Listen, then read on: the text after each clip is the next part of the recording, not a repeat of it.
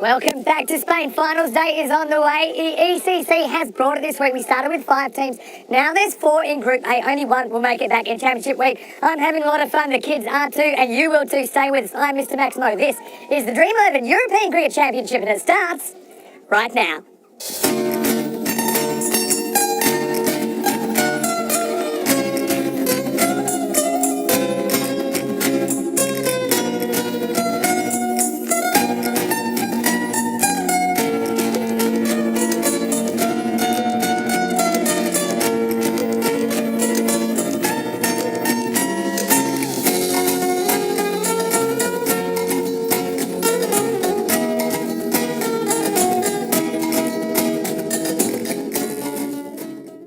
Buenos dias. Good morning to you wherever you're watching from around the world. Welcome to another big day in European cricket. Doesn't get much bigger than this really because it is finals day here in Group A. It's just week 1 of our 5-week ECC adventure. 21 nations from all around Europe competing for that crown of the kings of the Euros of cricket. And we're going to start with a big match. It's qualifier number 1. It's match 21 on the calendar in Group A. It's the top 2 teams from the group stage. Ireland 11 went through with just the one blip on the radar. They were 7-1. Their only loss was to Spain, who they are playing right here. Big prize. The winner of this game goes straight through to the final, and the loser, they'll have to do it the hard way. So it's a big coin toss. Let's go over to Rob Kemming. He's the tournament referee, and he's with the 2 captains. This is your call. Leave me alone. Leave me alone, Paul. You'll go first today. So it is Jared Wilson of the Ireland 11 who has won the toss, and he has elected to field first, so he wants to chase. Very interesting that, because last time these 2 teams met, Spain, they were able to cobble together 100. They made 102, but Ireland, their top 3 faltered, probably for the only time in this tournament. The middle order couldn't quite keep the pace, and they ended up falling 13 runs short.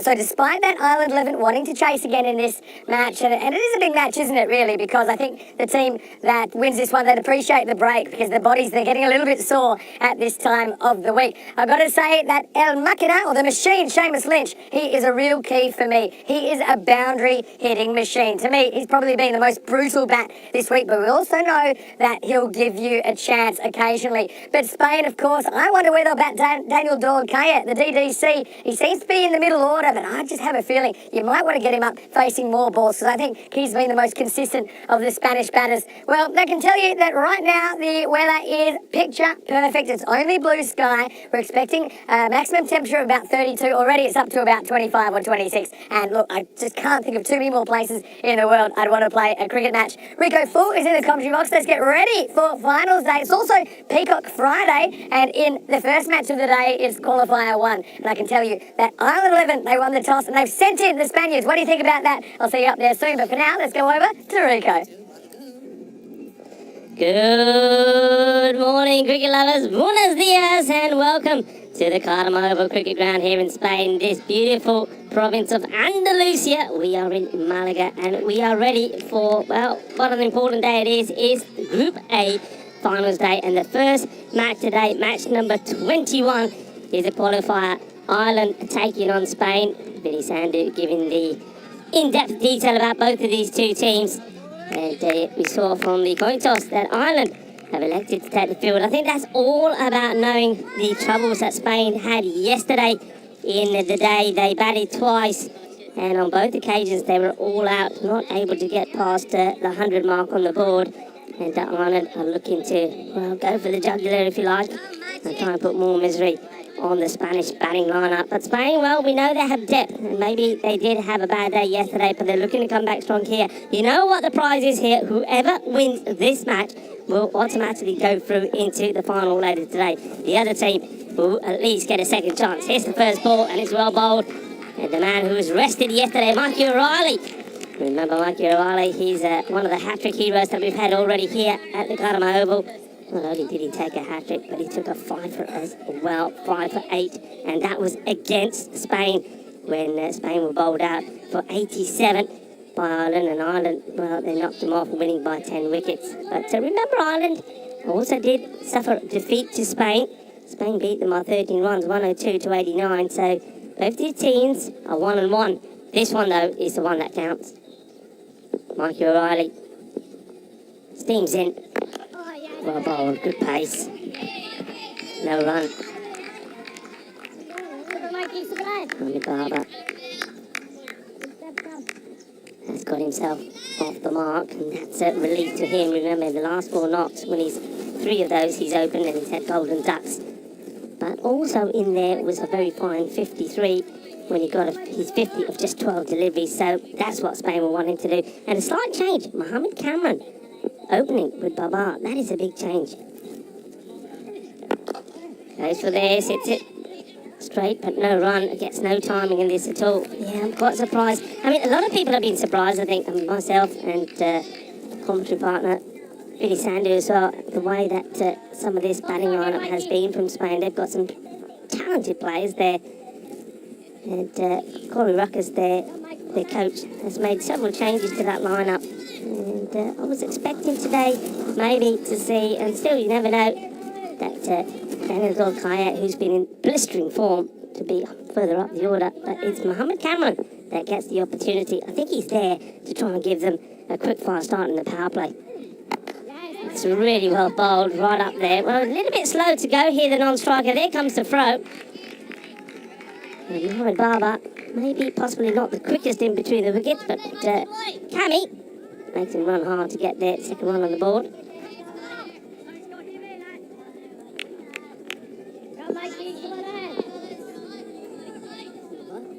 Good noise from the Irish out there. Well, liking that. Be calm, trust yourself. It's all about passion. Well, that's what's written down on the old board there. Yep, agree with all of those. Still going to miss.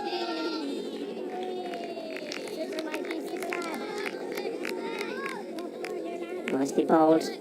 Just getting a little bit of movement coming in. But this is the shot that Babar likes to play. And when he gets hold of that, it stays hit. It goes a long way. Normally doesn't try to hit the ball too hard, just relies on his timing. A very, very good morning to everybody, wherever you're tuning in from around the world, our global cricket family, and welcome to the big show. Welcome to Group 8 Finals Day. Mikey O'Reilly. This one has been hit pretty well, but straight to the fielder, and it will be the end of a very good over for Mikey O'Reilly. Just the 3 runs from it. So Spain will be happy. But they've negotiated one of his overs without losing any wickets. Remember, they did take 5 from it last time. Just have a look. I mean, the top batter, Lynch, 340 strike rate. That is quite incredible. It really is. And you know, the other thing about that is, he is right now that he's the top run scorer, 214 runs. Just behind him is Conrad Greenshire's 213. But, he hasn't batted like the 8 matches like some of the other batters have. Because we know that yesterday, particularly, we didn't see him at all. Ireland opted to give other batters the opportunity, and well, they made it count as well. So they've got 4 batters that are in really in the groove at the moment, and if one of those 4 gets going, they can hurt anybody. So they are very, very dangerous. First over down, 3 on the board, and it was a good over from O'Reilly. And one thing I believe is that the Irish seamers have just got better and better as the week has progressed. This one's a little bit down the leg side. Carson goes down. I think he's okay. He's up again. Just losing his footing there. Carson certainly does put everything into his run up here. Catherwood, that is. Apologies. Yeah, he fires everything into it, but goes down. Well, there's that board. Well, something else been written on there now. What's Corey writing now? Well, we know that he's a man who likes to use his coloured pens. Normally, well, he's hoping he's going to be using the green a lot today. And, he's hoping he can use the green a lot and get over there. But there we go. Hi, Vinny and Rico. Well, thank you very much, Corey. And good morning to you. Buenos dias. It's always nice when we see Corey smiling. Well bowled from Catherwood, gets this one through. Yeah, but just going back to that, I just think when we saw them first up, they probably took some getting used to the surface, the artificial, probably used to playing on turf.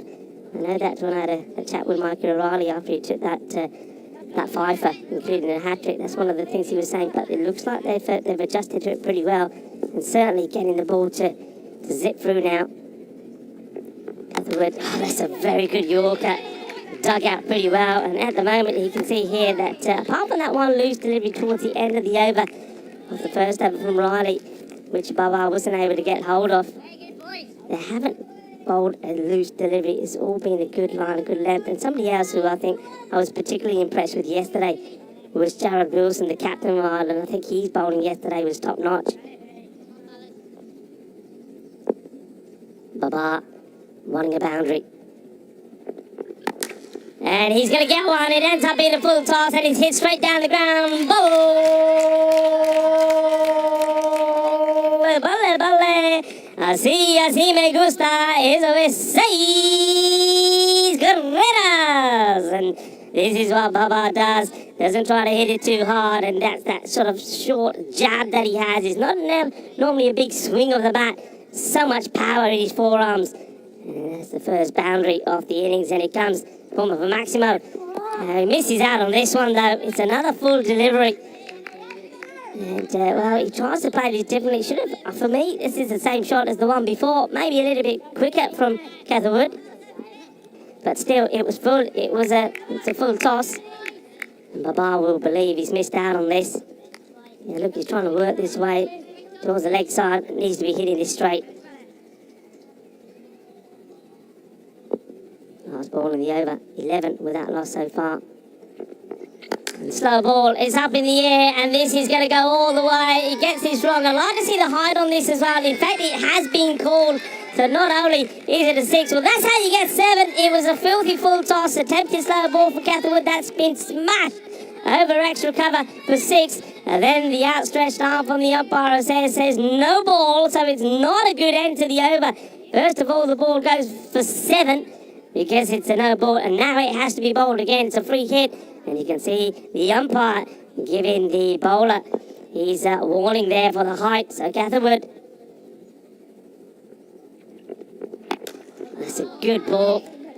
I mean, gets the Yorker, an in-swinging Yorker, which gets dug out by Mohammed Baba. And just like that, that is the end of the over. 19 on the board. So certainly could have done with that finish there, Spain. So, if you like, there's 8 runs just coming off on delivery. And once again, a very, very warm welcome to everybody. This is going to be a sensational day. And it's going to be a really warm day as well. It's going to be hot and it's going to be spicy. Well, you know me, Rico Fool, I like it hot and spicy. And another man that likes it hot and spicy is Mr. Maximo Vinny Sandu. Yes, I do. Rico, morning, everyone. Great to be back.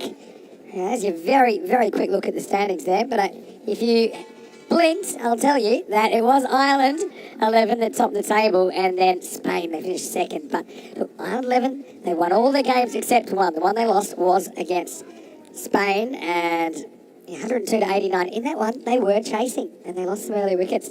Anyway, here we go with over number 3. Chance. Oh, wow. Hits him high up on the bat. And I thought for a moment this was going to go to the bowler here. Just doesn't carry through, but a good start there from the captain, Jared Wilson. I think Wilson bowled so well yesterday. Yeah, for sure. He's probably taken a little bit longer to hit his straps than some of his compatriots. Jared Wilson told me he's got plans to play club cricket in Melbourne over the northern winter, Fantastic. the Australian summer, which is awesome. And he'll get that opportunity. This one was pretty quick. And throws to the... Well, if this hits, I think Baba would have been struggling. I really do. He's not the quickest, as we know. And that's intelligent as well. I mean, just have a look at that. This is all about thinking. This is all about tactics. They know which end to attack. Could have gone at the keeper's end, but no, go for the bowler's end. And I think he only just rambles in. Yeah. I think probably if that hits, he's gone. It's my instinct. Yeah, it's slow to go, isn't he, Baba?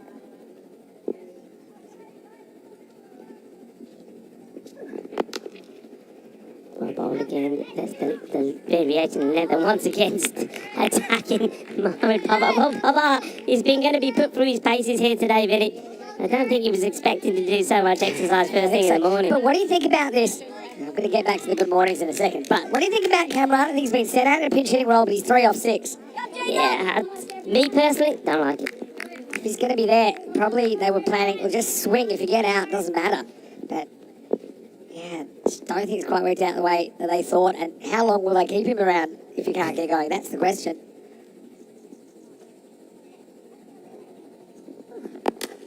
He goes up in the air. I don't think this is going to go all the way. No, it doesn't. It goes to the fielder that's been put there. This is smart cricket. And Mohamed Baba sort of stands there, almost surprised that he sees a player there. And then Mohamed Cameron is giving him advice to say, well, why didn't you hit it over there? Well, Cammy, it's too late. He's gone. No point telling him that now.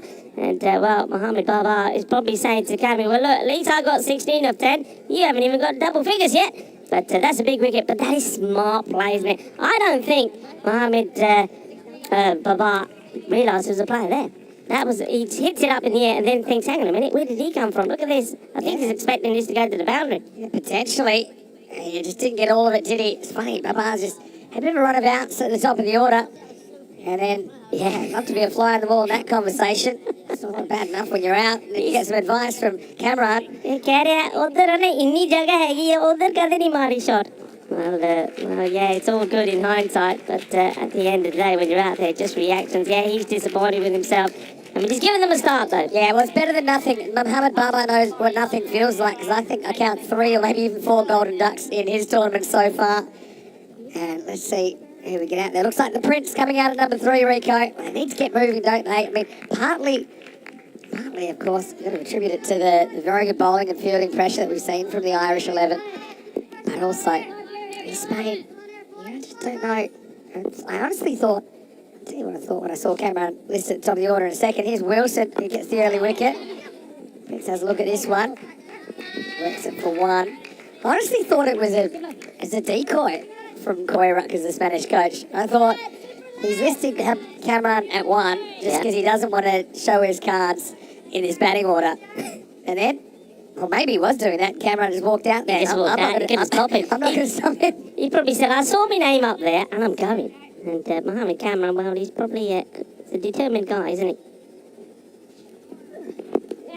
Gets beaten again by pace here. This Cammy, this is such good bowling to him. They're not giving him anything. They know that he's waiting for the short delivery to put away, but he just hasn't been fed anything. A good over there from Gerard Wilson. Gets the wicket, gets the breakthrough off Mohamed Baba, and then also only goes just for 3 runs. 22 for 1.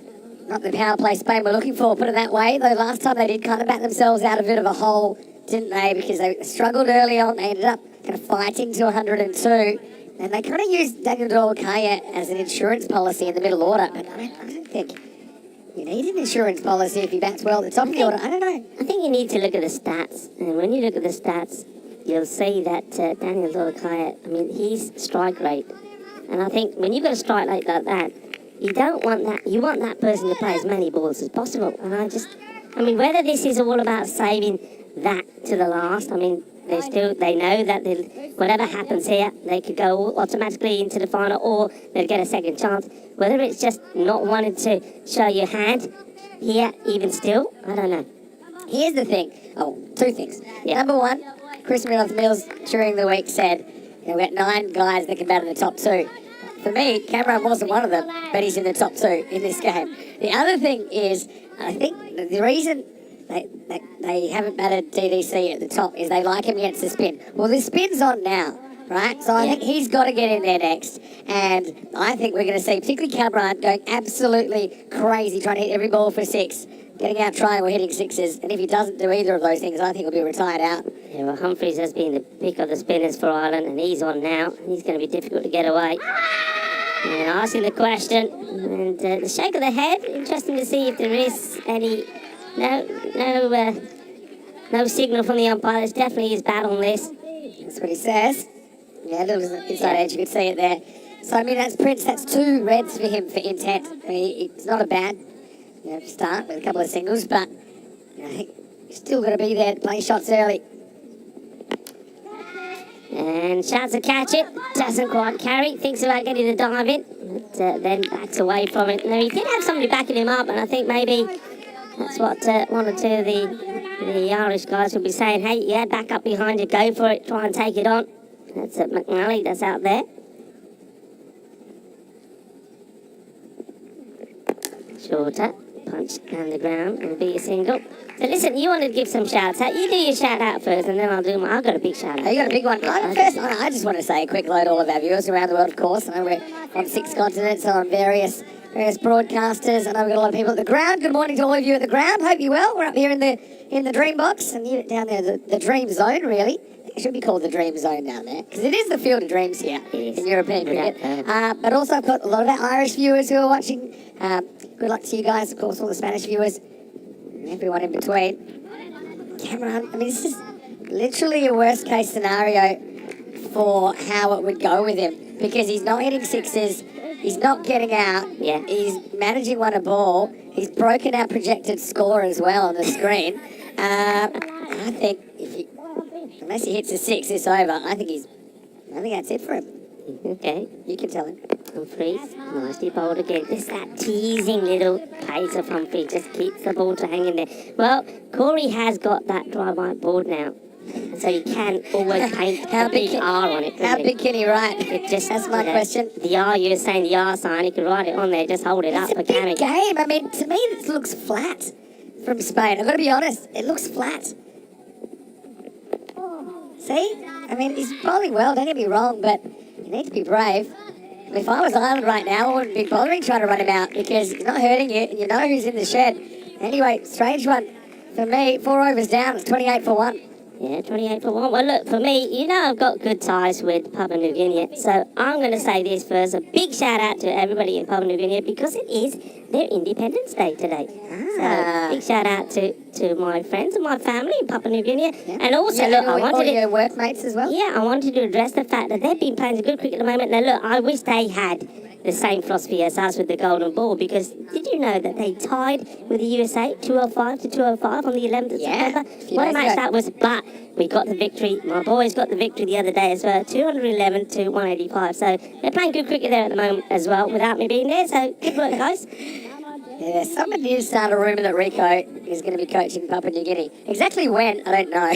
But, well, I guess congratulations to you and in particular the Papua New Guinea team. Always excited to see what other countries are doing outside Europe, of course. Okay, here's Jamie Forbes. He's going to start with a wide, but Jamie does get a fair bit of turn and bounce. I was trying to compare the left-arm spinners, and they've got about 4 of them that I counted. And they're all slightly different. They've had different kind of levels of success. That's probably a loose one, really, from Forbes. Too short. Oh, well, this one, that's a missed stumping. No, you know what I think here? You think they're not taking him on purpose? This is next level from Burton. He doesn't try and stump him here. He takes that 100%. Well, we may not get a chance to see this. Maybe we'll see it after this delivery or so. Well, are they going to let this go down then? Well, what do you reckon? 100%. I think so. 100%. I think so. 120% now. You're watching next level cricket IQ from the Irish. But why would he die then? I don't know about the acting, but I do know about the tactics. Cathwood. Now, he's going to have to try and chase one and actually try and stop when he won't, because this is going to be an edge that goes to the boundary. Super. This is next level cricket IQ from the Irish kids. Honestly, would you rather be bowling to someone who's struggling to get the ball off the square 5 off 11, or would you rather be bowling to Daniel Dorkaya, who I think should be coming in next? Yeah, this is a nice shot from Prince Diban. Hopefully that can get the Spanish boy started. And he goes for the big one here as well, and he nails this. This goes all the way. Bole, manos arriba, Vitro, porque eso es 6 carreras. That's good 6 by Prince. No dramas with that. We're seeing something new here. And the thing is, the Cathwood, he kind of had to sell it as well. Because if then the batting team pick that up, they'll say, well, the only way we can stop it is for us to hook him. If you're not going to hook anyone, he's 6 in the first half of the innings. What's going on here? He's got to get down and does. Good stop. Well, Cathwood. Got to admit, plenty of times I've wanted Corey out of the commentary box. This is one time I want him in. Because I want to know what's going through his head right now. This is a big game. Yeah.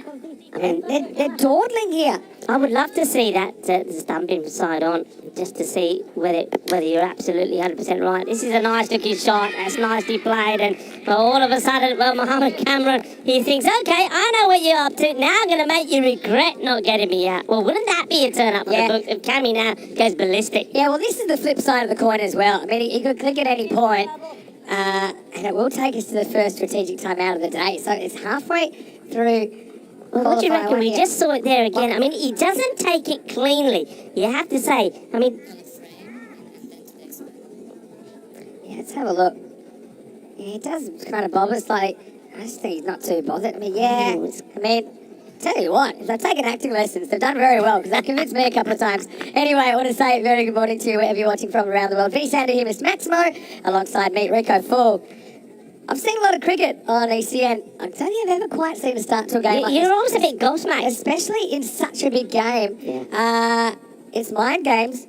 It's messing with my mind at the moment. But anyway, now, of course, crickathon.com. That's somewhere you can go. We will reveal the question of the day. Just in a couple of overs, we'll also have the question of the week. The week's drawing to a close here. Whoever wins today's group goes through to week 5, the championship week, where England 11 are waiting, and also the winners from groups B, C and D. This is what today looks like. So you can see that Ireland 11 are taking on Spain right now. The winner goes to the final. The loser will have to play the winner of Austria and Portugal, who finished 3rd and 4th respectively. That'll be in qualifier 2. The winners of the 2 qualifiers go through to the Group 8 final, which is tonight under lights. And just a good confirmation that championship week starts on the 10th of October. We'll know another one of those teams today. All right, who's going to bat? Cameron's going to keep batting. Okay, I mean, I've seen guys turn it around from here. Yeah. But the difference is normally it's in a situation where there's not so many other obvious options that could be coming in. Yeah, big time. It's a really, really curious one for me. Yeah, so, Jared Wilson looks like he's going to come back into the attack. I think that 17 of Forbes is over. Wilson's probably thinking he's still got himself. Catherwood's got another one, O'Reilly.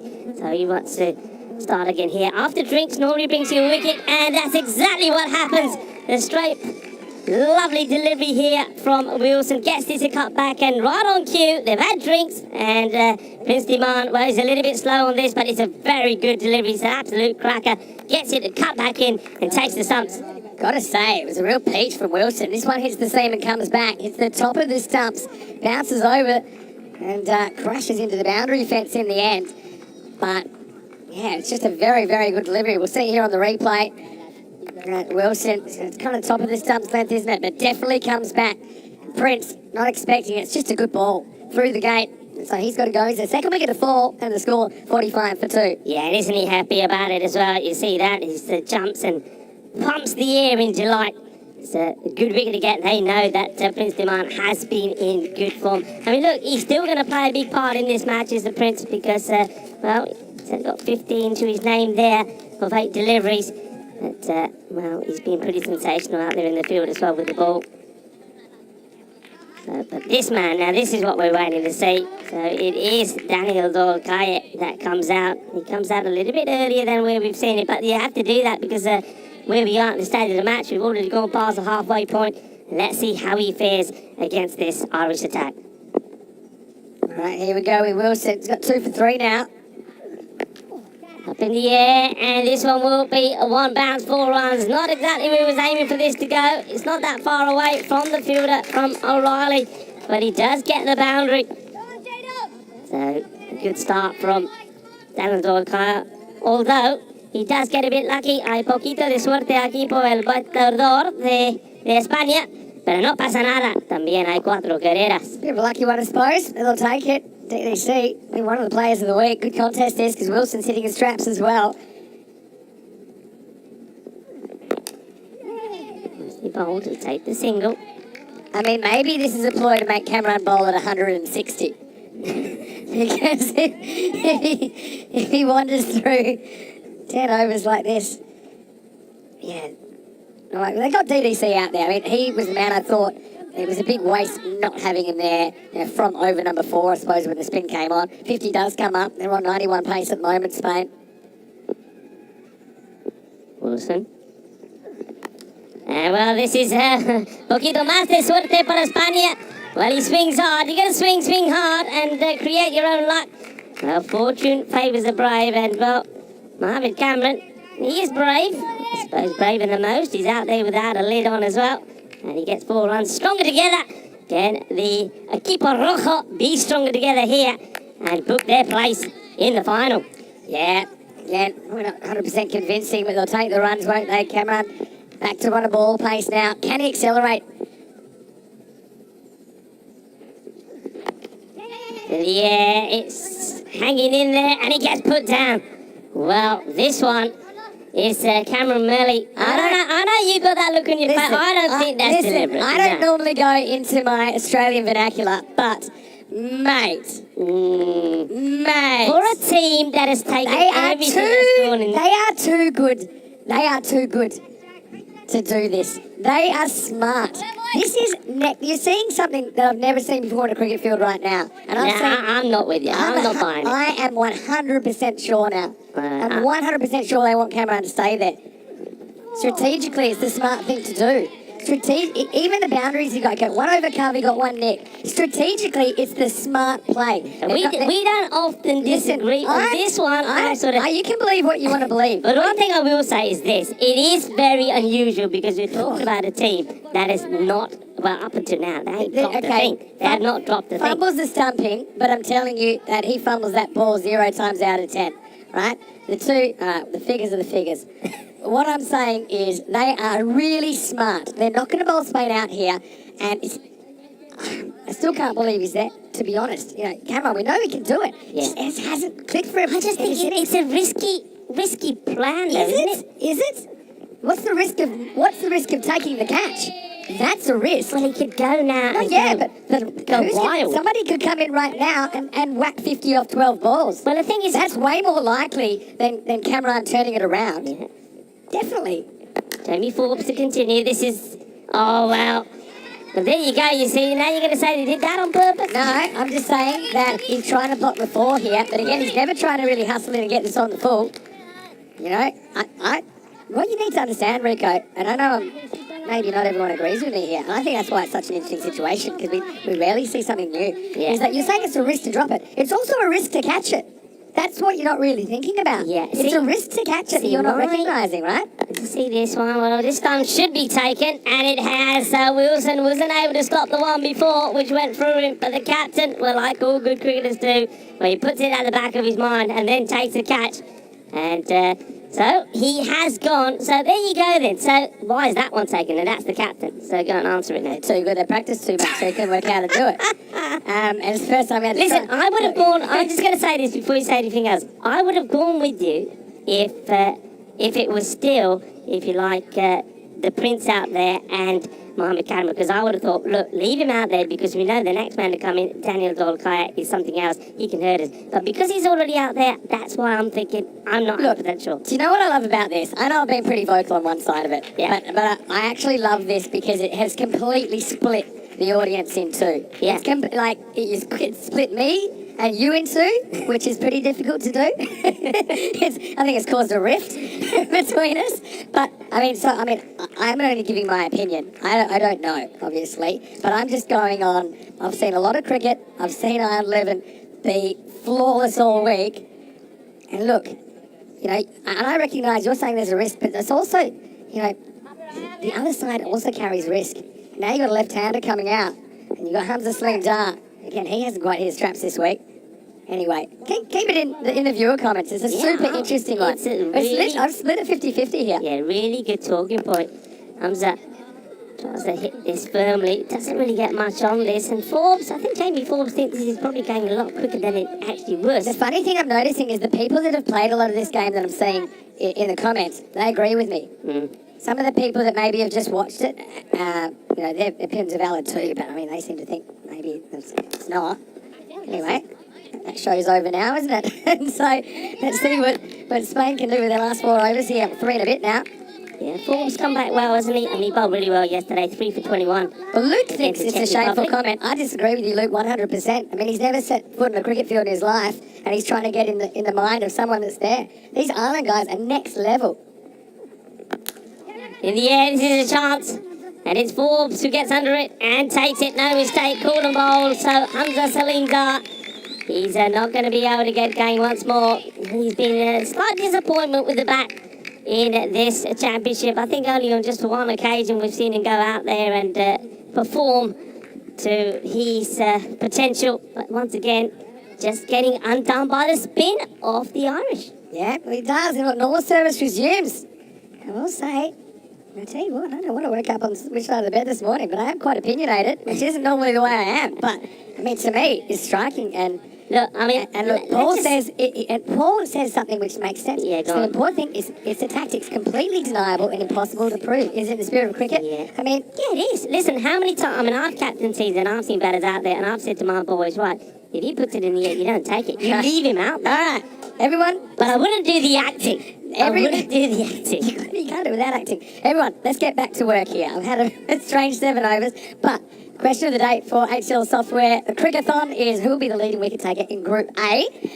So you can look on the website and see who's up there already, so give yourself a bit of a clue. Abhilash Pathak from India was yesterday's winner. And of course, the question of the week's the last day today to get on that. How would you use cricketing data to choose the death over bowler? Go to crickathon.com to participate. And of course, you could end up winning an internship with HCL Software. Here we go with over number 8. It's up in the air, and that has been taken cleanly. They may want to just have a look at this from the angle that I'm up. I think that's nice and clean. They get the wicket is a nice one. And I'm just going to help you out, folks, with that question. The question, of course, was who is the most wicket taker? I think I can give him a helping hand, can't I? Just at the way things are at the moment. Yeah, I'll let you. But I mean, if you don't hear what Rico says, go to europeancricket.com and check out the stats. I'll say this. Maybe it's the bowler that's out there at the moment in the bowling. And, that is Matthew Humphries. He's been sensational. And he has taken now in this championship 13 wickets. So there you go. So if you think he's going to carry on this form, well, he could be the answer for you. But he's been pretty good, hasn't he? I mean, 13 wickets to him. Atif Mohammed of Spain. He's right up there as well with 11, as well as Javid Zadran and also Itibar Dera, all of those 3 on 11. So just helping you out there a little bit. I will say this. What? Funny the catches are sticking out. But I will say this. If it is kind of, what's the word? If it is a tactic, whether it's pre-thought out or on the fly, I think if it is on the fly, I think it shows how smart these kids are. Okay, because they've read the game. They haven't even played a lot of T10. But if it is, it's a brave thing because you're dropping catches on international television, right?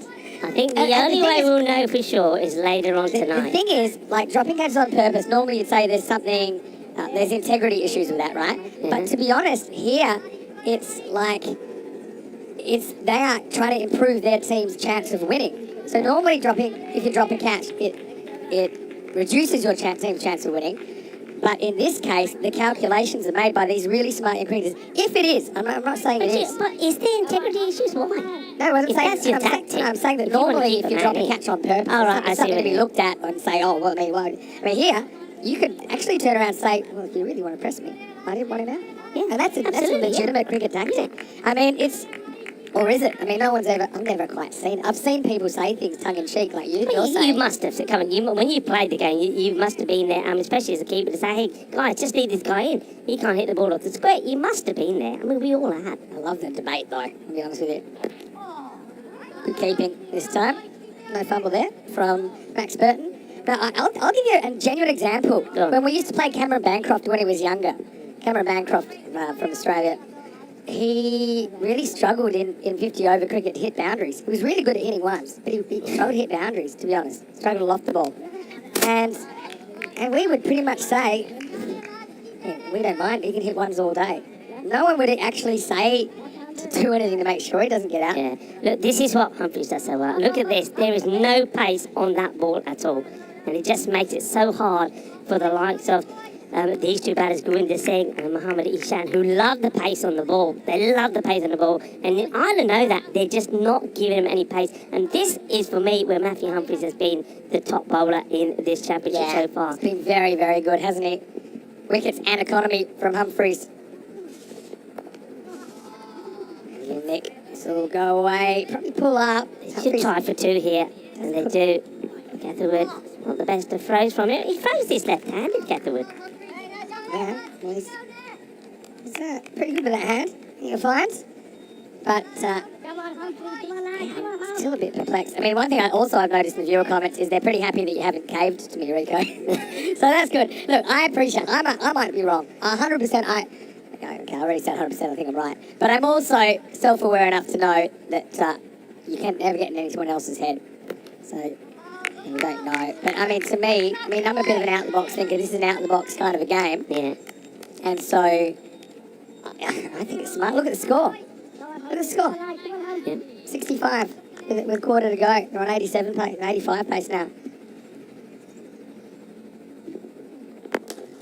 Goes for this, and he's going to get it, so that's what they need, a little bit more of that. So Gurinder Singh, we know that he struggled a little bit hitting the big shots. He's able to stay there, he occupies the crease pretty well, but it's not been able to go at the sort of rate that we know that he can. We know he holds all kinds of records, that's Gurinder Singh. He's a man that's made 150 plus in a T10 match back in Barcelona. If he can show that sort of form here, anything can happen. Last ball the over coming up. And this is big, and it's adios pelota, eso es seis carreras. That's a humongous hit, and this is what they need. They need a few more of that. Forget the tiki-taka, go for the boom, boom, boom. And talking about boom, boom, boom, how about that? It's Peacock Friday, and Diana Ores, well, is she looking the part? Yeah, she sure is. And, well, Gurinder, he finally come to the party here for Spain. I always thought it was a good matchup, him against left arm spin. Hasn't really worked out that way during the week. 77 for 5 after 8 overs. And so, yeah, 2 overs. Where can they get to here? They want 100 as a minimum here. Remember, they did defend 102 last time against the Ireland 11. Remember that? And so, looks like we'll go back to pace. And it will be Catherwood who is going to start over number 9. This is, I think, where Spain will go bang. I reckon Mohamed Ishan is waiting for this. The pace is back on now. He's going to be looking to latch onto a few of these. Catherwood. Ishan goes for it, but he gets hit. And Catherwood, like he did the very first ball he bowled in his first over, he goes down. So obviously having some issues with his pumps. I'm just going to make one issue super clear before we kind of wrap up this conversation, because I think we've talked about it. Some agree, some don't. Yeah. I am not having a dig at Ireland and the Irish team at all. I'm not having a dig at them, because if they haven't, well then, bad luck. If they haven't done it on purpose. If they have done it on purpose, I think it is next level cricket IQ. It is next level cricket IQ, and I'm saying I actually think it's really smart. I don't have a problem with it. Corey can pull Cameron whenever he likes. Yeah. You know what I mean? He can pull him whenever he likes, but he didn't. And I think if they did it, I am really impressed. Because, look, this is not cricket as you know it, right?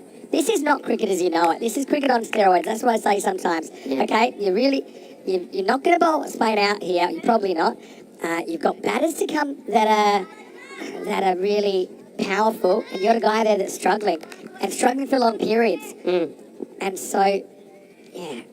I mean, for me, I'll come back to it one more time after this ball. It should be a 1. For me, I'm not just going on feel, but I'm also going on evidence. I mean, the odds of them missing 3 fairly simple chances by their standards in a row of the same batter. I mean, so I'm just now trying to think objectively. So I just want to make it clear, I'm not having a go at the Irish team at all. In fact, if anything, I'm impressed. I'm really impressed because it shows that they're thinking. I'm with you. Look, this game isn't all about just what happens on the field of play. It's all about tactics. And I think that, I think I'm with you to a bit. This has been hit pretty well, but not well enough. You heard the woody sound. It's not out of the middle of the bat. And once again, Mohamed Ishan just doesn't get the sort of execution that we're used to him showing us when he's out there in the middle. It's the right shot to play, but he doesn't get the power of the shot. I think maybe Catherwood just holds this back slightly. We've seen him get the slower ball wrong in his first over, but now, well, that one's spot on. He's got a smile on his face. Why? Because, look, gets another wicket. He goes down again, though. He gets knocked down, but he gets up and he gets his wicket. And safe hands there. And that's another one that has to go back. So Spain really just haven't been, no batter has been able to get out there and put an array of runs and boundaries together at the moment for them. I say he did pretty well to get that far, Isan, didn't he? Because it was a block hole kind of delivery. But McNally makes no mistake. And the score now 80 for 6. Can't Spain get that 100 plus, even 102. Yeah, my final point on is this. It's as simple as this. I think the game has moved on so much. Yeah. It's changed so much in all the disciplines of the game, in the fielding, with the batting, with the bowling, and tactics come into it so much. I think you have to read the match situation. This is a big game. This is about getting into the final of this group. And you know what?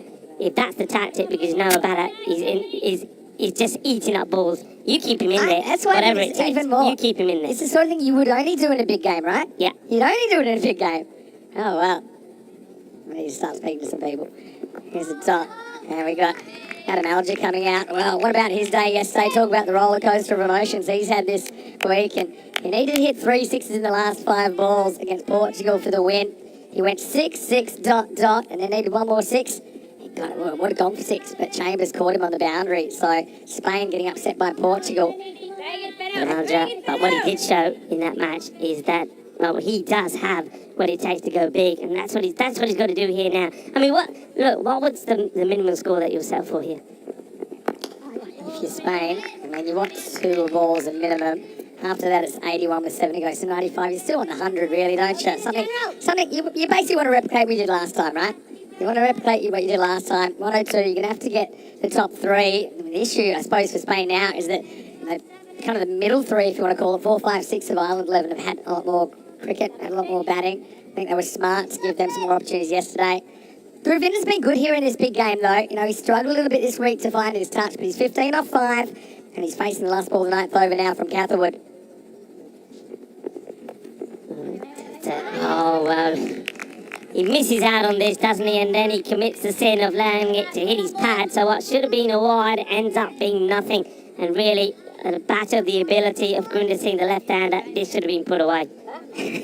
Cartama has made a comment. And Alger comes in at 8 and Cameron comes in at 1. What's the logic? I don't know.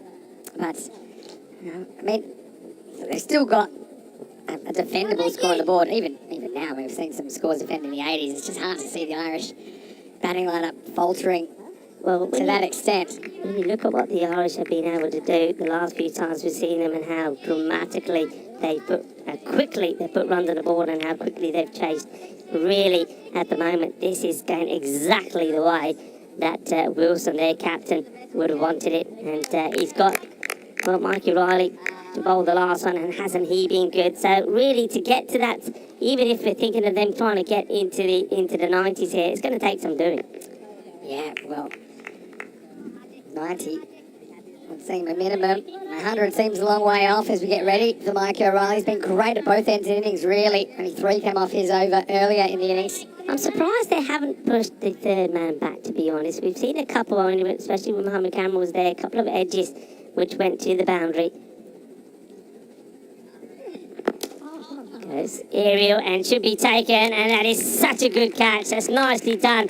It was dipping on him sharply, wasn't it? But Wilson once again shows his class, takes a second catch, waits on it, makes the assessment, and then gets moving quickly, takes it low down. Another one bites the dust, and that is the end of Adam Alger. Really nice catch. Nice Forbes, was it, that came in? Or it might have been Wilson, pardon me, who came around, and he just had to make a couple more quick steps to get in. You see, yeah, it was Wilson, of course. It goes in and stops, drops and rolls. Again, it's a nice surface to dive on. And, yeah, Spain, unfortunately, not really hitting their straps here with their high-octane approach. And as Alger departs, it's 81 for 7, 5 balls remaining. Yeah, a little bit quiet in the fan zone, of course, at the moment. A lot of the Spanish faithful turning up, wanting to see a good performance from Spain, and they're not quite getting it with the bat. El Capitan, Christian Mills, going out there now. He's hoping that he can maybe just get a few boundaries on the board and get them past and into the 90s. But the thing is, it's a game of 2 half, folks. Don't get too down. Remember, the Spanish have a fantastic bowling attack as well. They put the runs on the board, and it's also pressure. This is a pressure match. It's a big match. And Ireland, no matter what the score is, they will be feeling some pressure for sure. Struck nicely, struck hard. Well fielded, and just get the single. So I'm going to leave that debate behind, because it's split everyone, and I think we've gone as far as we can go with it. But what I will say is, all those runs they saved in the first half of the innings, I reckon they've saved 30. I reckon they've saved 30 runs, give or take. Otherwise, you know, if batters come in and maybe have longer to play, at least 20 to 30, I think. I think Spain... Well, you don't really know, but Spain would have had the opportunity, I think, to make a bigger score. They still might have ended up here, but we'll never know, right? 4 to come now. Here's O'Reilly. Big swing from Govinda, but the ball is called wide. And that's the reason why I would be thinking that you want to try and, for me, I'd have my third man back later on here. You've got the pace on the ball, the batters are going to swing hard at everything. And it gets a little bit on that. I mean, the chances are it's going to fly way over the boundary, but at least you've got the man there just in case. Riley, he's an impressive young man. He's not the only one here for the Ireland 11. Oh, that's quick. That's an absolute beauty. What a juicy delivery that is. Yeah, I mean, he's such a talented bowler. I mean, look at this. I mean, it angles it in to the left-hander and then gets it to move away. That's classy. Yeah, can't really take that one leg side, can you? Especially with that movement. This is the ball that's in the 10th over. We call it an old ball, but I mean, it's not really that old, is it? in a traditional cricket sense.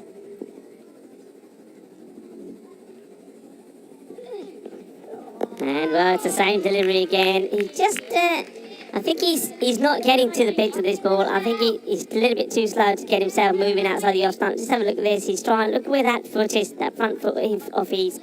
It's going down the leg side. He's got to get that right across. Plant it forward outside the off. We'll take a little shuffle, a little shimmy forward and hitting it on the foot. Let's see if he does that here. I think he just wants a little step, a little sideways step outside his off stump and then play that shot. This one will be called a wide. Yeah. I suggest also, some of our viewers might not have watched a lot of ECN cricket, but that offside wide line is umpired really strictly. So even anything that touches that blue line at all as it passes the bottom crease will be called a wide. It's a short form game. You want to encourage attacking bowling, not too defensive. You've got to get the whole ball inside that tram line as it passes the crease, otherwise it will be a wide, unless there's some kind of big pre-movement from the batter outside off stump. Still two to come here. In the air, how far is this going? And Catherwood takes a very, very comfortable catch, running sideways, and does make this look easy. This is the type where if you don't take it cleanly, it hits you badly and goes to the boundary. And nicely done. And Vinny's hand has got a big smile on his face. I know what he's trying to say, but you're not saying anything. We finished the subject. You finished it. You like what I'm going to say. You like what I'm going to say. For the first time in 1,700 matches, I'm going to keep quiet. Okay. I'm going to keep quiet. Maybe I'll just say that was a very difficult catch, which Catherwood made easy. Made look easy anyway. And so Govinda departs for 15. And it's 84 for 8. Ball remaining. It was a brilliant catch and he made it look easy. I've got to say, these Irish kids, I love them. They're next level. Everyone, including a lot of us that have seen a lot of this cricket have said there'll be an experience. They might find it hard to pick up the tactics, pick up the format, what you need to do. They picked a really good squad of youngsters that possess the skills required to succeed in this kind of cricket. So I've got to take my hat off to Cricket Ireland and the way they've gone about this. Average age of 20, I think you said before, and O'Reilly, well, look at those bowling figures again. Ball to go, 2 for 6 so far. It wouldn't surprise me if that ends up being 3 for 6 because he's just bowled so well. He comes into the new batter. Another slower delivery. And gets a bit of bat on this. Nicely picked up. He knows they're going for 2. They will get there because he's flying this off balance, not able to get the power in the throw. But still, it's a splendid, once again, a splendid performance from the Irish out there in the middle. And it's 86 that Spain will finish on. Yeah, 86 not really what they wanted. Well, Luke has a good point in the chat. He says he's looking forward to the Seamus Lynch versus Mohamed Cameron battle in a few minutes, so that's to look forward to. 87 will be the victory target for the Ireland 11. Let's just see what kind of Cameron comes out. I don't think he'll be as slow in the first half of the second innings, put it that way. But let's just say I'm going to stick around and watch this highlights package and be very careful with my words as we look at the Spanish team coming off, having gathered 86 in their 10 overs. And, well, cue the music. Finals day, Group A. We do say ECN cricket. It is cricket unlike you've ever seen it before. And Jared Wilson, I've got a lot of time for him as well. I think this Irish team, they're full of enthusiasm. You see, I love the cricket school kids forming the guard of honour. Fantastic, isn't it? Fantastic. To have the opening batters in the Irish team come onto the ground. We saw some early blows from Bubba. So it was a whole pack care opening combination, wasn't it, of Cameron and Mohamed Baba. And the thing is, Baba just sliced one away. He got caught. And Yeah, I think you're right. Maybe he didn't realise that there's somebody out there, but he certainly didn't get it in the middle of the bat regardless. He looked surprised. Cameron reminded him. I think by that time he already knew. But then, yeah, well, uno, dos, tres. And there's the first one. And Maxi B, who I reckon is one of the best wicketkeepers in Europe, in ECN I should say anyway. And then this one, to me it wasn't really, let's just say he's a bit slow to get there. Okay, and then he had to chase that one, Catherwood. Of course, Catherwood looked a bit sore as well, to be fair. I mean, he's been a big week, had the day off yesterday as well. And Corey, pretty motionless. He's a good poker player, actually, Corey. I wonder what he thought of this one. Cameron Pliny looks like he might get going with that one. But it was Prince that got a good one, wasn't it? As it nipped back and hit the top of the off stump. That was a real peach. And then Cameron was joined by Daniel Dorkaya. Unfortunately for DDC, just couldn't quite do it for long enough.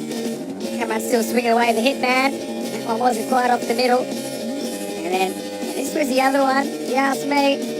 Well, it was a catch that went down. I can only say what I know. Anyway, Rico, over to you. Take us through the rest of the highlights. That one just a bit short of Wilson. But yeah, Spain never really got going in the first innings of the day. No, they didn't. I mean, Wilson had trouble with the one that was bouncing at his kneecaps, but no trouble with that one, diving forward, taking a nice straight catch. And, well, this was Forbes. He bowled really well. Jamie Forbes, he's been in pretty good form, and that's probably why he ends up out in the middle there as opposed to Carson McCulloch. But there were some good shots, but at the same time, there was some immaculate fielding from the Irish boys. That is a lovely catch there from Finn Catherwood. And, yeah, he was spunked with that one. Nicely done at all. And once again, though, unfortunately, none of the Spanish batters could get going. I mean, this one was a good one from Gurinder Singh. We know what he can do, what he is capable of. He did play some nice shots that helped his team at least to get into the 80s. But look at that, look at the technique. Safe hands once again out there from the fielders. All of them doing well. That was McNally taking a very good, comfortable catch. And then this, well, it's the El Capitan once again. Just had to wait a little bit there, and then when he realised the ball is just dipping in front of him, gets the acceleration in and gets there and takes the catch. And well, what a good championship that he's having so far. Well done, Orange, just making sure that that's not coming her way. And well, she should have had the camera ready on that one. It would have been a good shot, I think. A nice catch there, taken from that time it was, I think it was Catherwood. So a very good performance from the Irish. A lot of talking points, a lot of debate, and well, that's what we like about it. Everybody has an opinion, and you have an opportunity to share your thoughts with us as well on the viewers chat. And a lot of you have done that, and a very good morning to you all, and thank you for being there for us. Let's have a quick look at that scorecard. As you see, well, there were scores from Baba. He scored 16 of 11. Ahmed Cameron took an age to get to 19 of 18. Prince Duman, well, he looked good when he was out there, but he was bowled by a beauty ball of the day so far from Gerard Wilson, the captain of Ireland. And then the wicket just kept falling. Some rear guard action there from Gurwinder Singh. But other than that, I mean, a lot of batters you see there just scoring one run. The bowling figures were sensational. I don't think anybody bowled badly. There was just that one over, wasn't there, for Forbes that went for 17. So that's why he was a little bit expensive. But look how well he bowled the second one. 2 wickets from him. Every bowler picking up wickets. But once again, Mikey O'Reilly, sensational bowling from him. Supported very well by Jared Wilson, who has just got better and better. For Jamie Forbes and Matthew Humphreys with the spin there. And Finn Catherwood, well, we know about the energy and the effort that he puts into his bowling as well. And because of that performance and because of the fielding, and maybe because of some very unusual but dynamic tactics, they have restricted Spain to 86. So 86 for 8, 87 will be the target that will be required. And remember, it's as simple as this. Whoever wins this match will automatically go through to the Group A final later on today. The loser gets the second opportunity. That's the plus of finishing in the top 2 in the group. The loser then will play the winner of the eliminator. And, well, that's going to be a cracking match as well. That's coming up right after this one where Austria take on Portugal. So the winner of Austria and Portugal will play the loser of this match. And, of course, one of those 2 teams, Austria or Portugal, will actually not play any further part in this tournament. Whoever loses is out of it. It's only the winner that gets a chance to get into the final. I'm going to leave you with that match summary. I'm Rico Full, and alongside me is Mr. Maximo. You're watching the Dream 11 European Cricket Championship, and we'll be right back in about 10 minutes' time for the conclusion of this qualifier number 1.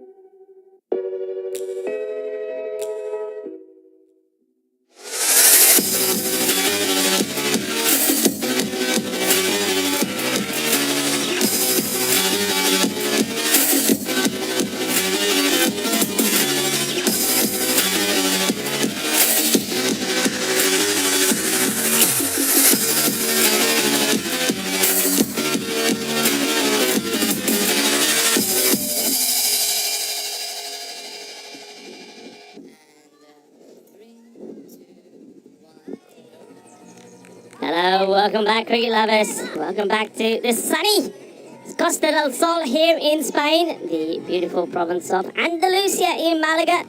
And this is the magnificent, the splendid Cartama Oval. And we're getting ready for the conclusion of Qualifier 1. One of these two teams, Ireland or Spain, will be in the Group A final later.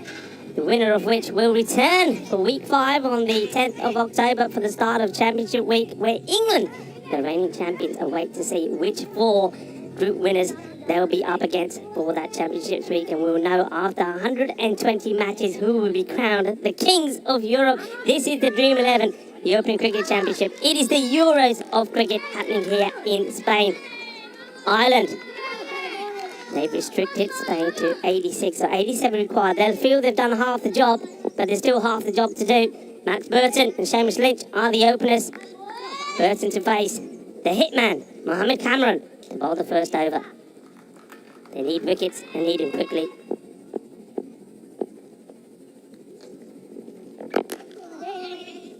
Quick delivery, played out into the off, one-hand pickup from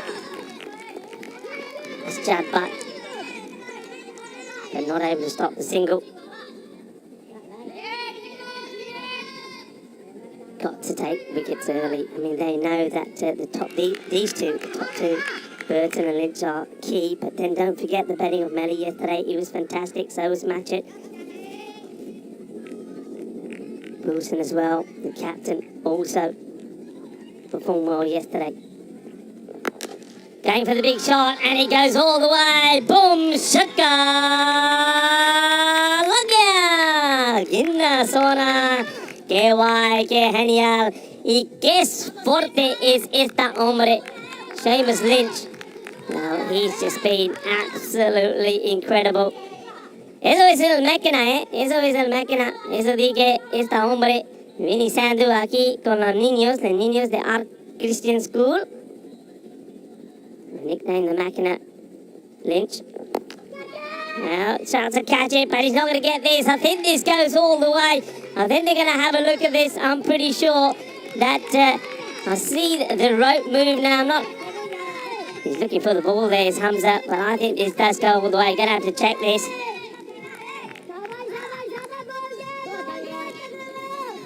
Well, here's the shot.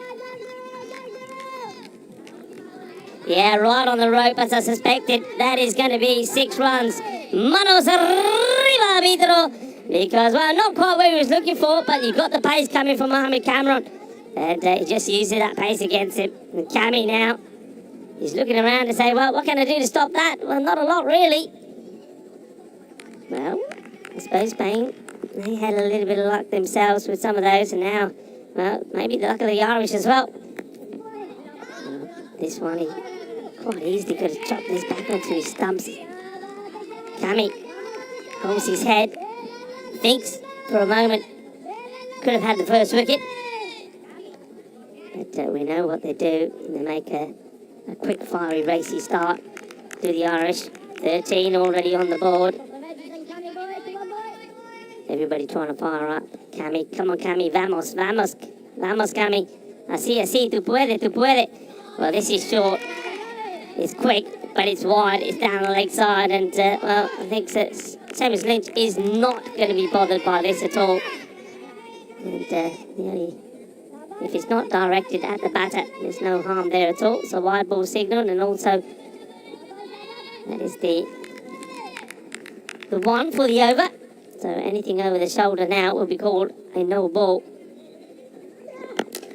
This is up in the air, and he's got enough of this, I think. It goes all the way. Balle.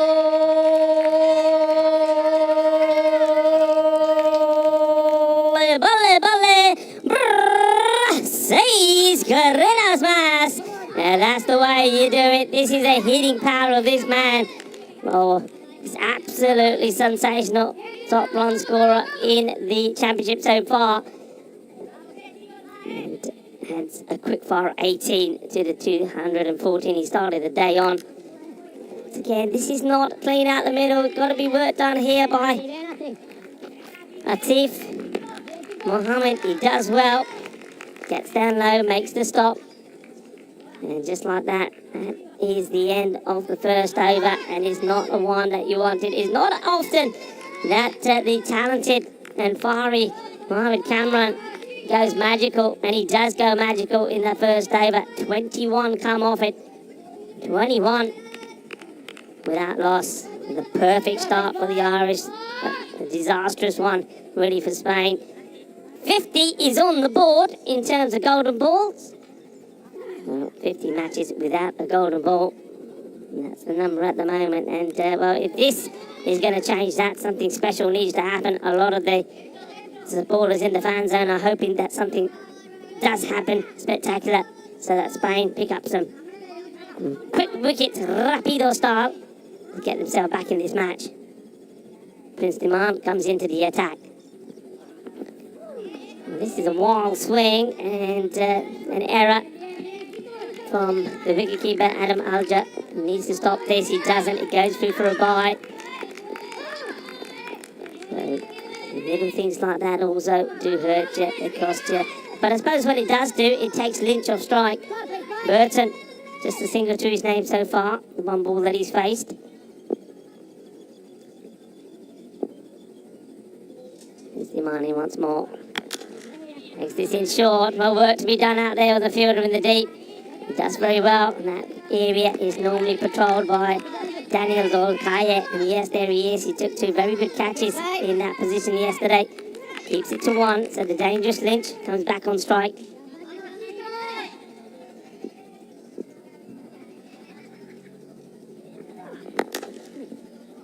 Hit strong, hit hard, and well, that's the power of the man. This is just exceptional. This is incredible hitting. It really is. The power in this shot. The captain of Spain, Christian Munoz Mills, is not too far away from this. He only has to take about 4 or 5 steps to get there, but that has gone so fast and crashes into the stronger together. Boundary banner, and now up in the air. Now he goes to the inner route. It's going to be 6 more. Manos arriba, arbitro, porque eso es 6 carreras más. So there's a little bit of carnage going on there in the middle. And it's Seamus Lynch is taking the Spanish bowlers apart here. He is absolutely ruthless. And he is blasting the ball to all parts of the ground. Now, gets the width there and just smashes it long and hard, and over it goes into the zone of the snakes here. It looks like Peter. Well, he's found it. Well done. I'm not sure that's this ball will come back. Well done to the ground staff. They've been absolutely fantastic this week. Well, what do you do? How do you stop this man? Seamus Lynch, 29 of just 8 deliveries. He's quite incredible. The way this man strikes the ball is quite amazing. Prince Demand, what can he do about it? Better delivery, doesn't allow Lynch to get under it. It gets played out to Daniel Dolkaye, who just gently drops it, gets the ball back to the keeper. That's Burton, there goes on strike, so Prince Demand will be hoping that he can try and keep him on strike and get a few dot balls in here. Firmly struck. No is the call from Lynch. Well, they they decide not against it.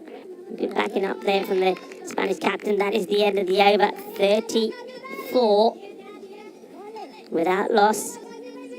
The Prince going for 12 in that one. Now, what did he do here? Will they go back to Cami? Well, Cami, he just says to the captain, just give me the ball. Don't talk to me. Give me the ball. Well, this is why these two teams are playing this match. The top 2 of every group will be the 2 that have the double chance to go into the final. So the winner of this match will go into the Group A final. The loser will play the winner of the eliminator between Portugal and Austria. Mohamed Cameron. Fuller delivery better, but the shot is equal to it. Well, where do you bowl to this man? And that look there is not often. It's not often that you see Mohamed Cameron just stand there and he's bewildered. He doesn't know what to do. He doesn't know how to respond. He's looking around and saying, I don't know. You tell me. And he comes back. Short. Well, he goes to the short one. It's a little bit too spicy to handle for Adam Alja, but he does get gloves to it at least because it is a wide. I think if he doesn't get anything on this, it would have been 5. So he saves. And he saves 3 runs there because they do take a single as well. So it ends up being 2 wides. And once again, Mohammed Cameron gets the warning for the height. Can't bowl another one. But he goes for it. Chance now. And that's been taken. That is a really good catch. Well done to Hamza Salim Dar. It's he takes this low down, makes good ground, gets down and takes a catch. And that's what they needed to do. They needed to break this partnership, and they do. And I think they may be wanting to have a look at this again. And I think the umpires within themselves say, look, let's just make sure it's been taken cleanly. That's happened right below us here. I think it has. I think Max Burton will just have to continue going. And yeah, he takes it nicely. That's a really good catch. Good safe hands. And yeah, there you go. He'll just be told, okay, we're happy with it. You can continue going. So the first wicket, and it's Burton that goes. The thing is, though, that's not the wicket that they want at the moment. But a wicket is a wicket. And, well done to Hamza Salim and also Mohammed Cameron. Cammy. That's add another one to his tally. But they need a few more, and they need a lot more. Rico Full here, the European Cricket Network. And a fine time to be rejoined by the one, the only, the legend himself, Mr. Maximo Vinisandu. Well, I'm sorry to be coming in as Maxi B's departing, because you know that he's one of my favourites, but it was a good catch low down, wasn't it, by Hamza Salim Dar. You could see pretty clearly that it was a clean catch. I think I was just double checking that. Cameron gets a wicket. Can he grab another? Nelly just guides this down towards the leg side. It is Mohammed Ishan that races in, but he's not able to prevent the single. Here's one thing I'm noticing. I mean, Cameron's a good bowler. He has got test players out before, right? He's a good bowler. But what I would say is that in the world of continental European cricket, there's just not that many people that have the technical ability to take him on. And I think that's what you see from the Irish 11 here, that technique's coming in pretty handy in dealing with him. So he gets through. There's not been too many dot balls in the innings so far. Well, hang on a minute, what's been... There must be this is a no ball being called he here. must have had one earlier in the over. Is this sort of... Yeah, there was one. Was there? If it's going over the shoulder, yeah, there was the short one earlier. That was the wide. So, yeah, he hasn't done himself any favours there. Yeah, I think that's why Lynch freezes. He's not expecting a short one, and then when he sees he's about to say, hold on. He wants to kind of hang the bat at it, but he's scared he'll get out and it won't get called. But now he's got a free hit. Just bowls this a little bit wider, not allowing... I think Lynch is expecting it straight at him, straight at the body. He was waiting for it, waiting to club it. And Carey just keeps it wide off him. He gets a single, so that's not a bad comeback from Mohammed Cameron on the free hit. Some of our alert viewers picking that up as well. Must admit I was walking up the stairs in the first bit of the over, but good umpiring.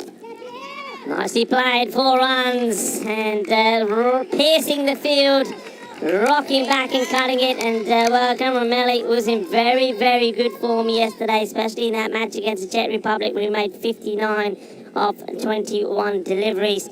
And he also made 22 of 12 against Portugal. And he's just, that just goes to show just how important it is what Ireland did yesterday, giving other batters an opportunity. Using the pace very well there of Cameron. He's got one more ball here. Well, this is time to get funky. It's showtime at the Cartama Oval. Well, how about this? Well, he hops, skips and jumps across his off stump. And then he plays the bit of the reverse Malachi. Well, lovely, lovely shot. The old scoop. He does him and gets 6 for it as well. This is absolutely sensational stuff. Well, Melly now turning it on, and Mohammed Cameron, well, it's not often that you'll see those figures. And he goes for 40, that's right, 40 off his 2 overs. Yeah, very rare you'll see that. And this is where Cameron gets the Yorker. Oh, hold on. Hold on. Oh, it's that time. The Victoria surveys the truck is in business. It ain't happening. He's not going to make it, is it? Surely he's not going to... leave it be. Don't do it. Don't do it. It's inflatable. Oh, yeah. Go on. That's expert work down there. Give him a beer. Give that man a beer. Cricket analysis has to stop for a second, but we'll go back to that in a second. Now, what I was going to Victoria say, that last ball, if Cameron goes to the stumps, I think it's a pretty difficult one for Melly to deal with. But he gets the length he wants, and that's why he's able to get it over the keeper. So 53 in the power play. The 50 comes up off the last ball of it. And here's Atif Mohammed trying to get something out of this game for Spain. Well, it's hit straight down the ground. What a shot this is. This has our camera crew in danger, I think. I think we'll see a good shot of this coming their way. Oh, what a lovely shot this is. This is just impeccable timing. You can't say anything more about this. And power. What a shot. Yeah, very, very good shot, isn't it? Yeah, I'm just trying to think of, okay, Spain have had a couple of losses along the way.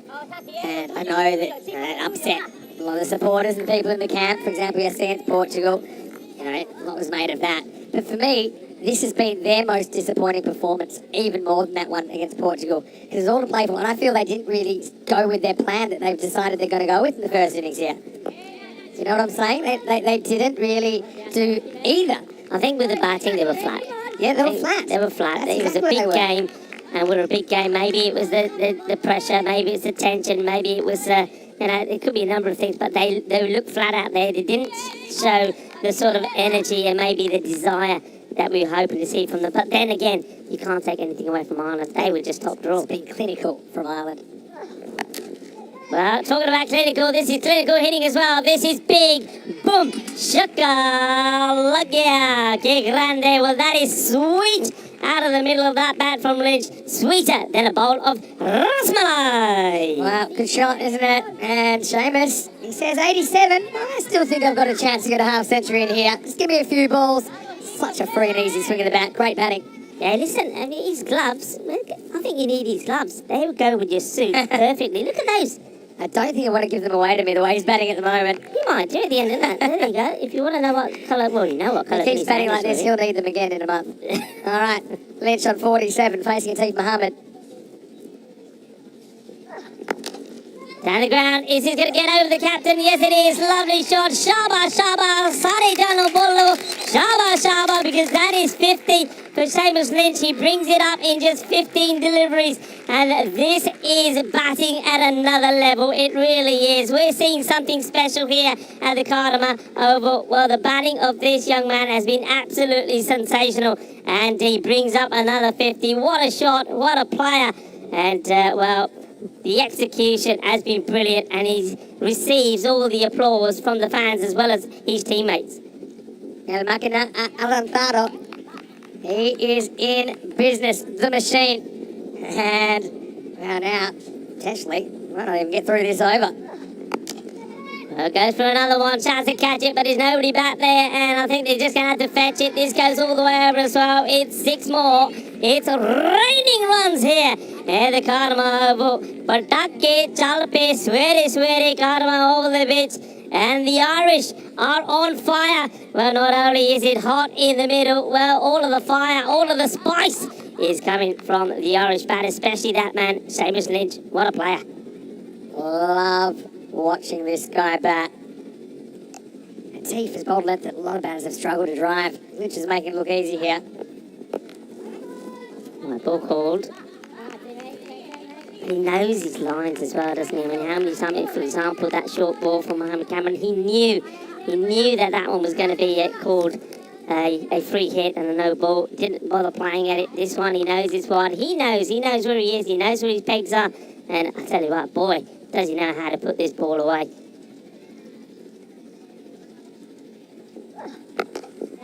Nicely played shot, and that's 4 more. And look, this is the class of the man. This is when you're talking about something special. This is where the world is seeing something special here at the moment. It's not just master blasting. It's not just hitting the ball big. It's the timing.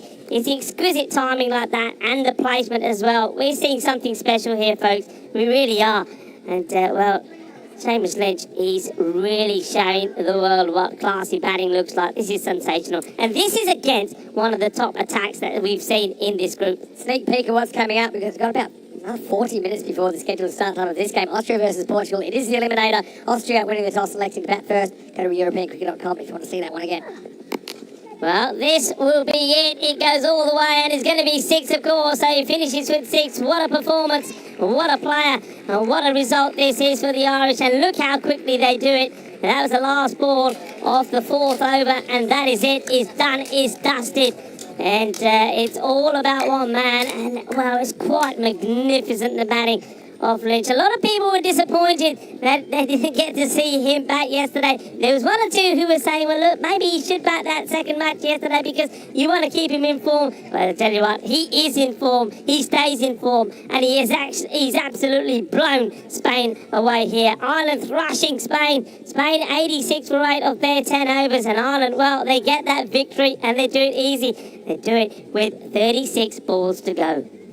Absolute shellacking. That's all I've got to say. If Corey was angry yesterday, I mean, I don't know what he'll think today. I've got to admit, and I've said this before with him, I don't know what you're thinking. I don't know what he was thinking this morning. Okay, it's a gamble that didn't pay off.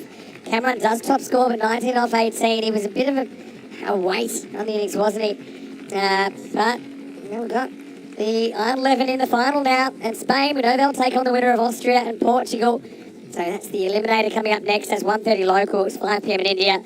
And I know it's 7:30 on the west coast of Australia, 9:30 on the east coast of Australia. Austria, Portugal, they'll be playing for their tournament lives. We can see here that the players, a lot of handshakes there, but I mean, Spain, they've just fallen off the cliff really in the last couple of days for the most part. But can they right the ship in time to stay in this competition? Because Austria or Portugal, whoever wins that game, they'll have their confidence up. And Spain now, they are flat as you like at the moment. Absolutely, and remember, both those teams you mentioned that are playing each other in Eliminator, both beat Spain yesterday. Yeah, true. Let's go to the highlights. Won't take long, will it, Rico? Because Ireland were in the mood to party and party quick. That's how you attack these totals. That's how you attack them, because you just kind of like knock the ball around and let the run rate get over 10 required, and suddenly you're making a run for your own back. But these Irish guys, I didn't think they were ever going to do it any other way. They were a masterclass really here. Yeah, they were. There was only probably that one false shot, wasn't there? That the edge that flew past for 4.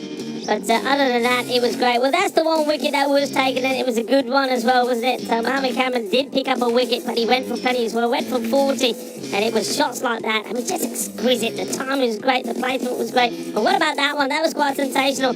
I mean, I don't think there's too many batters that have done that to Cammy. Well, we were almost in danger of running out of beer, but somehow they did it. Just deflated the tyres a little, and then he comes to this awesome rest and the fans. I love it that I believe they would have made that banner that height based on the size of the beer truck, because it is that important here at the Cartama Oval. But yeah, when it came down to it, Lynch, and what can you say about the machine? He is a boundary hitting colossus, and he just makes it look so easy. The half century came up. I mean, his strike rate going to this game was like 340 over the week, 340, and if anything, he goes more, because he's 383 in this innings. He scores 69 off 18 with 9 maximos and 3 fours. He scores 69 of the 89 runs in the innings. And well, if you can't stop him, you can't stop Ireland. No, I mean, it's just absolutely sensational. It really is. I mean, the thing is, though, and this is the other thing, I know that Max Burton, he didn't really get going in this one, but you still got the likes of Melly there, you still got the likes of Wilson, who were not required, and it just goes to show that the depth and the strength of the Irish here, I mean, they've got better and better, and I think, I mean, maybe Spain were the ones to blame here, because they beat them, and after they beat them, they just got better and hotter.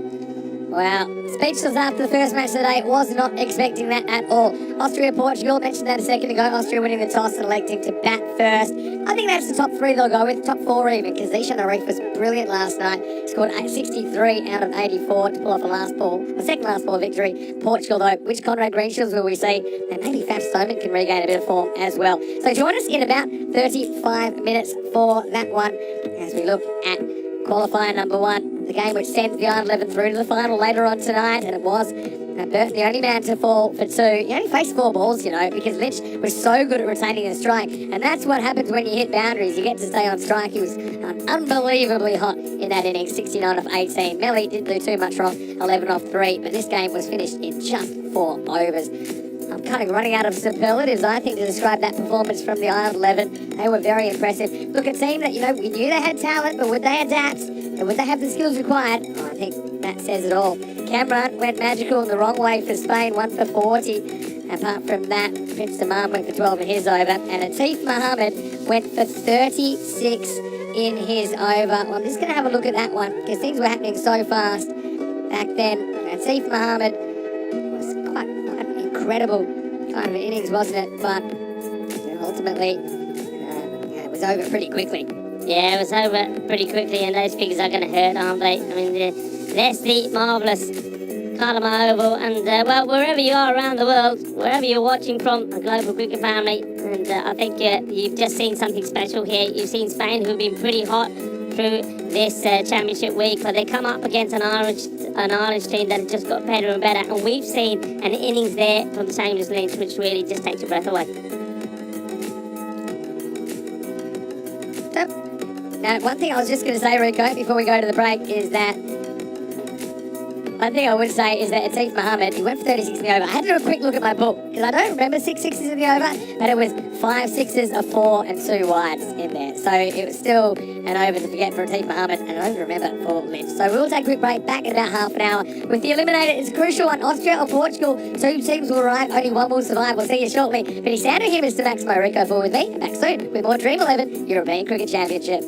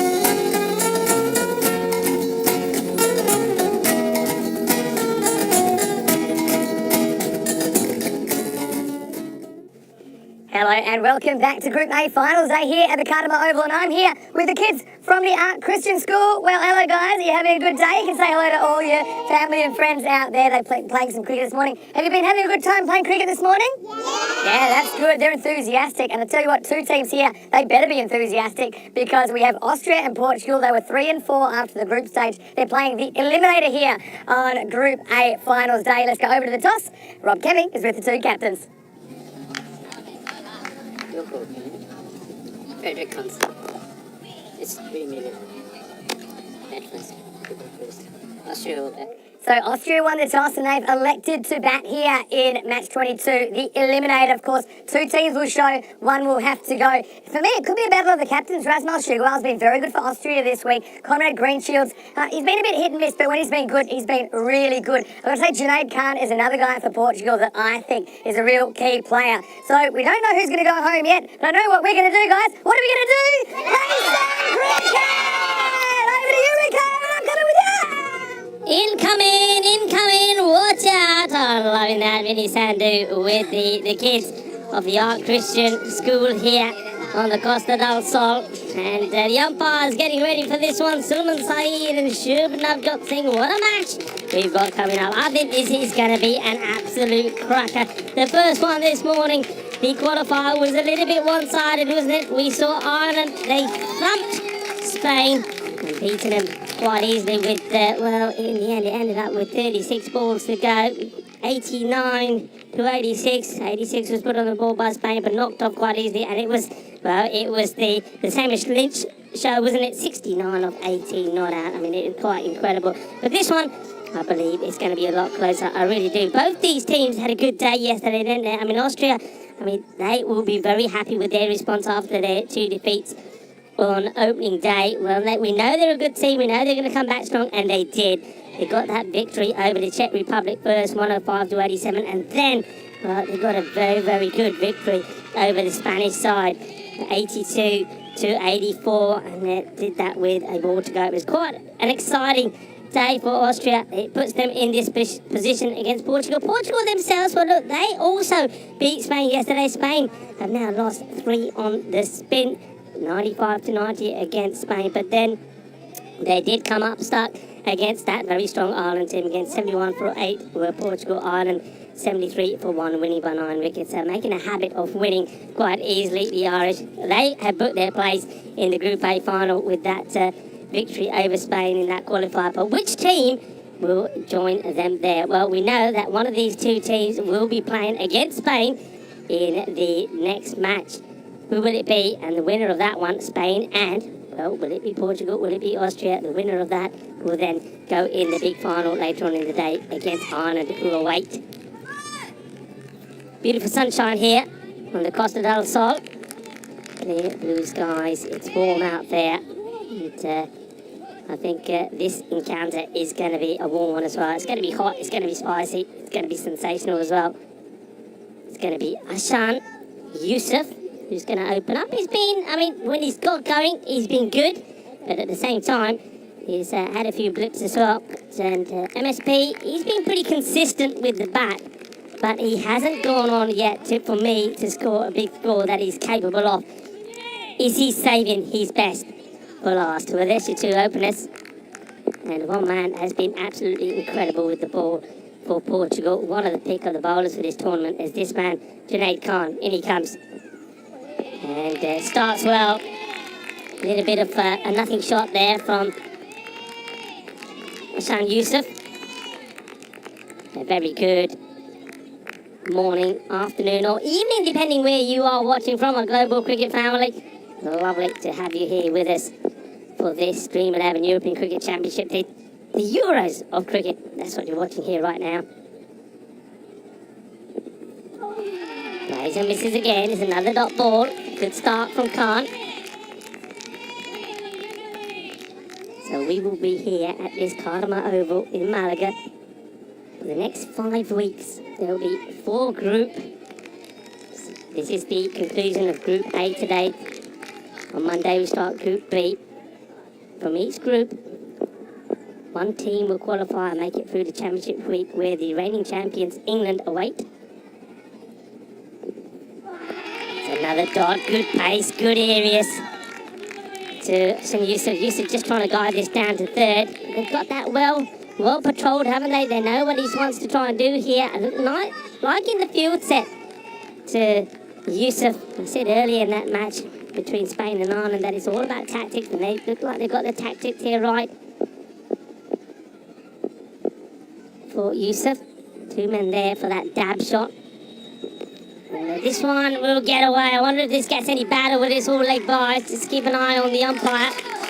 And leg bias signals a 4-leg bias. Just getting the right look. When you've got the field set that Junaid has, you don't want to be bowling there. He'll be very disappointed that he's fired that down the leg side. The field is set to Yusuf, and that's not part of the plan. The green shields will say to him, look, come on, get it where you need to be. So in total here, we're going to see 21 international teams taking part over 5 weeks, 120 matches. This is ball wide. This goes a little bit too far, so over just the line a little bit too much. That's right, 120 matches will be played before we know who will be the 2022 Kings of Europe. England hold the crown at the moment. Will they be able to defend it? Junaid can't. Hit hard, and this will be 4 runs. Good shot. And this one, well, here's the first runs off the bat, right out of the middle. Nicely hit. And just like that, the score moves on to 9. Yusuf. I think he's going to be key, for me, St. Yusuf. With the bat, if he gets going early on, he can get you a valuable start in the power play. And with the ball, his spin has been troublesome for a lot of the batters.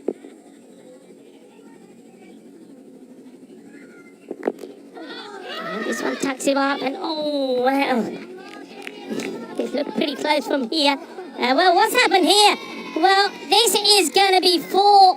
Yeah, well, this is quite incredible. I've never seen anything like this. Oh, yaar, tu ki kar detta? Mainu to samjh nahi aayi. Ki kar detta? Well, the bowler, Junaid Khan, is probably wondering what has happened here. Well, look at this. Now, the keeper picks it up. He has a look at MSP. MSP just easily gets back. And, well, I don't know what Path Junjat is doing here, but what he has done, well, that is got to be the strangest 4 runs that you'll ever see, because that's what it will go down to, because it does come off the bat. Gets thrown by Junjat. That's 4 runs. Yaar, mainu samajh nahi aayi ki kar detta. Well, you've never seen anything like that. Let's have a look at these batters here. Well, Shigwal, he's been absolute class. MSP, who's out there at the moment for Austria. 150 on the ball for him. And like I say, Yusuf, he's key as well, isn't he? 134 on the other end. Conrad Greenshields right up there at the top. Second highest run scorer at the moment in this championship. He'll be looking to get going along with Francois Stoneman. Stoneman's just been off the ball lately, but he is destined to come good again. And then you also got the likes of Imran Khan there, and also Miguel Stoneman as well, if he gets the opportunity. So plenty of talent in both the squads. This worked well yesterday for Portugal. Spin coming on the second over, but the only difference is who that spinner is, because unfortunately you see the man who's not in the lineup here, and that's a big loss actually, I think, for Portugal, is Nipu, Mohamed Nipu, who yesterday split both webbings on his thumb. First one hand and then the other. So with him not in the lineup, they go for another spinner, and he goes the distance here. This is a big hit. It goes all the way. Balle, kinna sona, shaka, big hit. And this is what Austria want to keep doing. Quite often with Austria, they've had Shigwell coming in with a wicket has gone early. He would love to be coming in with a little bit of platform that's been put down. Mubin Tariq, the bowler, goes the distance there. Wants to get this back in. MSP hits his first runs. And this time he pulls this one. The fielders should get across. The question is, will they go for 2? I think they should. And Yusuf, well, and MSP just gets himself back. I mean, there's 2 here. Yusuf doesn't fancy it, but look, you got to go 2. You got to run hard. MSP, well, he's very polite and very gentlemanly as he says, yeah, it's okay, don't worry. Well, he almost loses his footing here in the middle. And Oli just gets back, and once again, that's that. Look, you see there, if he goes down there, he's done and dusted. But luckily, he stays on his feet. And his long reach gets him back in. Yusuf wants to go after the spin. Tariq just getting his field set. Interestingly enough, they want a sweep around the offside. I'm quite surprised about that.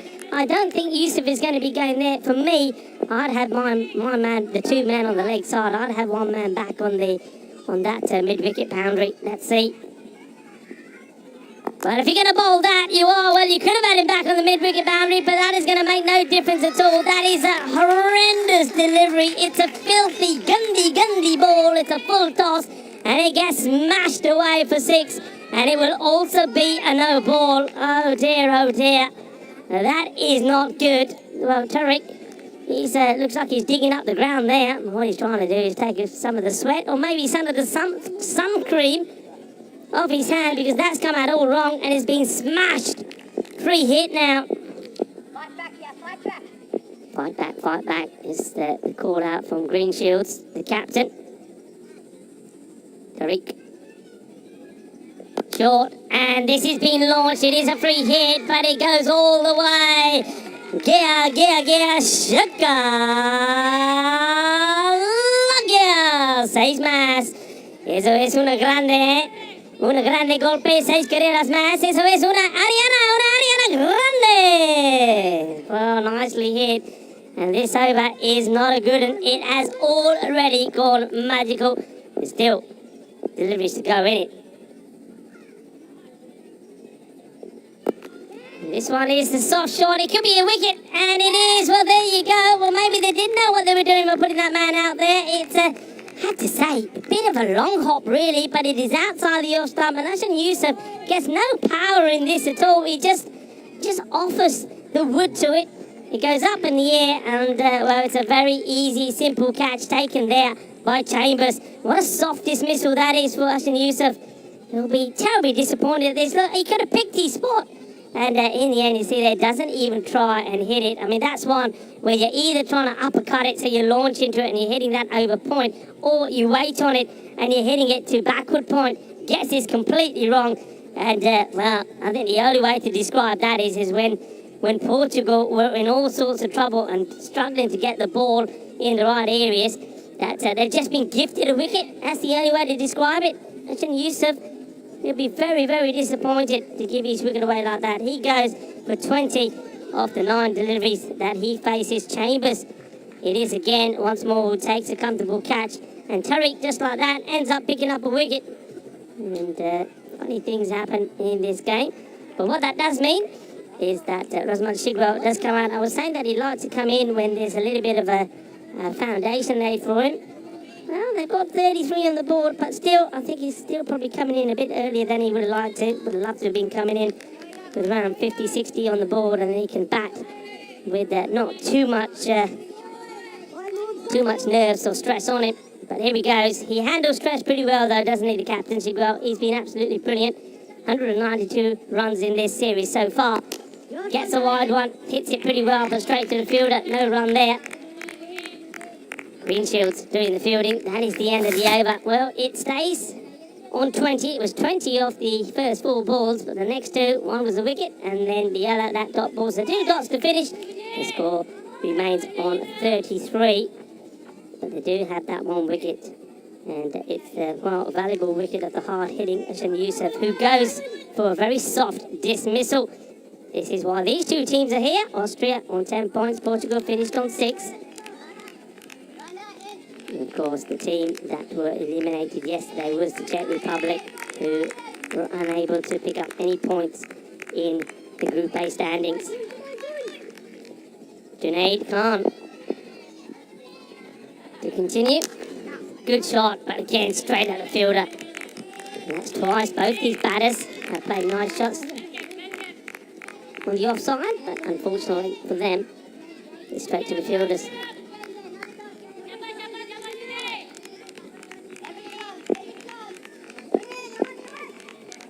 with that wicket, Portugal looking to get themselves back on top here.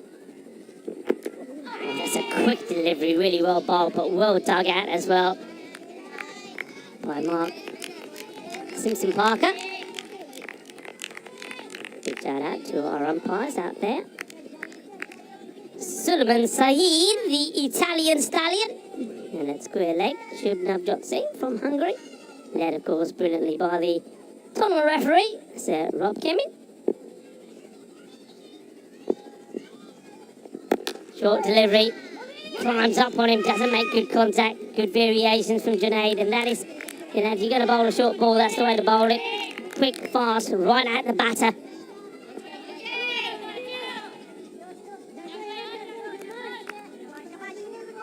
Such a good bowler is Junaid. I've seen him now for a couple of years, and he's always challenging, he's always tests the batters, always picking up wickets at crucial stages as well. Oh, bit of a Chinese cut this time from MSP, tries to give himself a little bit of room and gets a little bit lucky. Hay poco suerte ahí por el bateador de Austria, MSP. It's great to be out there in the fan zone. And you saw Vinny Sandu out there in the middle with all the kids from the Art Christian School. They've been absolutely fabulous this week. The stars of the future. Well struck. And wait is the call. I can understand that. They're not going to chance that one. It's brilliantly done by Imran Khan. What a catch he took yesterday. We've seen that on social media. It was an absolute humdinger, wasn't it? What a crucial one it was. Catch of Astapa of Spain, which allowed Portugal, I think, to go on and win that match. Wants a good finish here, just 12 off his spell. Iron up a wicket. This one's hit pretty well, and it should get stopped. It does. Do they look to take two? No, it's a good throw, a very good throw. A laser arm there from the fielder. Oh, he's good out there, isn't he? That's Francois Stoneman, and that's the end of the power play. 37 for the one wicket. So both teams will be relatively happy at the moment. You saw that Austria did get off to a flyer, especially that over from Tariq, but Tariq was able to pick up the wicket of Yusuf. And now you got the partnership, I think, that you got to break. Both of these batters are in good form. I mean, Rizwal Chigwal has gone on to score big runs. We know that. There was one point he scored back-to-back 50s. And MSP, I think he's due a big score. Rico full here, and alongside me coming back into the dream box after escaping from the Arc Christian School kids who have been absolutely fantastic. I'm loving their energy and enthusiasm for the game. Vinny Sandu, welcome back. Yeah, they've been really great. I mean, it's such a great feeling around this cricket ground, especially when the kids are here. Of course, I have to go back to school fairly shortly, but we are into the thick of the action here, aren't we? And here's Ranasawa. He's going to start a new over. He starts it with a wide, so these two teams which come to this battle. They've had kind of up and down weeks, you'd say, both of them. Austria were only a shade off second spot as well. But Ireland, I mean, they ended up securing the double chance. But where are they at now? I mean, that's a hard one to come back from for Spain. I don't want to keep going on about it, but I mean, they've got some interesting selection issues there. They're high. Well, likes that leg side. This time we're probably looking at a run here. Maybe a little bit of glove, a little bit of edge in that. Sarwas had a good couple of games, hasn't he? I mean, yesterday he was very good with the bat for Portugal. 35 of 16 in that victory against Spain. But I think he's been very good with the ball as well. He just keeps the pace off it slightly. A little bit of Basir Khan about him. He looks like he's going to come through quicker than he does.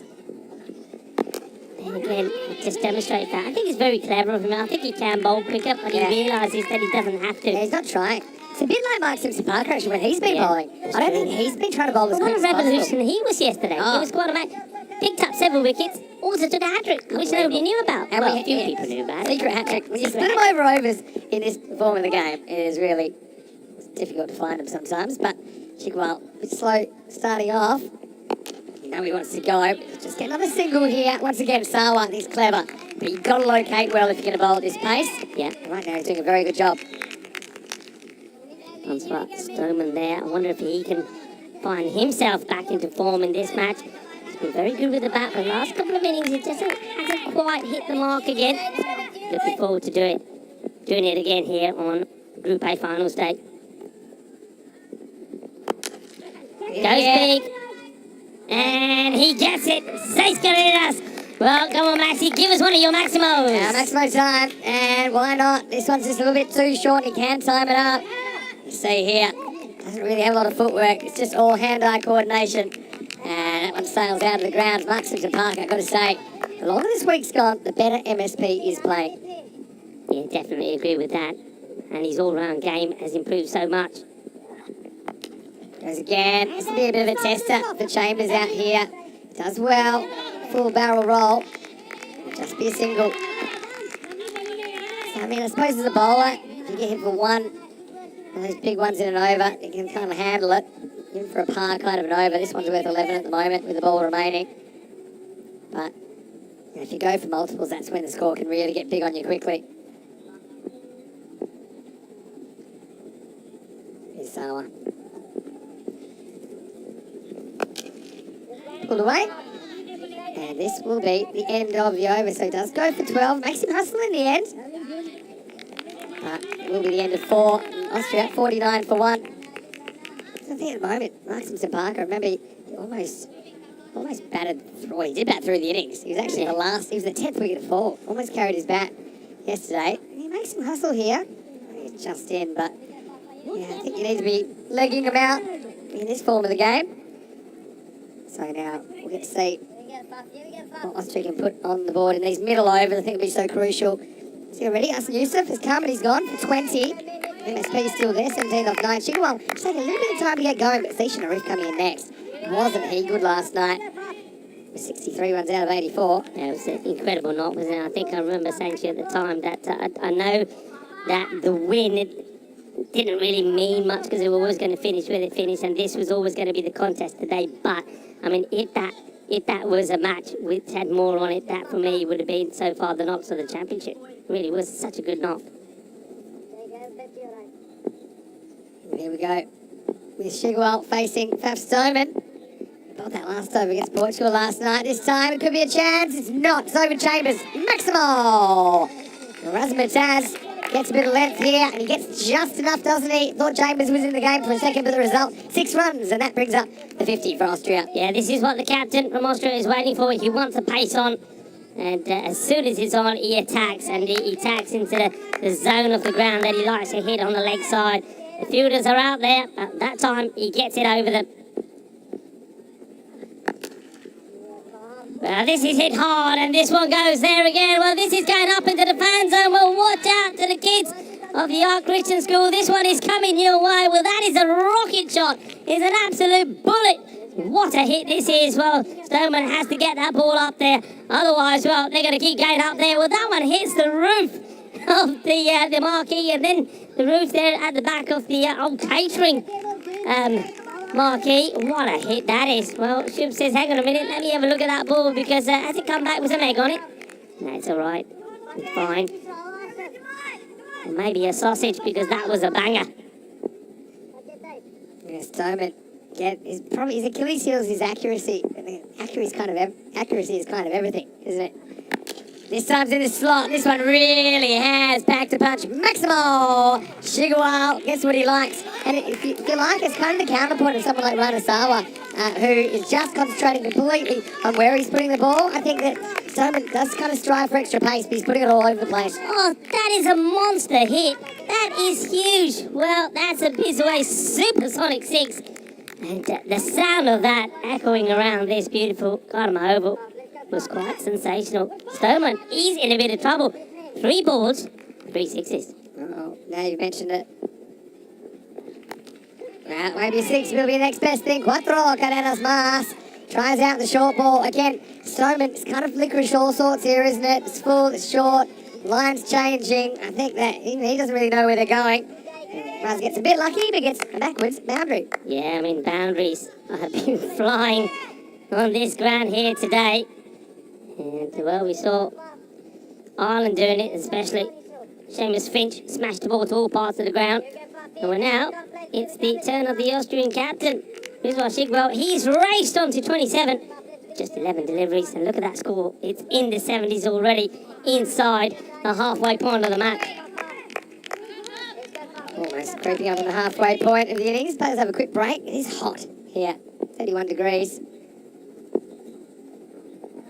This is loose. I think this maybe, wide has been, I think that wide has been signalled probably because of the direction. Yeah. But it could have been wide, I think, for height as well. Yeah, I think so as well. Let's see, it's not one that he was going to be entertaining. Nor should he have been. Yeah, wide for height as well. So either way, it's a wide ball. Stoneman, it's gone magical already. This will just be a one. So more a miss hit than anything rather than the ball in the right spot, I think, from Stoneman. Margin's so fine in this form of the game. Last ball, the over coming up. Yeah, a lot of chat out there. Portugal trying to rein things in a little bit here.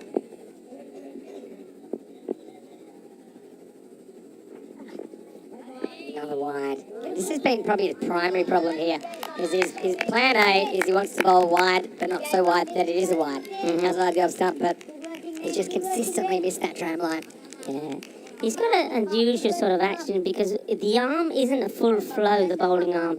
It doesn't flow all the way over. It gets to a point and then the wrist comes into play. And I think that's sometimes where the ball gets darted slightly offline. Got him. Well, this time he gets the inside edge of MSP. He stands, he waits, he absorbs, he acknowledges, and now he has to walk back. Yeah, he's a little bit disappointed, but that is a good wicket to get at that point. I mean, it's an over that's gone magical. Very similar to that over from Tariq. Tariq, well, he's over went magical, but he did pick up a wicket. And it's the same here for Francois Stoneman. That's his first over, done with 25 come off it, but it does pick up a wicket off the last ball, and it's a good one to get because once again is MSP, who, well, shows always good promising signs, but never is able to go big. Yeah, it's the thing. When you're playing away from your body, even though the feet shuffle a little bit, there's always an element of risk because you're playing outside your eyes. The MSP, luck was out there. He becomes the second man to fall. 5 overs down as well. The score is 74 for 2. And once again, we certainly want to acknowledge everyone that's watching all around the world, I should say, not only on Fancode in the Indian subcontinent, but across all of those international broadcasters.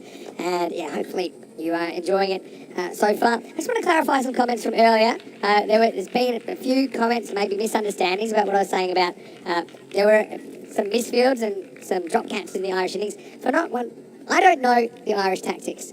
And some people are saying I'm not accusing anyone of anything, because only they know what they were thinking. I don't. I'm not pretending to. I'm just saying that it's an innovative game, and if that was a tactic, and I'm not saying it was, if it was a tactic, I thought it was smart. We'll never know. If they were doing that, then they're probably not going to tell us. Yeah. But that's fine. And look, I've got to say, I've got a lot of time for the Ireland 11. I think they've been super smart this week. And look, they are the first team, Rico, that are through to the final. Ireland 11 will take on the winner of Qualifier 2. And Qualifier 2 will be Spain versus whoever wins this one. So after this, still 2 more matches in Group A. But don't forget, on Group B, Day 1, we'll do it all over again on Monday. And if you can't wait till then, we've got more T10 cricket coming your way tomorrow and Sunday, as the Fancode European Cricket T10 will get underway with 9 domestic Spanish sides. Yeah, absolutely. Hey, look.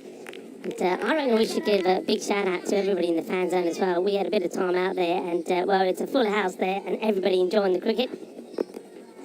So it just gets carried away. It's a bit late going, but it will get there. The ball has, fortunately enough, wasn't hit so cleanly. So look, the fan zone buzzing, a lot of people there, a lot of new faces, as well as some old faces that we've been seeing all week here and from the past. So big shout out to the fan zone. Hello to everybody. Give us a wave. Yeah, where's the fans over there? Give us a wave, and the kids are there as well. And it's absolutely brilliant, and it's nice that the players, including ourselves, being asked by the kids to sign their hats and things. That's lovely, isn't it? But there they are, there's the kids enjoying themselves. They're enjoying their last few minutes, I think, so they've got to get back to school. I'm sure a lot of them will be watching the rest of the day. That's a bummer, but it is the weekend, kids, don't worry, you got the weekend now. But it's on La Liga TV, of course, in Spain. You want to catch it? There you go, packing the bags. Back in him. Once again, Sawa's just been so effective here. He just seems like he's in control of where he's putting the ball. That's the main difference between Sawa and Fat Stoneman, I think.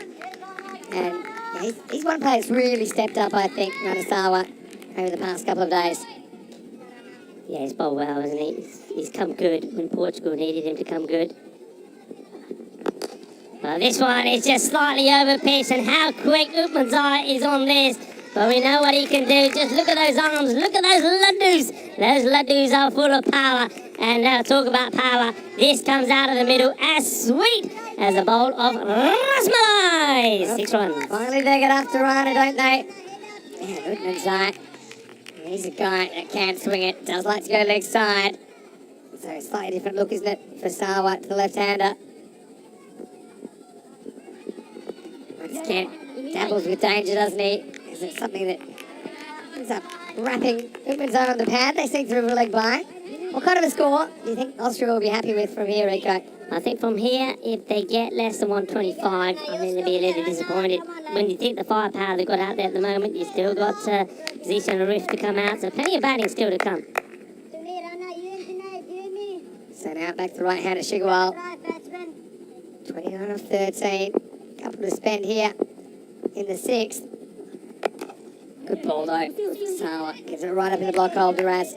Yeah, that's well bowled. That's very difficult to get anything but a single from. But credit to Austria at the moment. I mean, there has been very few dot balls, and even when the ball is good like that one, they're getting something from it. And there's no reason not to. And this is what the coaches will be saying. Look at the field. Look at the gaps. So even if it's a good ball, you've got to be getting something from it. So it's only gone for 20 in 11 balls. Going to get out of jail here. Boswell inside, just chops down on this. He'll retain the strike. He moves to 7, despite the throw. And so after 6 overs, the score is 84 for 2. Did you see the first boundary of this match?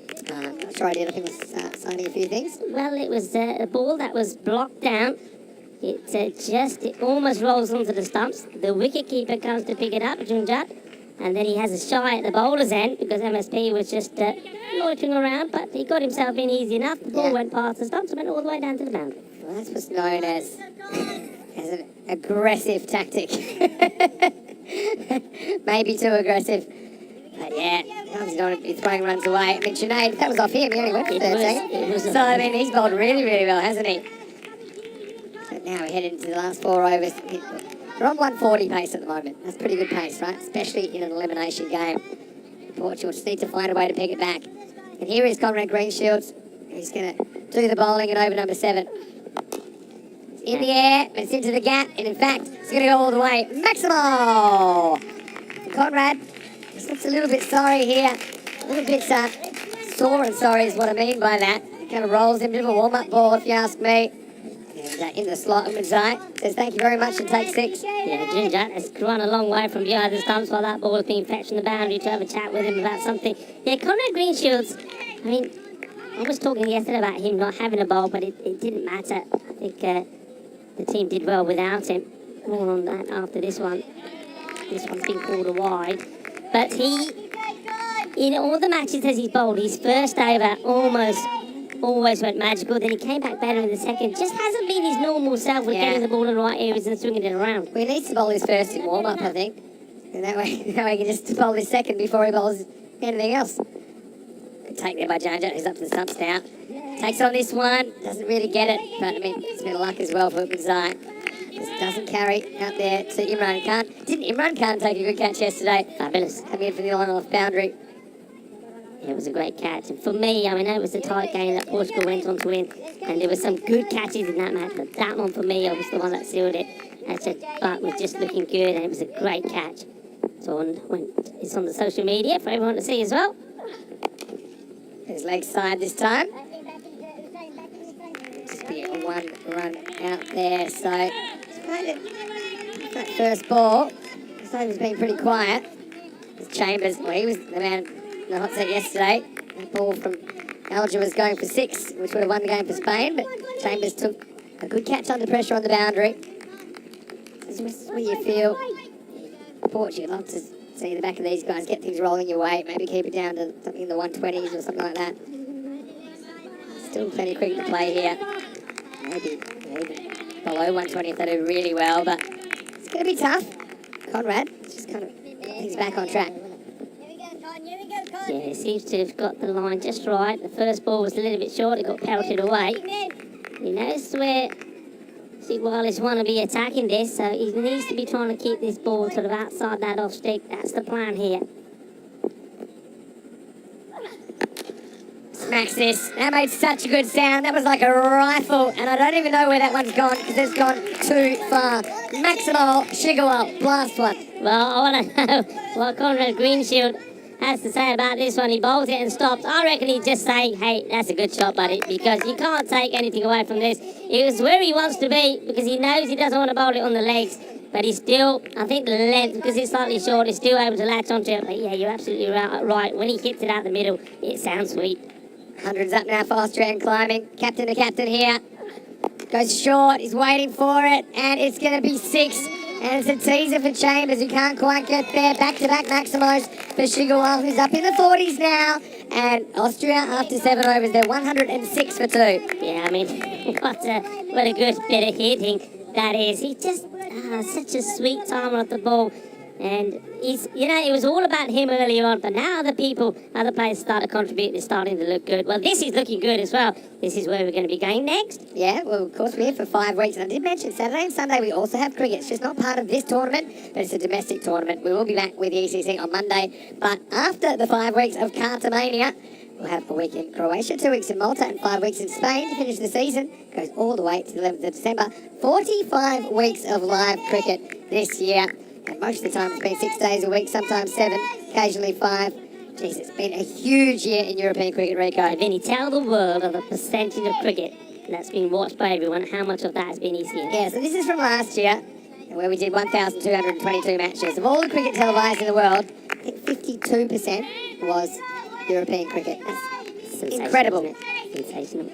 That's why I say it's a frenzy of action that has taken the world by storm. You won't see better, and you won't see more entertainment than you do on a cricket pitch than what you do here. And how could you? We're giving you 5 matches a day, and this time is international matches as well.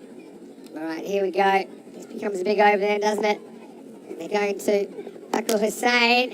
Is this a false shot? I don't think so. That's out of here. That's rattling the pickets. Maximal! 6 runs. I wasn't sure about this off the bat from Whitman's eye, because he kind of slices it, almost like a tennis slice, right? But it goes a long way, 6 runs. Well, they're going to have to examine that ball, because that hits the fencing pretty hard. It hits the bat pretty hard, so I smashed right on the top of it. I think that's left a dent in the fence there. Well, Hussain, he bowled well yesterday, actually, against Spain, but just a little bit too short this time. Ties him up this time. It'll be a single. It'll be a leg by, in fact, but they're just looking good. I mean, even like the left-hand, right-hand combination here between these two, 'cause it's forcing the bowler to constantly adjust and readjust. Yeah, I'm liking that from Chigwell as well. He could have been tempted, couldn't he, to have gone with Zish and the Riff after his amazing knock yesterday, but I think he thought about that. He knows that Upanzai's got power, and he also knows that he's got the advantage of being a left-hander.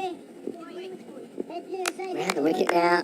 You better get this right. Oh no, he's going to save the wicket. That was just on the wrong side.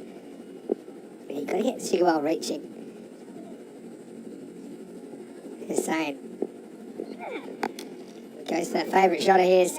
It's a funny one. When it looks good, it looks really good, but it's also his undoing. Kind of like his strength is his weakness. Do you know what I mean? Because he can hit the ball over cover really nicely.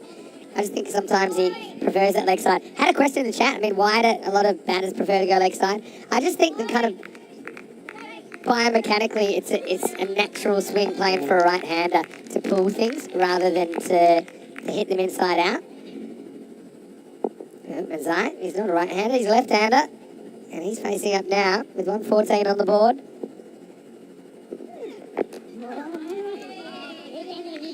And a few people are talking about the bowler at the moment. I'll tell you something about this bowler. He is the man that really got Portugal back on track yesterday. Because in the 9th over, when Spain needed, I think they needed 20 off the last 2 overs, he took 2 for 1. 2 wickets and only conceded 1 run. Yeah. And it was a very, very important over in that contest. Portugal ended up upsetting Spain, of course, in that match.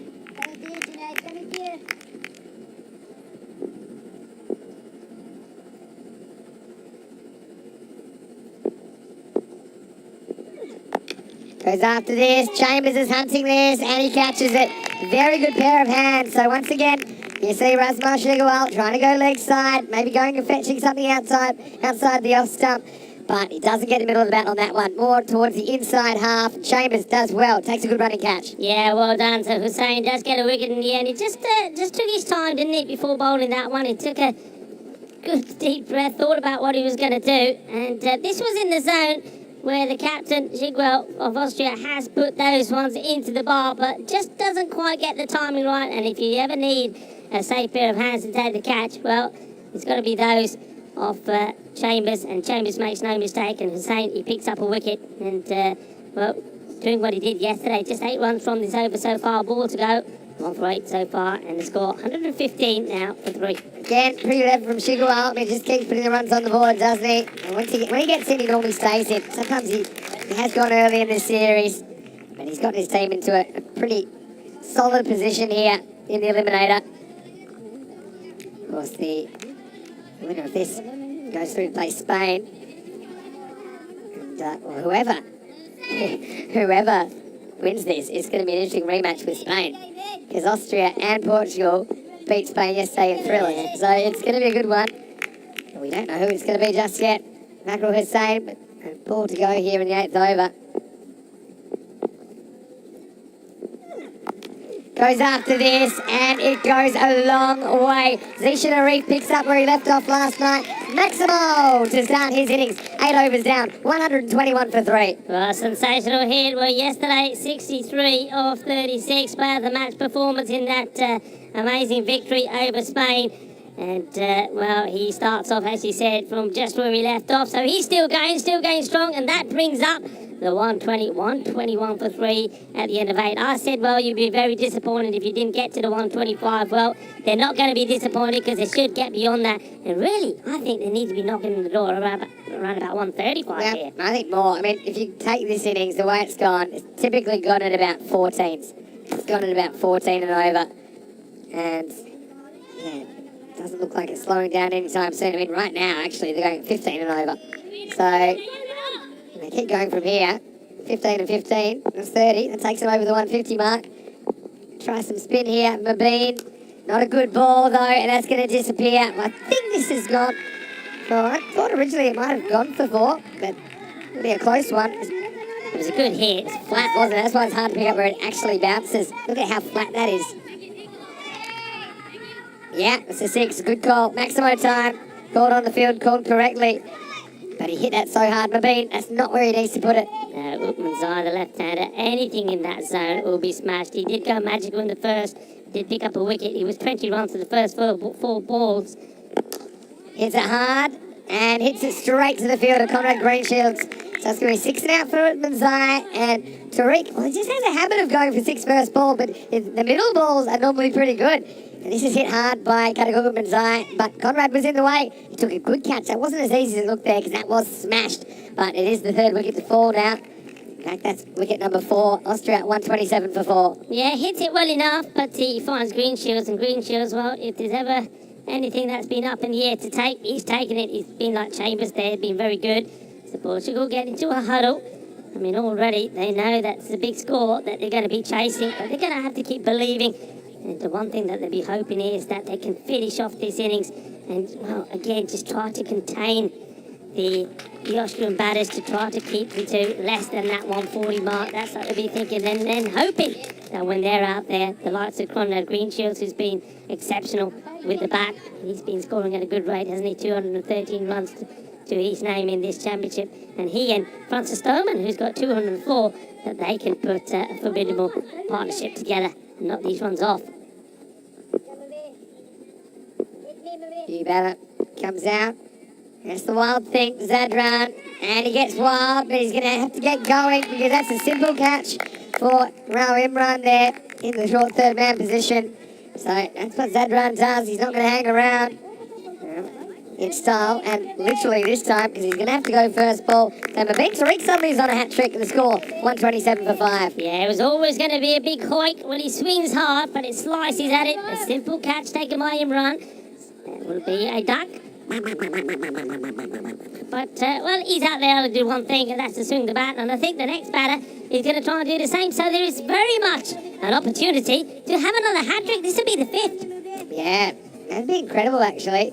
And Javid Zadran, he actually has taken one of them, but he might be a part of one here. Javid, it's easy to smile when you get a golden duck, when your score's already 127 as a team.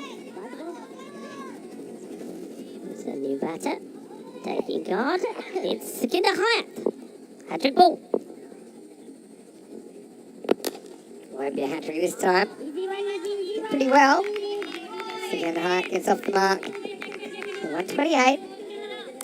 These are the hat-tricks this year. You see, Joey Zadran's on there from the 24th of June. We took one for the NSCC, and he also took one this week on the 14th of September. Mark Simpson Parker took one yesterday, but 3 in a couple of days. 4 this week is in the air. Fielder sets himself, and takes the catch. Top-class fielding, really, by Imran Khan, who's also looking straight into the sun. Okay, lucky he had the sunglasses on. He has to almost bend himself back, Matrix style there. But Arif, who hit 6 off his only other ball, well, that would have been 6, but it stopped and it's caught. That's the end of him. And the score now, 128 for 6. And there's been 3 wickets in 4 balls. Yeah, and well, just like that, Tariq, he's now 4 wickets. Got still a ball to go here, so he could finish with a 5er here. 4 for 27 so far. The first over went magical, but he did pick up a wicket.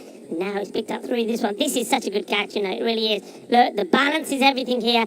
There is, well, no margin for error, and there was no error. Nicely done from a man that took an absolute brilliant catch yesterday as well. So just showing it was no fluke. Yeah, 6 and out for Zishan Arif. And walking a bit more comfortably down the race this time after his little incident the other night. But, yeah, what a weird over this has been. I mean, Tariq now's got 4 for 27. So, yeah, obviously the 4 wickets, pretty important. And pretty important, I suppose, in the last 4 balls, he's got 3 wickets. I think before that, he's gone the journey. I think the other thing is when he's the wickets, yeah, of course you take the wickets, but you take the dot balls as well. Yeah, of course. So, he's on a 5er. Well, good chance, but really, you know, the new batter's going to swing away. It's Basir Khan. I just find it funny when spinners lose their run, because it's only about 3 steps, but here comes the last ball of the over.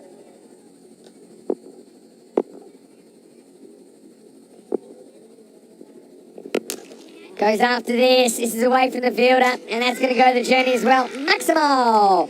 But what is it with Mubin? Seems to go 6s off the first and last balls of his overs. He does it twice here today. In between, if you just take the middle balls, then his figures look very, very different. But unfortunately, it will be the end of the 9th over. And Mubin will finish with 4 for 33. The score after 9, 134 for 6. Yeah, 134 for 6. So, once again, they're looking to eye up that 140 odd. Yeah, that's the thing about this, and this is probably what a lot of people that are new to this style of cricket are probably wondering, how come these batters just come out there and hit 6s from the word go? It is quite amazing. It's taken us a lot of time to get used to it. Yeah, it sure has, but yeah, it's a different kind of cricket. I mean, we saw that earlier today as well. Here's over number 10, and they're going to trust Michael Hussain at the death. Starts with a good one. I've got to say, he's probably been the bowler that's most improved for Fakrul Hussain for Portugal during the week. Fakrul Hussain I'm talking about. Yeah, just that shows a lot of resilience for me, because yeah, he was getting hit the boundaries all over the place, but I think especially that performance yesterday must give him a lot of confidence that he can hold his nerve at this stage of the innings. It's counter facing up here.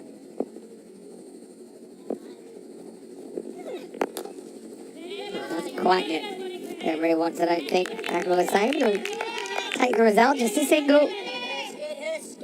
Austria seemed destined to get something in the 140s. It would be an epic chase for Portugal if they were to pull it off. I think, you know, they need probably their key players to fire, and Conrad Greenshields, we talk about him a lot. But for me, Faf Stoneman's a really good barometer of their batting and how they're going. Probably see Chambers swinging away at the top of the order as well. Goes for it. Oh, that's pure. That is pure timing. And that is straight, and that is 6. Basir goes large. Maximo time. Well, Basir, first ball, boom, 6. His second ball, boom, even better, even bigger. what a shot, and they don't come any better than this. He goes the distance, and he gets on sweet out of the middle. That's a big hit, Vinny, that's a big hit. Really big hit. And again, got away with that length ball before. Didn't get away with it that time. But here's 12 off 2, you know. And this time he might be gone, except Fackrell's going to go get it himself. Good luck. No, he won't get it. Now they'll get 2. Alert cricket, really alert cricket from the batters with Fackrell. He had a bit of a task there to turn around and chase that. It was good effort, but he couldn't hold on. 2 more runs to Austria. Yeah, I mean, this one, let's see how close he actually gets to this. I mean, he's going pretty sharply at it. I mean, look, he realises that if anybody's going to get there, it's got to be him. Turns around, goes quickly. And I think this just probably falls out of his reach. Great effort, though. Keeps the same batter on strike, though. It's given him problems so far. So the score moves up to 143. I think they'll have to add another one on there, because we know they got 2. There we go. That's the power of the voice, you see. 2 to come now. Can he get it right, though? Bassier looking to get under something here straight, no doubt. He doesn't get under it, he smashes it. And he'll probably go 2 here, and I think that's smart, because it was a long throw to gun Bassier down. You're fine if Hyatt gets one out there. So in the end, another 2 runs, and Austria, with one more big blow, might even bring up the 150 here. Look at the backing up here. Look how quickly he's gone. Look where he is already before the ball's even been hit. That is the way to do it. That's exceptional running. It really is. That's why I think they went to the wrong end there. I think you're powerful enough down there to throw it to the keeper and not just get the run out, but also remove Bassier from the equation. As it is, it'll be 147. With the last ball to come. Strap yourselves in, everybody. A bit of an anticlimax. But yeah, for sure. Hyatt, he'll be off with the delivery.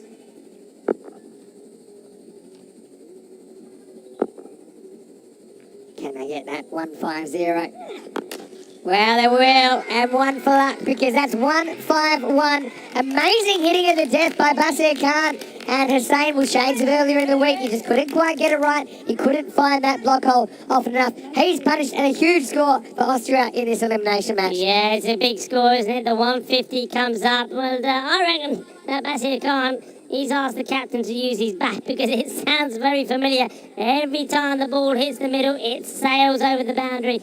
And, well, it's also that sound of bat onto ball echoes around this ground. That is a super hit. It's a good performance from Austria. They started well, didn't they? They just kept on going.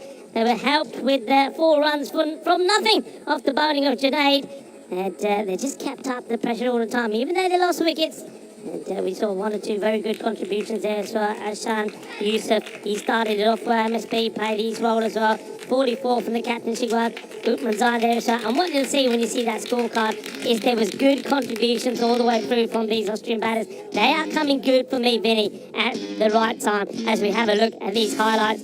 Well, this was the first boundary, just a little bit on this as it went all the way. Well, there was more than a little bit on this as this was blasted to the boundary. And using the old long handle as well, just getting the range right, and both the batters at that time were looking pretty comfortable. This, well, that one came out completely wrong and was blasted for 6, and the free hit went the distance as well.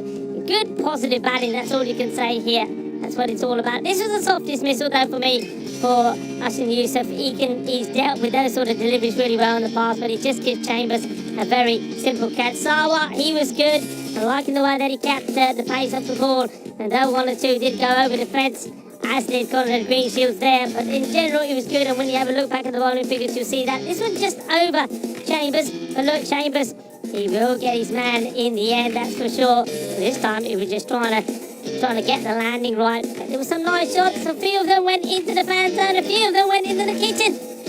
And that's what it's all about there. You always got to be alert. Stoneman, he just couldn't get his line right, could he? He went the distance. A lot of big shots that came off him. His over went magical. A little bit unlucky maybe about that one. But he got a bit of luck that came back his way as well, because after going magical, he, as did Tarek, then picked up a wicket. And it was that of MSP, who was a little bit unfortunate there to chop onto his own stumps. Well, he went, and Ulmazai decided, well, it's time for me to go as well. And he did. He went big, finding the boundaries. And he was out there with his captain, And well, some of these shots were absolutely humongous. They were massive, and there were some mammoth hits in there. With the ball going over the boundary plenty of time. This one was quite extraordinary, actually. It was almost like a flat back 6. And it was effortless, but then that one there, well, that was a catch, and that was Shigwell looking to bring up his 50 with a maximo. Didn't quite time it right, and fortunately for Portugal, it was the safe hands of Chambers that was behind that. But well, the next batter came in, and that's what you'll find here from this Austria team. The next batter comes out and does the same thing, and that's hit big runs. And that was the one that was well taken by Green Shields, taking the catch of Utman's eye. But as Utman's eye fell, and so did Zadran. There was an opportunity for a hat-trick, but wasn't taken. And then Basir Khan came out, and he did what he does best, and that was to hit the ball over the boundary. But not before we saw another good catch from that man out there, Imran Khan. Really good boundary management from him. But then here came the big shots. They just never gave up. They were relentless, really. And that score, I mean, don't forget at the halfway point there was 74 for 2. So they did continue at the same sort of pace. They did bring up the 151. Clean hitting, good hitting. And it's going to be a big chase here for Portugal if they are to give themselves a chance to make it through into the Group A final later. At the moment, the way things look, it looks pretty healthy for Austria. Remember, they've got to win this one, but still, Spain await the winners of this match. And that is going to be a real tussle to see which one of Spain and one of these two will go and play Ireland in the Group A final. Quick look at that scorecard. Like I say, good contributions. Hassan Yusuf 20, but be disappointed the way he got out, as well as MSP chopping onto his stunt. But Shigwell, once again, the captain, leading by example, 44 of 19, 28 for the strong left-hander, Utman's eye of 12 deliveries. And then after a few blips from the Arif, Zadran and Hayat not out, of course, there was Basir Khan, who smashed 22 of just 5 deliveries, and he was the one that got his team to the 151 mark. And you see 6 bowlers used by Portugal. There were some magical overs in there, but credit to them, the likes of Tariq and also Stoneman, though they went magical, they were able to pick up wickets as well.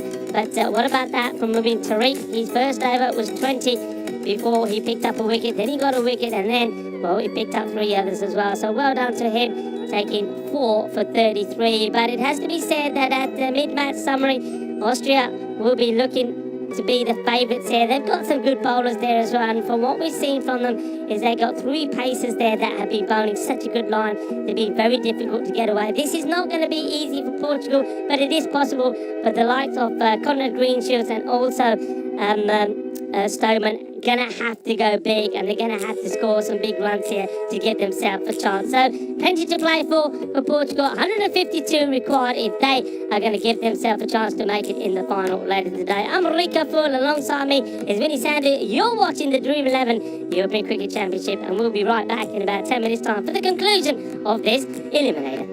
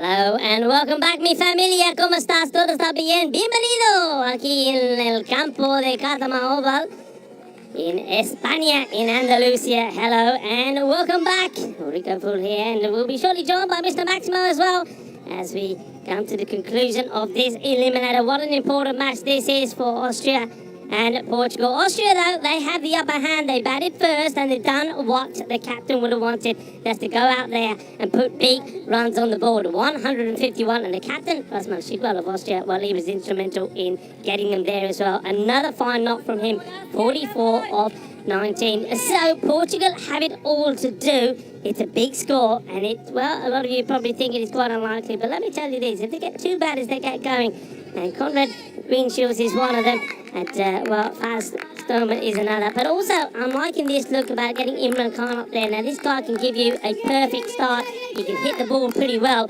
So the game with Imran Khan and Conrad Greenshields to start off with. Big T, he's been good though, hasn't he? Daniel Eckenstein, he's been getting the ball in the right places. He gets a fair bit of swing as well and picks up wickets. I'll tell you something else, if he picks up wickets, he'll have a handful of a time to try and stop him, because he does take off. Well, this one is up in the air. Is it safe? Is it not? MSP chases after it. It does go all the way. Manos arriba, arbitro, porque eso es 6 carreras. Arriba, arriba, arriba, arriba, arriba. Y eso es una 6. And that is what they need to do. They need to be brave. And they need to take your chance or two. And maybe hope a bit of luck goes their way. Well, the big T goes big straight away. And he needs to get a good ball back in here now. Imran Khan goes for a big 6 straight away. It's this one pretty hard as well. One bounce and will be stopped out on the boundary.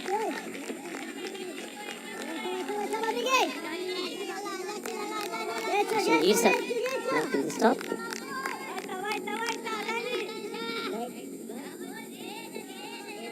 The Greenshields now. Takes his guard. He knows what an important knock this is for him and his team. Hits it in the up, half a chance. No, he gets it through the gap. But just for one moment there, I think Conrad Greenshield's heart would have been in his mouth, because he goes for this shot, but he doesn't manage to keep the ball down. It's in the air and only just, I think, gets it past that fielder there. He gets the boundary, gets the 4. I don't think he executes that as well as he would have liked to, but he gets the desired result. Down the ground, ball picked up one-handedly.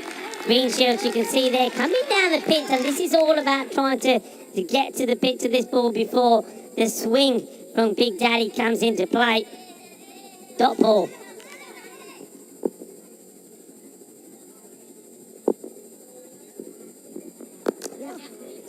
Paddles this to the leg side. Fielder having a few issues, picking up cleanly, but will do in the end.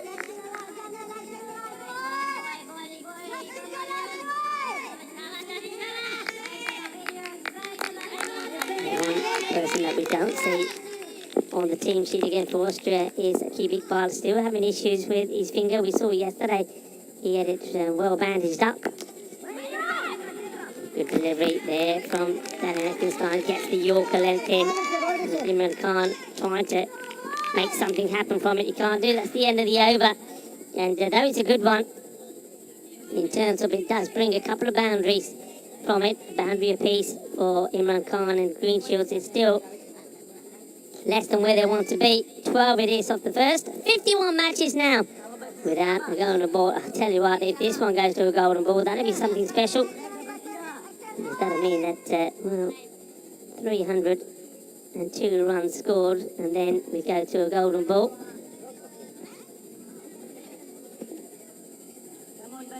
Nasir Khan, who finished the innings off brilliantly for Austria, 22 and just 5 deliveries, now being given the ball before the likes of Zadran and Didar. Bowled the second, and almost gets this one to carry to, I think that is Zishan Arif, yes it is.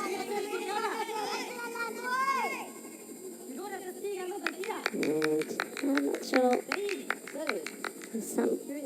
there's some conversation going on here. Look, Conrad Greenshields is... Conrad Greenshields is not so happy about that delivery that was being bowled, having a chat with the umpire. Well, this is well hit, and it will go all the way. Lovely shot. Hits this through the line and goes big. 6 runs. Lovely pick up from Greenshields. Gets himself in the right position. Basir Khan going for the Yorker length delivery, but Greenshields picking it, gets himself in good position. A bit of a change being made in the field here now. I think this is all about having the taller man, MSP, going into the area where Greenshields is eyeing up the shots. So a tactical change here. Thinking maybe you need a little bit more height. And that boundary there at long on. Basir. Well hit, and they're going to get 4 more. There is the dive from the fielder, and it's Ukmanzai that does it, but he goes under him. And a blistering start from Greenshields. He's up for it. He wants it. The captain leading by example here at the moment. Lovely shot. This time all along the deck, as opposed to the one that went through there before. Ukmanzai not able to stop it.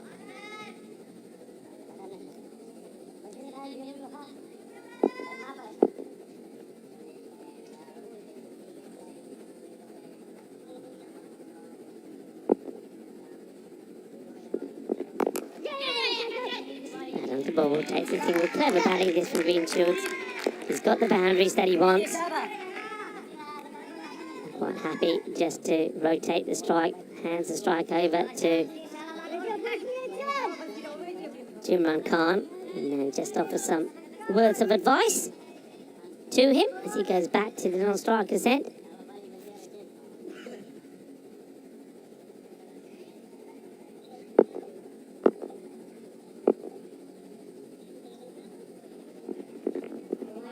Going to be too wide. It's like the idea there from Basir. I think he knows that Imran is going to come down and try and attack him, so he tries to just squeeze this one inside that the wide guideline there for the umpire, but just goes a little bit too wide, not helped by the ball swinging away. So they get the wide, and he has to bowl it again.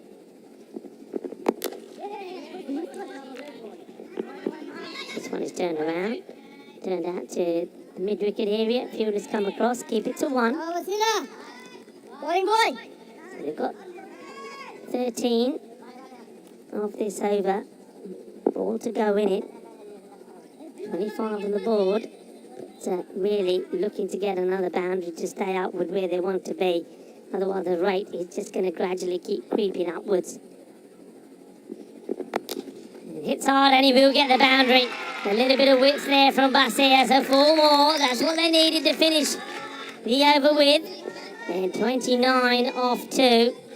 So they're staying there or thereabout, but they've got to keep at this pace. And a nice shot there of Diane Orros, of course. It is Friday, and Fridays on the European Cricket Network means Peacock Friday.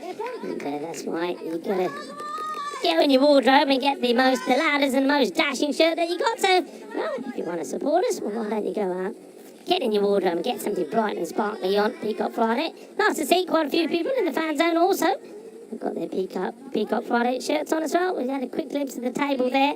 And, of course, these two teams playing each other in this eliminator because they finished 3rd and 4th. And the man who's also wearing a very nice Peacock Friday shirt joins us back up here in the Dream Box. Mr. Maximo, a little bit of yellow, purple, liking that look. A little bit of everything today. Here's the big D, and here's the big C, because this is out of the ground. Maximo just misses the stands. That one's lost in the bushes, and what a good shot that is. In fact, it wasn't the big C, it was the big IK. It was Imran Khan. I've got to say, that angled in, you have to get that right, and Imran does. Yeah, Imran Khan. I mean, it was quite interesting, actually, because the 2 openers for Portugal weren't quite clicking, and it was Rail Imran and Imran Khan that were the openers. Imran Khan was the one that did hit form, yet he was the one that actually was sent down the order. But here he is back up the order when he takes this one on. He's going to get 4 for that, just 1 bounce 4.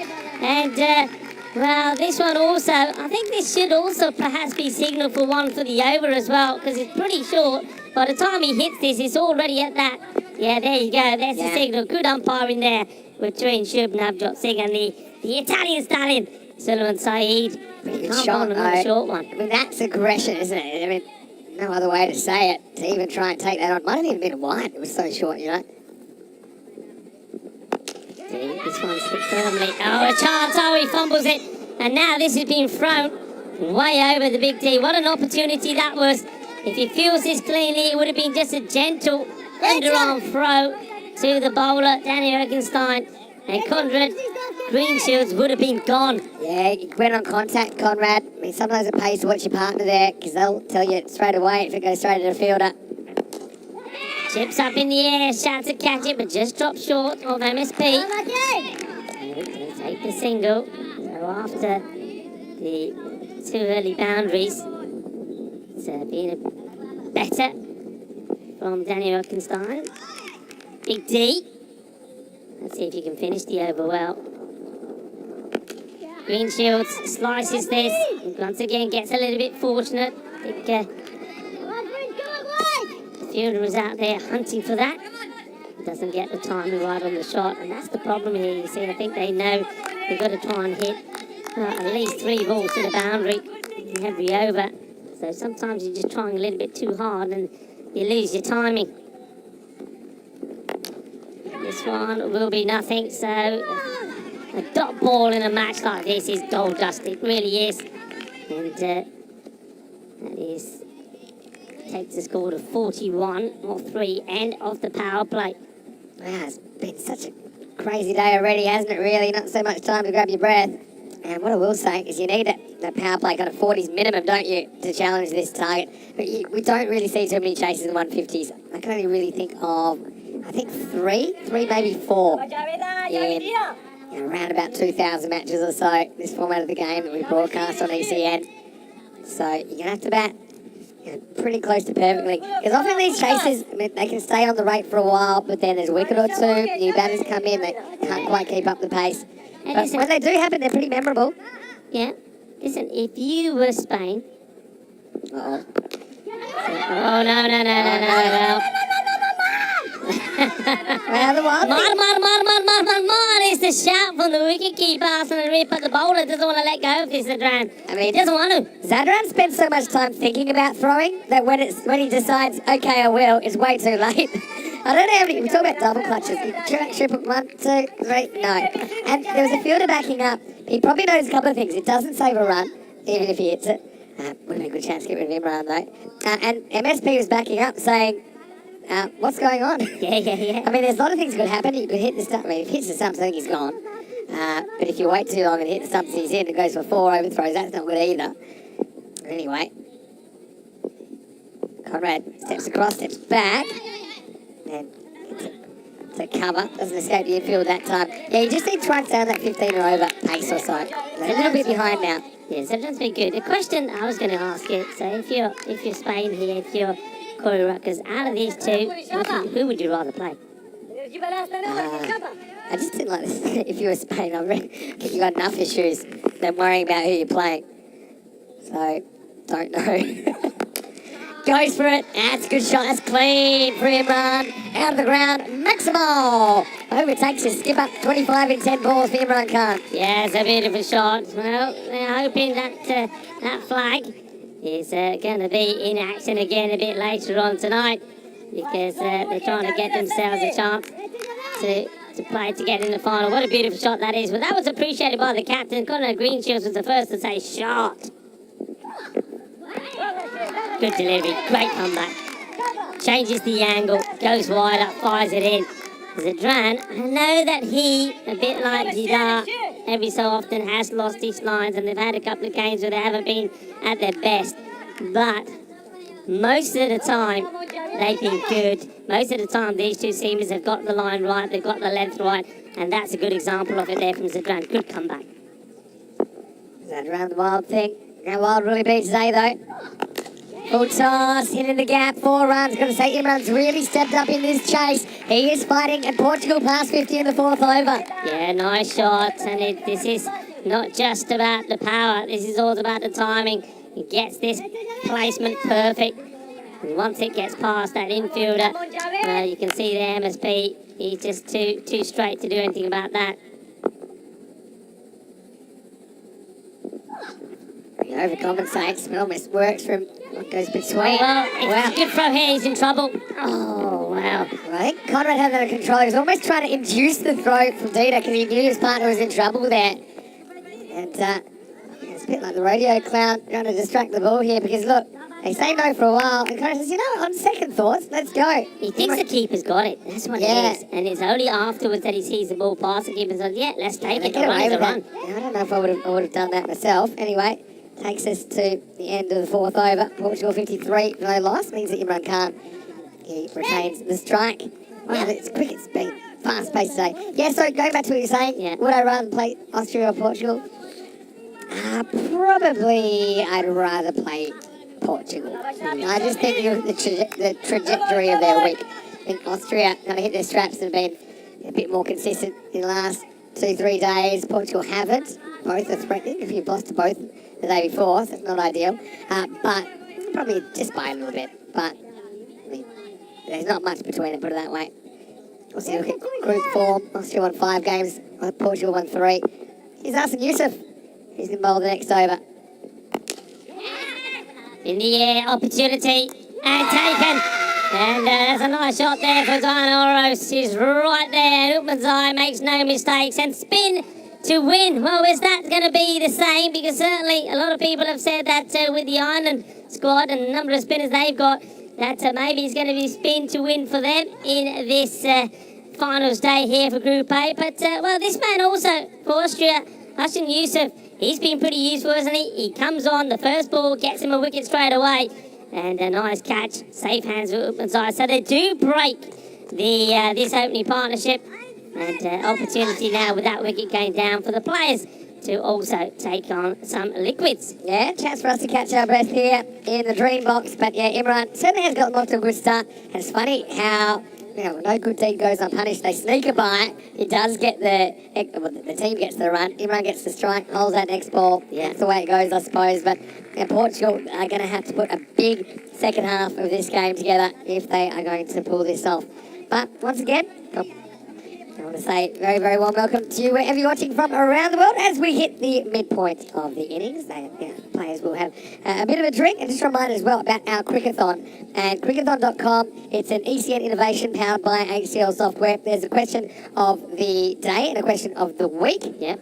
If you want to know more about that, I mentioned it earlier. It's about who the highest wicket taker is in Group A, which finishes today. So you can go to our website and get a good clue about that. We will have a daily winner, the weekly winner as well. There's a lot to play for. But it's just as simple as going to crickathon.com. Really exciting stuff. It is exciting stuff. And look, shout out to all our partners as well. And just to remind people, that was the question of the day. There it is. Yeah, so Abhilash Pathak from India, he was the winner yesterday. Remains to be seen who'll win today. Of course, it might change a couple of times during the day with the top 4 teams in the group playing in this finals day. Chambers is the new batter that's gone out to join his captain, Greenshields. He's after this. And yeah, Chambers is a guy they tried at the top of the order. When he looks good, he looks really good. Anthony Chambers. He's got a very simple technique. So for the balls where he wants it, he can powerfully drive straight. Right now he's watching Conrad Greenshields on strike. Steps down to this, drags it. Should be fielded there by Mark Simpson Parker. It is. Just be a single. So many ECN personalities in this game, really. There's 2 of them. We've got Conrad Greenshields, Mark Simpson Parker. We'll see Hassan Youssef, pretty popular player as well. Comes in again. For a single, kind of singles is more than fine for Austria at this stage. That run rate required just crept over that point of no return, 18 and over. Yeah, they're more than happy for the singles to go here. Can see a big shot coming here, Vinny. Has to be. Greenshields will go for this. Fantastic. Absolute fantastic. This is what you got to do. If you want to win matches, then this is what you got to do. You've got to throw yourself around. You've got to be up for it. You've got to be pumped. And Sikandar Hire, this is a quality stop. Yeah, fantastic. So that's so frustrating, isn't it? When You hit a shot like that, if you get it past the field, it might be 4. Instead, you get nothing to show for it. So Green Shields looks frustrated, but he's still there. We need something like the Swedish Impossible Chase from last year, if we can do that. You know, in that game, I can't remember what it was exactly, but they were kind of in the 60s, chasing a similar total after 6, but then went bang, bang, bang, bang, bang. I think they scored, I can't remember, it was a lot. It was something like 83 runs in the last 19 balls, or 21 balls, something like that. It was crazy, but got him over the line. Here's Eddie Bashadida in over number 6. Shot the top ball, so not ideal. There's Rao Imran actually out there. Just not able to do too much with that. Dita's a clever bowler, got some variations, but sometimes has some problems controlling them.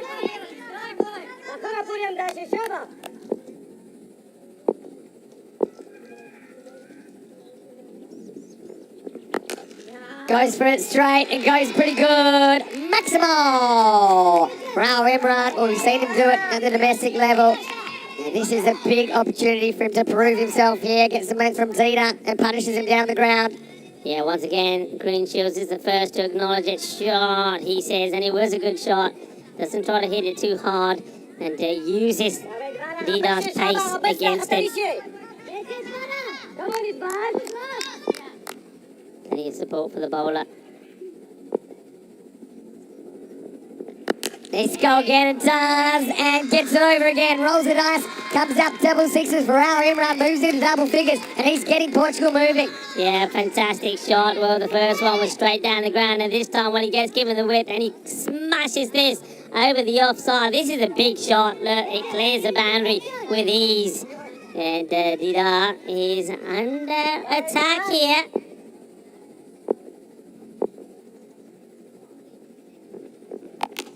Short, and this is going to be another one. 666, the Devils number, and Rao Imran, right place, right time, right shots, right result for Portugal. Up into the 70s now. Yeah, absolutely. Well, look, you know what they need per over, and that's them there. So already he's got the runs they needed of this over. Now anything from here is going to be extra runs. That one I think is that, I know you said he likes to try a lot of variations. I think that was the triangle, the knuckle ball there, the slower ball. If you look at the action in the hands, I think he tried something different. That's why it was shorter. But, well, Imran was on that straight away, and that's been smashed. Big hit. Into the over as well. No, it isn't, because they're coming together just to find a new ball. Full beat. So what are we now? 74, 5.4. And that run rate required now. I don't know if I'm up to date with this one, because there's been 3 sixes in a row. So even with that 18, I thought it might have come down. That's all. Still 2 balls to go in the over. Yeah, but remember it was 18 a second ago. Pumped 3 sixes, but I suppose that was what happened because he missed the first ball. So yeah, you've got to keep going in this vein. Gone, and it's a good comeback from Dita. It's 4th time lucky. He's fired up, and so are the Austrians. So Rao Imran goes 6-6-6 and out. Perfectly executed Yorker, not for the first time from Dita this week. And so, unfortunately, for Rao Imran, his start is shorter than he wanted. He goes for 20 off 7 to score 74 for 2. This is such a good delivery. This really is. I mean, this is a boogie Kookaburra fireball. He gets this right on the money. Here you go. Look, Jaka there, put there. That is a brilliant delivery. Look, he's absolutely pumped. You know what I like about this? Look, of course, he's pumped up. He's saying, yeah. And Conrad Green Shields, he's the first to acknowledge how good a delivery this is. Because look, once that ball's hits that off stump, he turns around and he gives the bowler an appreciative little clap saying, hey buddy, yeah, that's a good ball. I'm liking that. This is one thing that I've loved about this European Cricket Championship all the way through. Just the sportsmanship here between all of the players. Look, they are all European players. We are one big family. And you know what? When you see something good, it doesn't matter which side you're on, you should appreciate it. And Green Shields, I think, I take my hat off to him. He's such a sporting player, such a nice guy. He knows that was a great delivery, and he was the first to say, hey mate, well bowled. Yeah, these guys love cricket, don't they, when it comes down to it? And although it might be a game where you got to think out of the box, I do think it's also important to keep that spirit between the two teams, the relations. These guys have more in common than they don't, put it this way, despite what colour shirt you're wearing here today. All right, Stoneman needs to get going straight away, gets a bit lucky. Just gets it over the bowler. Now Stoneman's one guy And he is capable of doing something fantastic. But the thing is, he's got no time to waste here because there's only 4 overs left. We're going to have to see impossible chase style batting here because they need 77 off the last 4. And the score 75 for 2 up 6 overs. Yeah, that match last year, it was Sweden versus Belgium. And to be honest, I mean, Sweden were in an even worse position than this, I think. I think that they were probably 7 or 8 less, but they still were able to chase down the target. That's why we call it the impossible chase, because sometimes we talk about this point of no return with the run rate required is about 18. I think once the run rate required climbs up past that, it's not coming back again. Yeah, talk to me about this bowling change. I mean, I would have gone straight back to Ashton Yusuf, who bowled a brilliant over and picked up a wicket and just conceded 3 runs. But they're making a change here. They're going to Zadran. Picks it up and should be gone. MSP will take it. And so the Austrians, we can hear how excited they are. Stoneman can't get too much on this. More of a bottom of the bat job, really. So Zadran, the wild thing. It's a good decision to bring him back. And Portugal, they're in a lot of trouble now. 75 for 3. Yeah, Stoneman goes, unfortunately, just for 1 off his the 2 deliveries that he faced. Good catch there, taken by MSP. He's not going to drop those, is he? But there you go. They decided that they wanted to stay with the pace. And it works out for them, doesn't it? So maybe they're just thinking of keeping Ashton Yusuf back. Or maybe, I mean, sometimes this is good captaincy. Maybe sometimes the captain thinks, I took a gamble with Yusuf. It paid off. I don't want to get greedy. I don't want to give him another because it could hurt me. So, you know, that's good captaincy also, I think, from Shigwell. Yeah, it is good captaincy. I mean, this is where he does his work, doesn't it? Doesn't he, Zadran? Yeah, Faf. Be disappointed, and that's the kind of game he'll play. He'll try and hit straight and powerfully. That time he couldn't quite get under that low full toss.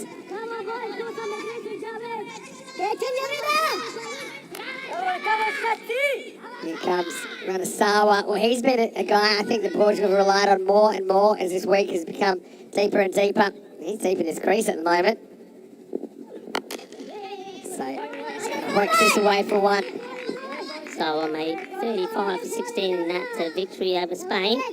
We're hoping to find some of that form here now, but you can see what's required from them. They're looking to be scoring over 20 runs and over. So they're looking at a minimum 3 maximos and over. Conrad faces up, drives, gets 1.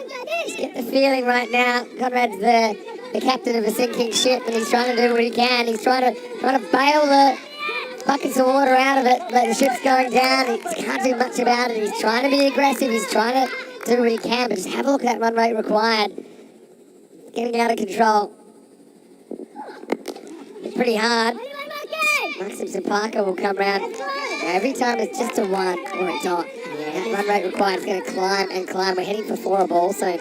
Good bowling, and this is, I mean, we saw even there from Didano, who went for 19, but under pressure, he came back with the perfect ball, and that's what Zadran's been doing here as well. The perfect length, just not allowing the batters to get underneath it. It's a good shot, actually. Big D with the big size 48s.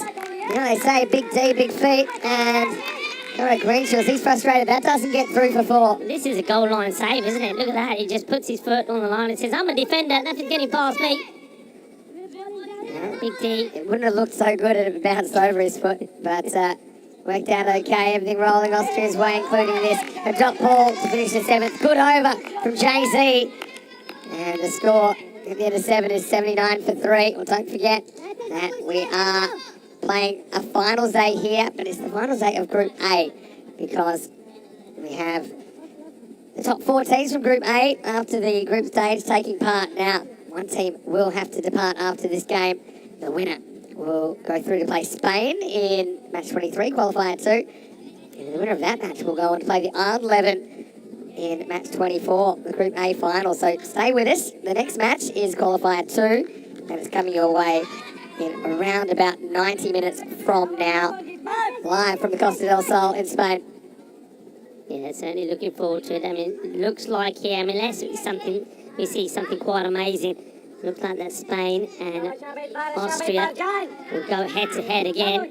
Remember, it was an absolute cracky match that they put together for us yesterday in the night. Just to remind you, if you're wondering what I'm talking about, it's cricket by the day in the sun at the moment. Later on, we'll be playing in the night. And the floodlights come on.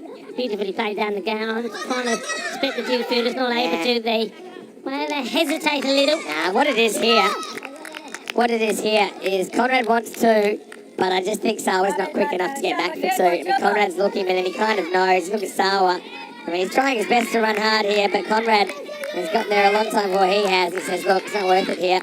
It would have been a sure run out. So it's up to Rana to try and get the game moving for Portugal.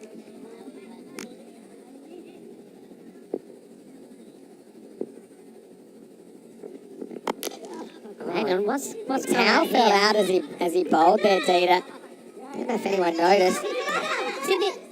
See, this is good. Now, remember we saw an incident the other day when I think there was something, was it a wicketkeeper dropped something and a dead ball was caught? I'll tell you what I would do there. I'd give the batter the option there. Because to be honest, the towel falls out as he bowls it. You know, and that could be very distracting. It could be. It's a white towel as well. Yeah, exactly. Anyway, we'll take the one over to Green Shields. Yeah, it's good bowling though. Can't do much with it. It's like Austria, a team that started with a couple of losses, but they have been building into the week right now. They've got 1 foot in that next game against Spain. Yeah, once again, Green Shields and Didar just sharing a few words. I don't know if they're friendly words or what. I think they are. I mean, he's probably Didar saying, hey, you're giving me good encouragement, keep it up. Length on this one, hits, he's gone, misses. Now we can see there the effort from Green Shields, loses his helmet in the dive. But this is quite extraordinary. Well, how about this? This is a bit of action. When you like action, you like action of the day. This is a bit of action for the day. But Didar gets there, gets the throw. But look at Conrad Green Shields. He sort of does, I mean, what's this? The backward roll and ends up on his feet. That's the perfect landing. Yes, it's kind of it says he's finishing his slide, I think. Just have a look at the... Have a look at this. Well, gets there. Now look, backward roll all the way around on his feet. 10 out of 10 for the landing. 10 from the Russian judges.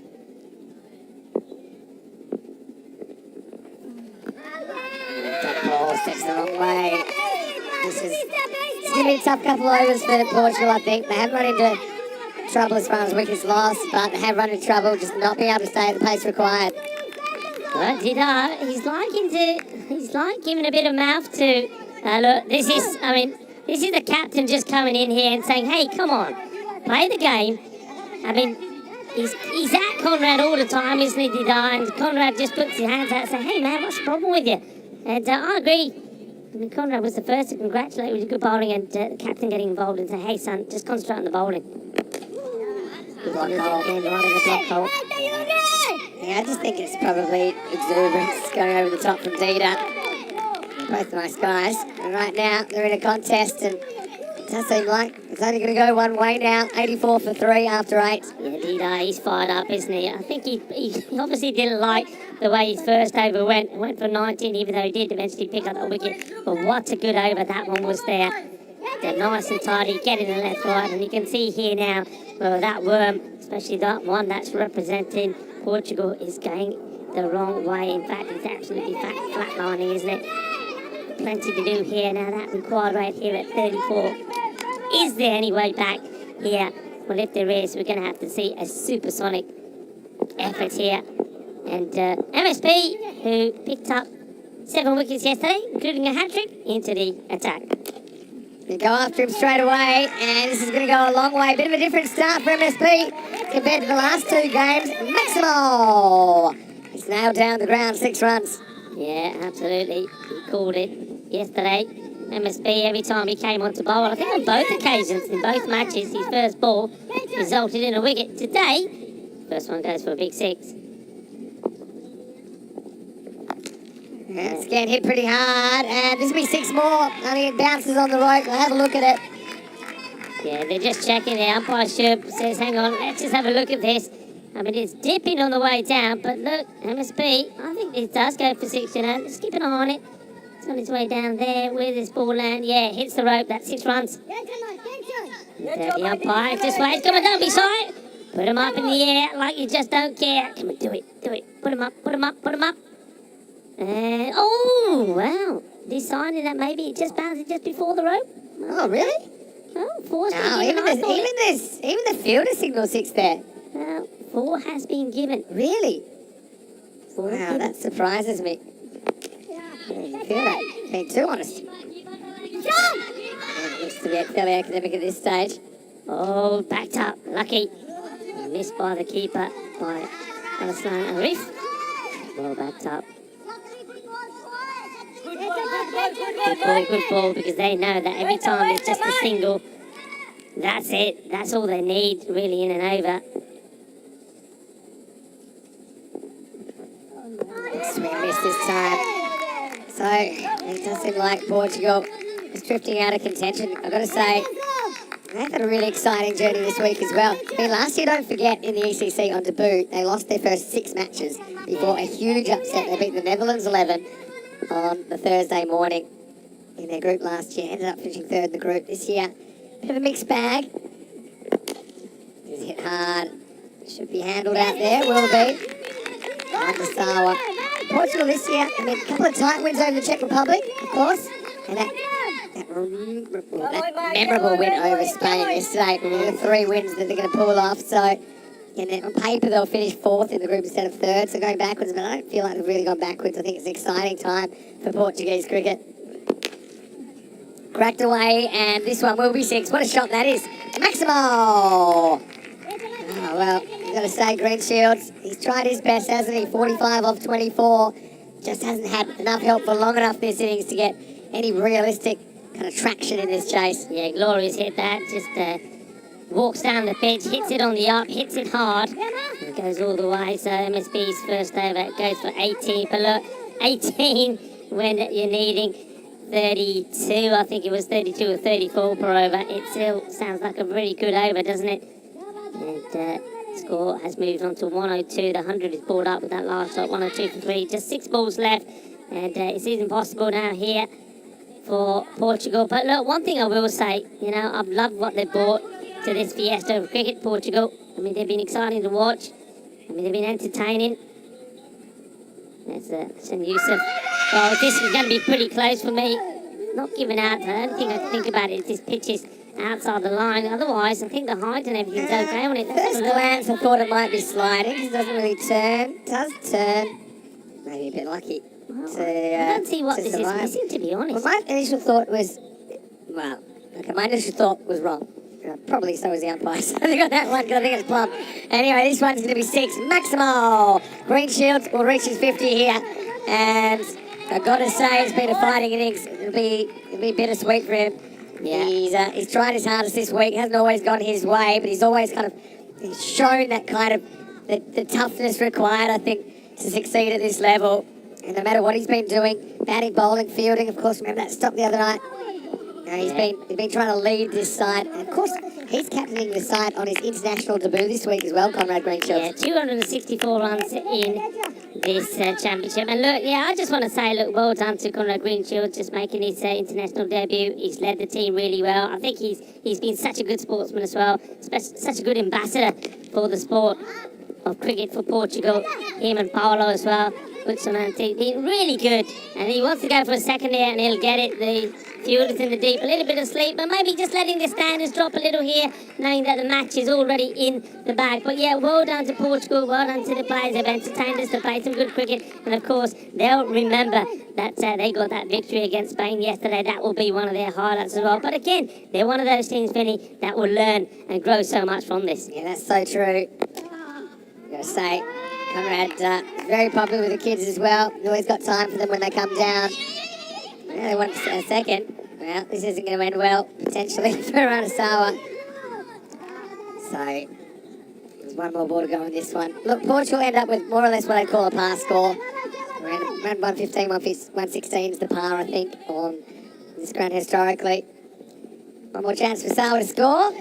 You'll probably get one here, and they'll just jog it. So it will be the Austrians who make the top 3 here in Group A. We'll have to see if they go any further.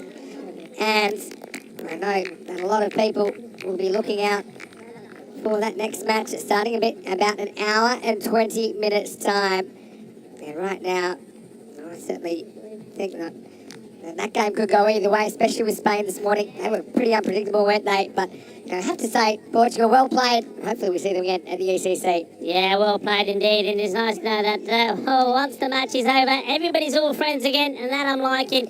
and even Didar and Conrad Greenshields sharing a handshake and a hug. That's what it's all about. I mean, when you're out there, you want to be competitive. Of course, there's going to be a lot of passion out there, but at the end, it's all about being friends. It's all about this ever-growing cricket family of European cricketers, and those guys for both teams have done us proud here, put together a really good match. But in the end, those runs on the board, it's what it's all about. 151 just proved to be too much. It's a valiant effort from Portugal. And remember, look, for the first part of that match, the first 6 overs, they were more or less there or thereabout, weren't they? Especially when that over from Didal went for 90. But Didal, I think, picking up that wicket right towards the end with that Yorker length delivery, that changed everything for me. And then after that, a great over from Zadran. Didn't he bowl well? And then Didal came back and bowled another great over. He's second. MSP went for a few, went for 18, but by then the game was done. So congratulations there to Australia. They will play Spain in qualifier number 2, whereas Portugal, well, we've got to say goodbye to them, but not before they've left us with plenty of highlights. Yeah, no doubt about that. But, well, Spain-Austria, what a game that's going to be. That's really a team on the rise against a team on the slide, if you ask me. Yeah. I think that anything could happen in that game. You don't want to miss it. Confirmation of the start time there. It starts an hour and 20 minutes from now, right back here on the Costa del Sol at the Cartama Oval. And then Ireland 11, well, they're just sitting back. They're relaxing, they're waiting, and whoever it is, they'll be ready for them in match 24, which will start 3 hours after qualifier 2 starts. Well, let's roll the highlights, Rico. And it was going to be an epic chase, wasn't it, for Portugal if they were going to pull this off. 152 required, and Conrad Greenshields, he took it on. He did this earlier in the week. He took the responsibility of opening on. I think he prefers batting 3, but he was out there, he was playing shots. Again, it was a little bit inconsistent at times, but there's no doubting the kind of pluckiness of this Portuguese side. They weren't going to go away quietly. No, they weren't, and I love the way, again, his thought process, his tactics. I like the way that Imran Khan was brought out to the top of the order, and he provided, didn't he? 29 of 14. He played some lovely shots, and him and Conrad Greenshields really made the perfect start for them. They stayed up with the rate. They gave them belief. They gave the team belief. And, well, even 1 or 2 people in the fan zone were thinking, well, hello, are we going to see something quite spectacular here as the ball was being bombarded to all parts of the ground? Well, this could have turned out to be horrible. This was everybody was saying, Mara, and Zadran. He just didn't know what to do. He didn't know what to do. He couldn't pull the trigger, could he? Had 2 alternatives, but by the time he chose one, that window had closed. You see there, plenty of Maximos in this game, no doubt about it. And Zadran, the wild thing, got to say that for the most part he bowled pretty well. So Yusuf came on and he was able to snaffle Imran Khan. Nice shot of that, I'm sure, from Diana in the background with her Peacock Friday shirt. Now it's disappointing that Imran couldn't go further because his run rate required was creeping out further. Although we saw some good hitting from Imran Rao, who went 6, 6, and then 6 again off Dita. He needed to do it more and more. He just felt it was going to be tough to keep it up. He couldn't win the next ball, and then really you could just feel Portugal's chances fading away in this elimination match. That spicy delivery, I think, changed everything for me. It was an absolute beauty, wasn't it? Knocking the off stump back, and well, that was the end of Imran. And then after that, they just couldn't get the power gain that they needed consistently. MSP taking the catch. And another wicket that went down, and from there things changed, and then the other overs there. I think Yusuf coming on to bowl was brilliant. This one was entertaining. Well, how about that for Orlando? But you know when they say don't lose your head? Yeah. Well, he doesn't lose his head, but he does lose his helmet there, Greenshields. But again, that just kind of illustrates the amount of effort he was putting in. He never gave up. He never wanted to give up really here in this chase either. In the end, he was able to bring up his half century. And, well, it just wasn't enough. It was a bit of a lone hand, wasn't it? Decides to keep the helmet on because he'd already lost it once. But you can see there, Portugal, I mean, when it comes down to it, I just think they were outplayed, particularly in the first half. They may look back at some of their bowling. I think that's something that did concern them earlier in the week. The fact that they were kind of struggling to find the best bowling combination. I think that those they used, sometimes they were good, sometimes they weren't. I suppose inconsistent would be the word I would use for Portugal's bowling. Anyway, this is the beautiful Cartama Oval of the Costa del Sol. We're certainly thinking about having a dip in that lake nearby because on a day like today, it could be beautiful. But Greenshields bat through for 54 not out. And apart from that, had some help, didn't he, from Imran Khan, 29. Also, you saw Imran with 20, but really it was always going to be tough, wasn't it, for the Portuguese. And as far as the the Austrian bowling went, I'm going to say that there's a few guys that impressed me in there. Once again, Joey Zadran, the wild thing, wasn't too wild today, just effective, 1 for 15 off his 2 overs. Also wickets for Arsene Youssef, and Dida took 1 for 24. But for me, it wasn't so much the wickets taken, it was the fact that they were able to kind of be economical enough to make that run rate required grow out of control. And that's why Austria get the win, and they will continue on in the competition. Yeah, and don't forget, it's not just the win here. Just look back at their record now, how many matches they've gone with a win, and that's the difference there,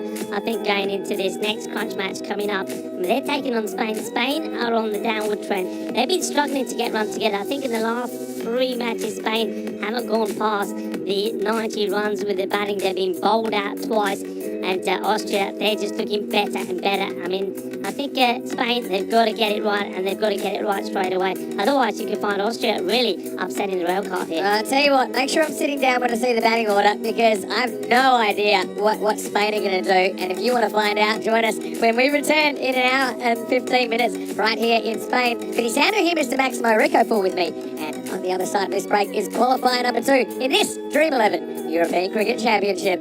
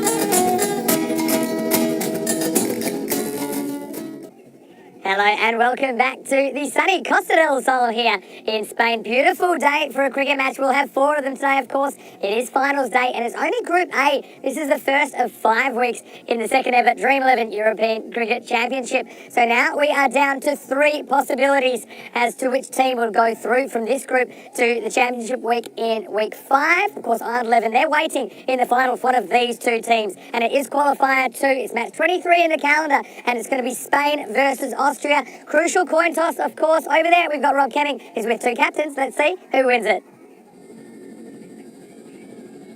Your call. Yeah. Dream is called.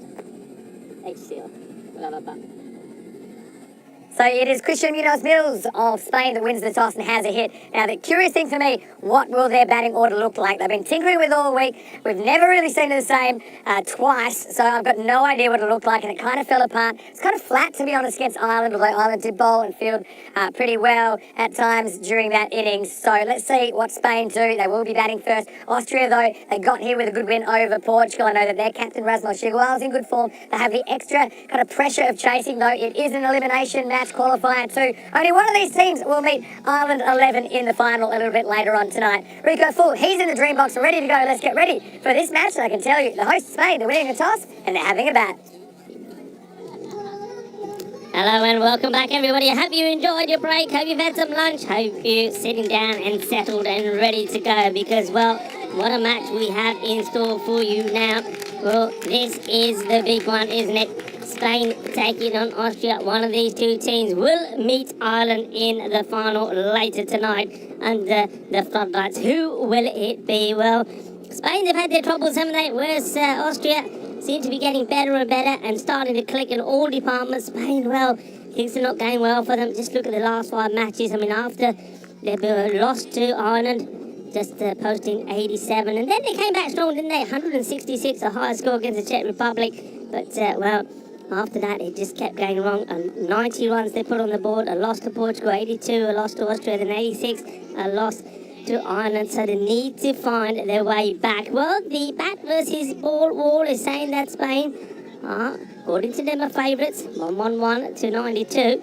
Well, that man will be hoping that is the way. Nice to see a smile still on the face of Corey Ruckus. And let's see, as Vinny Sanders says, what he's going to go with the batting lineup here. I'm sure him and Christian have talked long and hard about this, the captain of Spain. It looks like this is another slight change. Sticking with Mohamed Barber out opening. I think the consensus is that really, because he's such a powerful player, you've got to stick with him up the top, so I can understand that. But to change, they've gone with the left-hander, Hamza Salim, to be his opening partner. Austria, well, they're flying high at the moment, aren't they? We mentioned some of the scores with Spain. Austria, remember, had a good day yesterday, beating the Czech Republic 105 to 87, winning by 18 runs, and then beating Spain last night under the lights. 82 Spain put on, Austria got them 84-7 with balls to go. And then a great emphatic win this morning in that eliminator against Portugal, which is what has given them the opportunity here to play against Spain and try and book their place in the final later today. One of these 2 teams will progress, the other one, it'll be it. That's the end of the journey for them. The big D is going to start off. Danny Rackenstein. Just wait for Frederica Constant to give us the thumbs up. Here we go, first delivery. Bowling to Mohamed Barber. Barber goes, oh, it's dropped. He could have gone for another golden duck. Well, I think he's probably had 4 golden ducks already. This probably should have been another. What a huge let-off that is. Baba being dropped by Dida. Well, that is a big drop. Baba could have gone for 0 first ball. It just goes through his fingers. And how much is that going to cost the Austrian side? What a big moment that was. Baba survives. Hamza Salim Dar on strike. This one is called wide. Good stop there by Arsenal Riff. One thing that they'll be keen here to do is not give anything in what we call the swing zone to Hamza Salim. Anything that's right up there in towards his legs, he's going to crack and crack big and be eyeing up a big shot over mid-wicket.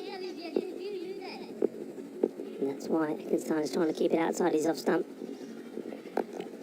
Just guides this one away. Dida attacks it. It's good work from him. Doesn't allow the Spanish side, the host team, to get the single. Plenty of noise out there from the Austrian boys. They're upbeat, aren't they? They would have been after that victory over Portugal.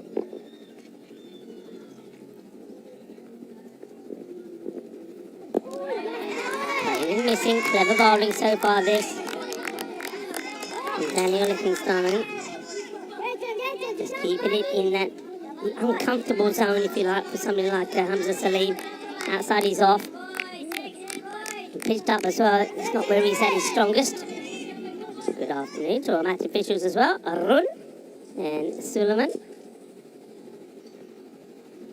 Big D once more. This one is slightly pitched up. And it has a quick throw. And well attacked, well backed up. I think he would have been home comfortable here, Hamza. Baba goes back on strike, and he's got to get that opportunity that he gave out of his mind. Lucky to be there.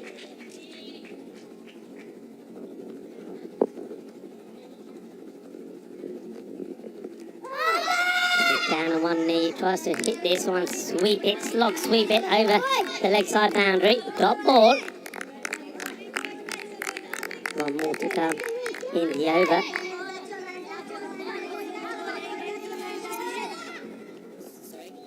Still. Line up the first wicket. Big D. Well, this one has gone big, and this is where he's so powerful. Oh, watch out, that goes clean over everything. That is a big shot, and that is what Mohammed Baba is all about. Gets his clean out of the middle. Well, missed out on the one before, but doesn't miss out on this. Well, the big D goes for a big Maximo, and well, hits that as clean as a whistle. 9 off the first. The thing is, I mean, Austria would be pretty happy with that, but they know that they did drop the chance that could change the contents of this match. Just have a look at those top batters there on the Spanish side. Daniel Dorkai still not being prompted to go up in the order in the opening slot. Prince Diman's batted well as well. 147 runs on the board from him, and Mohammed Baba, you can see there just why he's so key. It's key that he gets back into form as well. And on the other side, well, Shigwal has been amazing. 236 MSP is right up there as well, playing the 2 and a vital role for Austria. Big ball back into the team. Once again, stumps being attacked. This time to the end that Hamza Salim is running to. Yeah, Big Ball has missed a couple of games because of a finger injury. But I think he was up and ready for this one. He knows it's a big match against Spain. And I think Razman Shigwal, the captain, wanting his and all his experience for this match.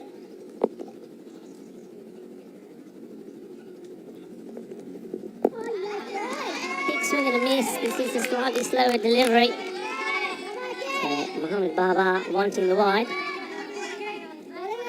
Clever bowling. I think this one just keeps this inside, does it? Yeah, there's nowhere near. And you can see Baba having a look and say, hey, how about this? Well, I don't think he quite knows. It's just where his feet are there.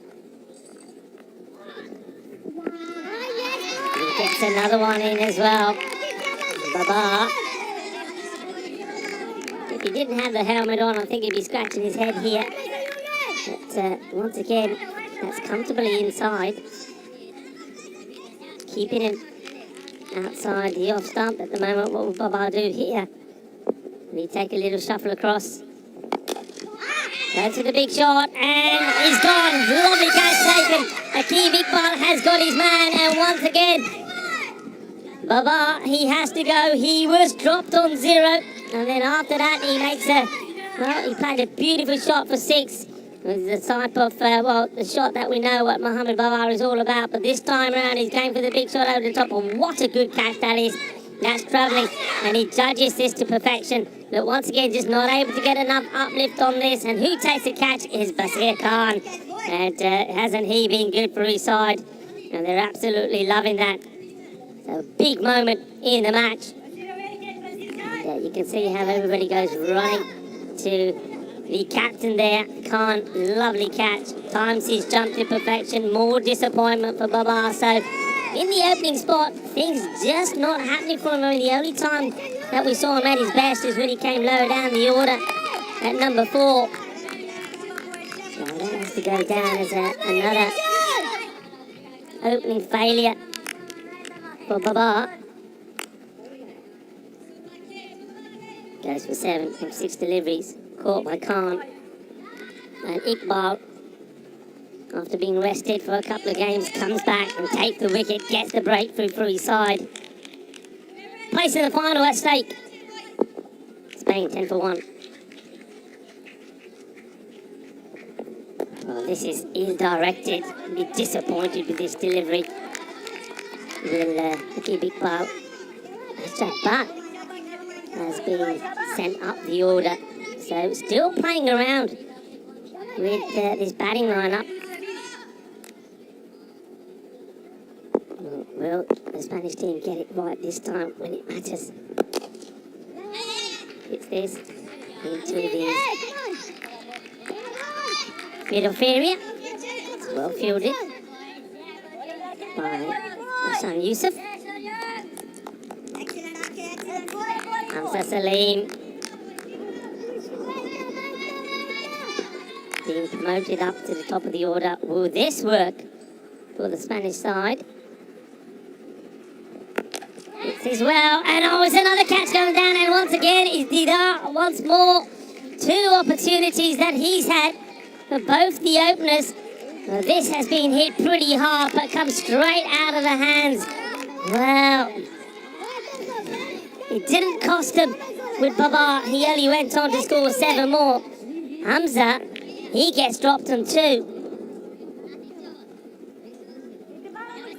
And the same player drops him. Oh, that could have been big, couldn't it? That is also the end of the over. This is where we are here. You can see Group A Finals Day here today. We saw how the results went at the top qualifier 1 and the eliminator. That's why we're here at the qualifier 2. Spain, Austria, together. Ireland waiting for whichever one of these two will meet in the group final later. Rico Full here, the European Cricket Network. You're watching the Dream 11 European Cricket Championship, and joining us now in the Dream Box, Vinny Sandu. Wow, interesting start. Here's the big D. You think, oh, chance? Well, he'd have to contort himself in a way that I think most gymnasts would be able to, so I'm not sure the big D was going to be able to manufacture a throw here. Well, all I'll say, Rico, is a couple of opportunities going down. I know that a few players have been blaming the lights. I don't think you can blame the light right now. Dina just struggling with a couple of chances early here. Yeah, 2 chances. One, he was trying to take above his head, which I think he slightly misjudges. That one is in front of him, hits his hands hard and pops out. I mean, that does happen. They're not easy, but well, what a difference that could have made. Third time? No, this time it's wide of him. He's going back into that same area. And Dida this time not in the frame, but he's not that far away from him, but it is 4 runs. Well, poquito de suerte ahí por el equipo de Español. Y por Hamza Salim. Has had one bit of luck already, hasn't he, when the catch is going down. This one, well, probably just a couple of metres away. Yeah, I mean, it's lucky, isn't it, really? X-Team's been so good to left-handers.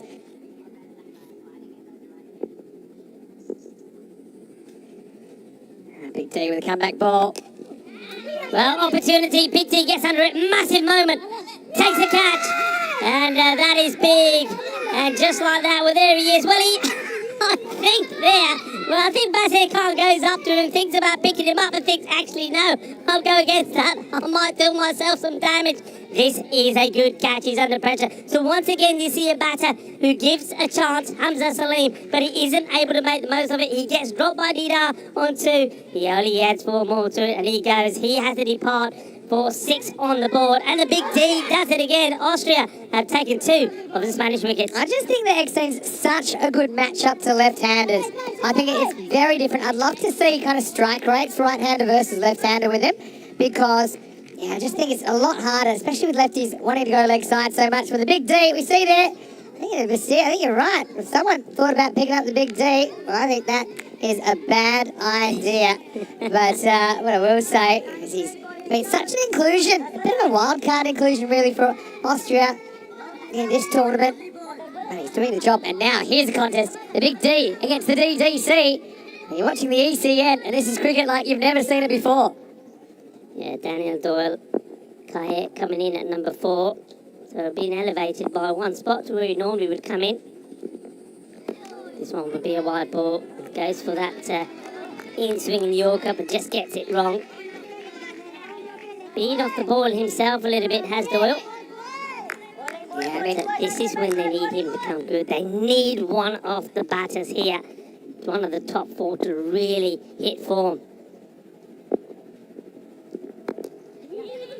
Guides this down to the 3rd. It's picked up well. Just want to say a quick hello to Ramesh Sathisen is watching from Romania in the comment section, as usual. I've been reading some of those. Of course, you can send some messages here and let us know your thoughts. I mean, what do you think at the moment? Spain, can they find their way again? I mean, they've really lost it in the last 3 matches now, right? But like you, Rico, I was just curious to see what kind of batting order we see. Shabat getting opportunity in the top 4. And he'll push this slow enough to think he can make it. He's right. And so they will get a single. Again, what can you say about this guy? And I've got some trivia for you. Do you know that he was actually a teammate of Mohammed Kamran's when they played together in the UAE? So they got a bit of history. I think it's quite friendly history. He has played a lot of cricket as well, hasn't he? All around the world. So he's a very experienced and knowledgeable player. And as a result of that, and as a result of his performance in Austria in the European Cricket Series, I can understand his conclusion in the team. Oh, that's a very clever delivery. The slower ball is not being picked at all by Daniel Dolkaya. Gets a bit of an inside edge. Could have gone anywhere. And that's a good finish to his spell. The big D. He goes for 17, but he does pick up a wicket again. He's been pretty good in that area, hasn't he? Hasn't he been very reliable? And Spain are 21 for 2 at the end of the power play, 3 overs down. Yes, I mean, I suppose the thing is, the theory being, we don't mind losing wickets during the innings. That's what Spain would say, because they've got such a long batting order. But what they will mind is being behind what they think is an acceptable run rate, which they'll think is kind of 12 minimum, right? They've got a 21-run power play. The big D's bowled out, it's bowled well. I think these middle overs super crucial. We'll probably see the Wild thing right now. We'll see Dieter as well. We might even see Hassan Yusuf. This is a very fascinating match that we're watching right now. This is quick, but just a little bit too wide. Good work there from Hassan Arif. Does really well. Take this. Yeah, just gets a little bit late swing on this one, which takes the ball touching that line. Called straight away by the umpire.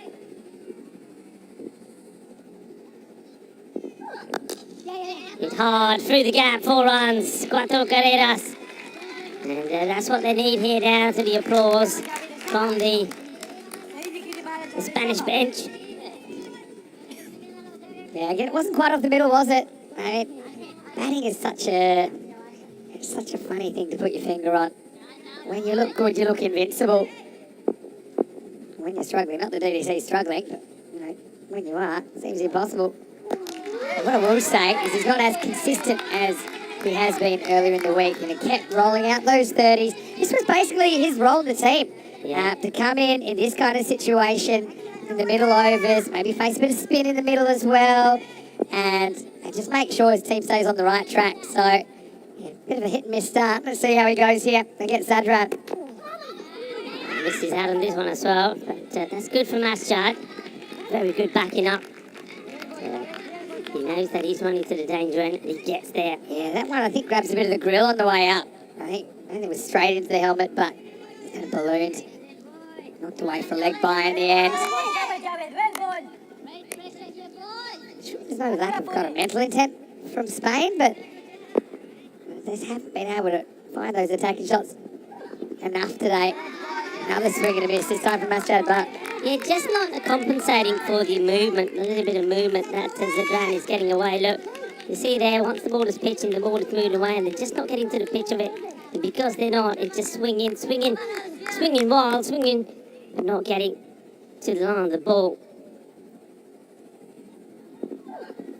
Oh, that's a peach. Absolute peach. What a corker that one is. And that's Chad Buck. Well, he's in the final line here as well. Look at that. What a beautiful delivery. That's the thing about Joey Zadran. Ever since I saw him, and he probably only played a handful of games for cricketers, CC, in Austria last year. I said, this guy has some X factor about him. Just in everything he does. This is well bowled again, and Asjad having a little look at the umpire, and Sullivan Saeed saying, you see that bit of wood in your hand? Use it, buddy, use it. Don't be looking at me with those sorry eyes. That is the end of the over. And it is 27 for 2 after 4. I'm going to say as well, the umpires, they've been spot on with the wides today. I can't really think of one that I've disagreed with, and there's lots of those calls to make. You see no one cracking more than 7 in the first 4 so far.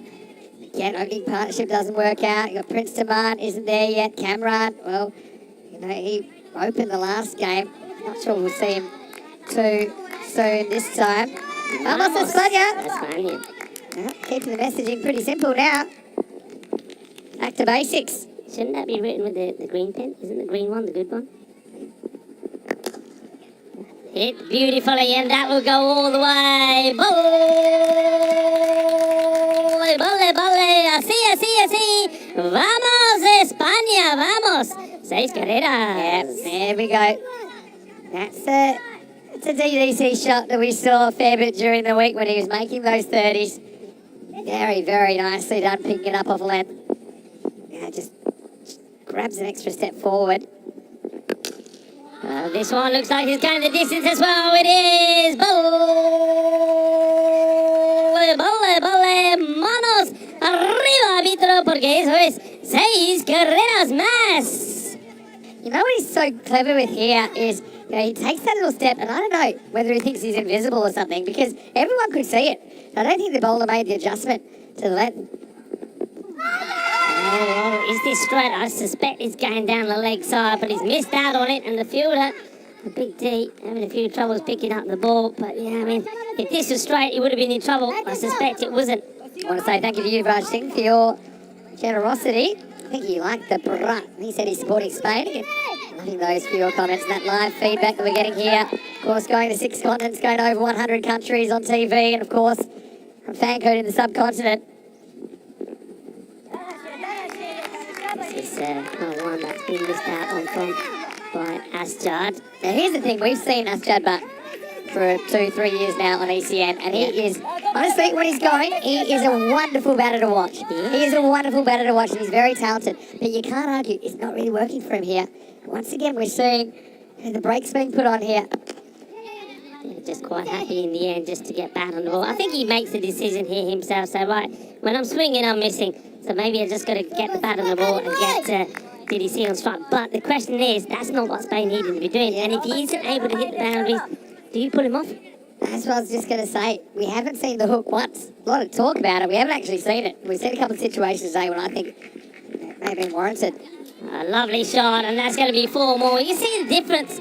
That's it, but he's not able to get the power in the shot. He's not able to find the boundary. And Daniel Dolkaya, well, he is. He gets into the 20s now. 22 he moves on to. He's the one who's keeping his scoreboard ticking. The score moves on to 45 at the halfway point. And what I will say is that the players have a little bit of a break here because it's quite a hot day, and so they do get the ability to take a couple of minutes for a bit of a timeout and a bit of a drink. Well, this is also Peacock Friday, Rico. Yes, I'm liking your Peacock shirt Peacock today. It's a bit of a tradition that's been built up over the year that we do on the European Cricket Network. Because don't forget, it's not just these big tournaments in Cartama that we do. We also do European Cricket Series during the year at various different locations. We go city to city, normally 2 weeks at a time. Yeah. And on Fridays, just to bring a bit more colour, a bit more excitement, we kind of go to Peacock shirts. So I've got a gold kind of a number. I thought that was kind of appropriate. It's very nice, It's actually.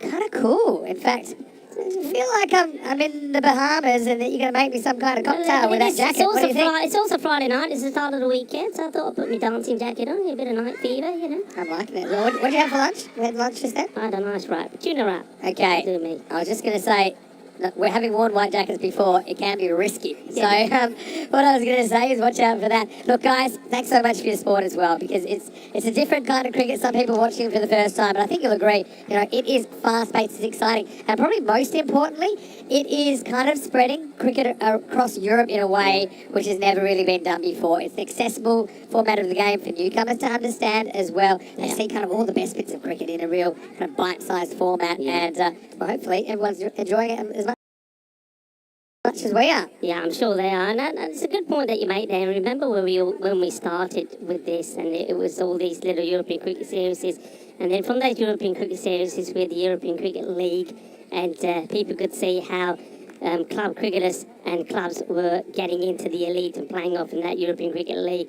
And now we've seen from the European Cricket League the international, the national setup, and how we're seeing those good players from those top domestic clubs coming together and representing their country. I think the growth and the development of cricket in Europe has been sensational. Yeah, definitely has been. And look, if you want to know more about European cricket, you can always go to our website, europeancricket.com. That is certainly a website that there's plenty of information there. And that there's all the scorecards, of course, all the fixtures, all the kind of upcoming tournaments, squad details.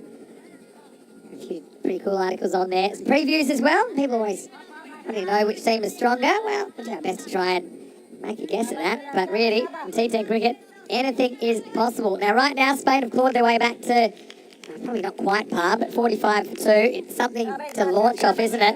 Yeah. I think for me, a lot of this game depends on if Doyle Kayak clicks in this 5 overs versus if he doesn't. Because he's one guy that can hurt you and hurt you very quickly. Well, look at the score, and look what he's got. 22 of them, almost more than half. And he hasn't been there that long. But this is going to be interesting for me. Oh, not sure what's going on there. And somebody's been attacked by a bee, I think. Anyway, did important spell for him. Well, this is more like it. This is what he's got to do. Ashad Bart, well, I don't know what they're putting in his water, but it's livened him up a little bit. The next ball after drink has been sent out of here. Big hit. Boom. Shaka.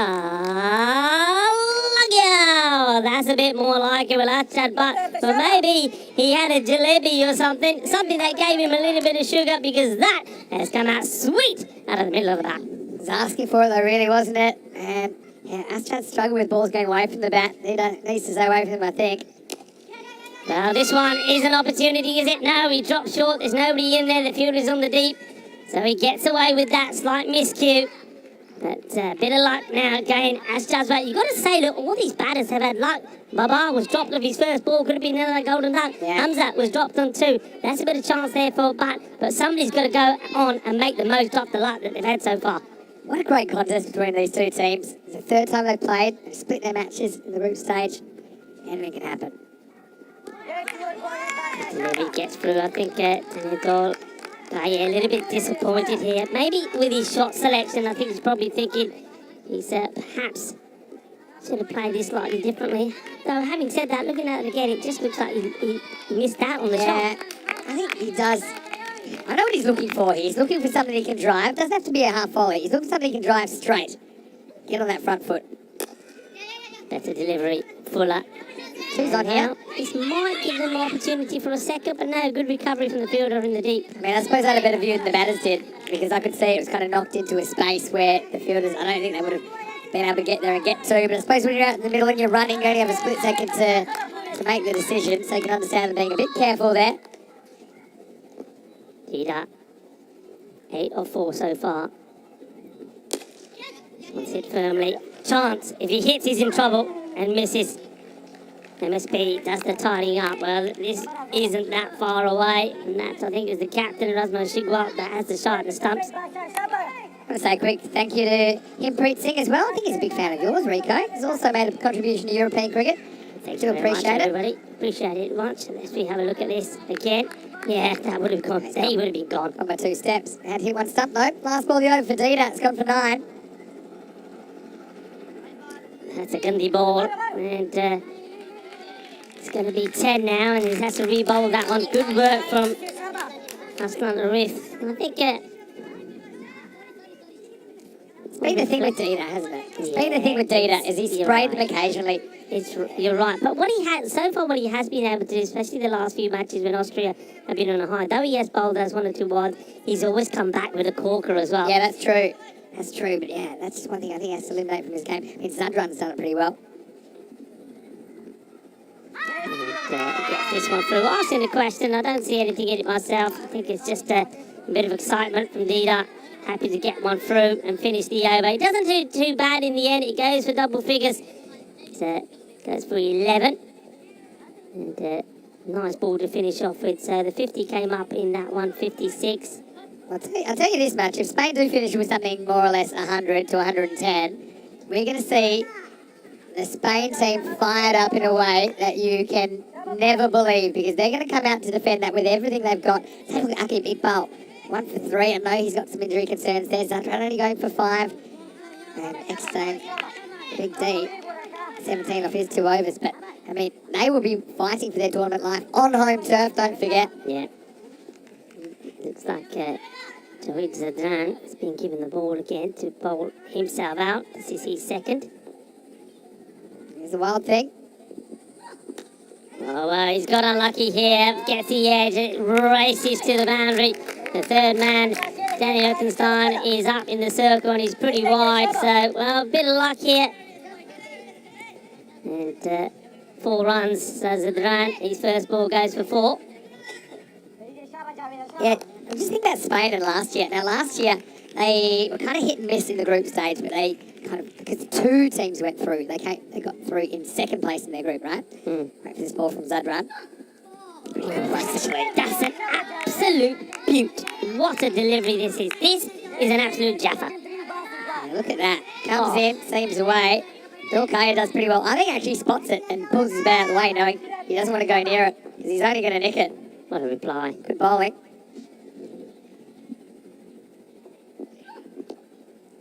It's a bit of pad on the way through. We'll take the bite. So it was kind of a curious tournament from them. So they got through the finals, it was a 16 finals week, but then they did not win a single one of the 5 round robin matches. They were 0-5. But then with the format last year, with the 16 championship week, they had to win to stay alive, and then they did twice. So they went from 6th to 4th. But yeah, they had patches where they didn't play well, they had patches where they did. Oh, this one ends up a full toss, but it's a chance. It's hanging, and it's put down. It's another let off. Big let off. Oh, wow. Can you believe it? And I think that's Zishan Riff. Yeah, I think he gets a couple of chances at this as well. They've been so good in the field up until today, you know. Dida's put 2 down, and well, that one is one that gets put down for Zishan Riff.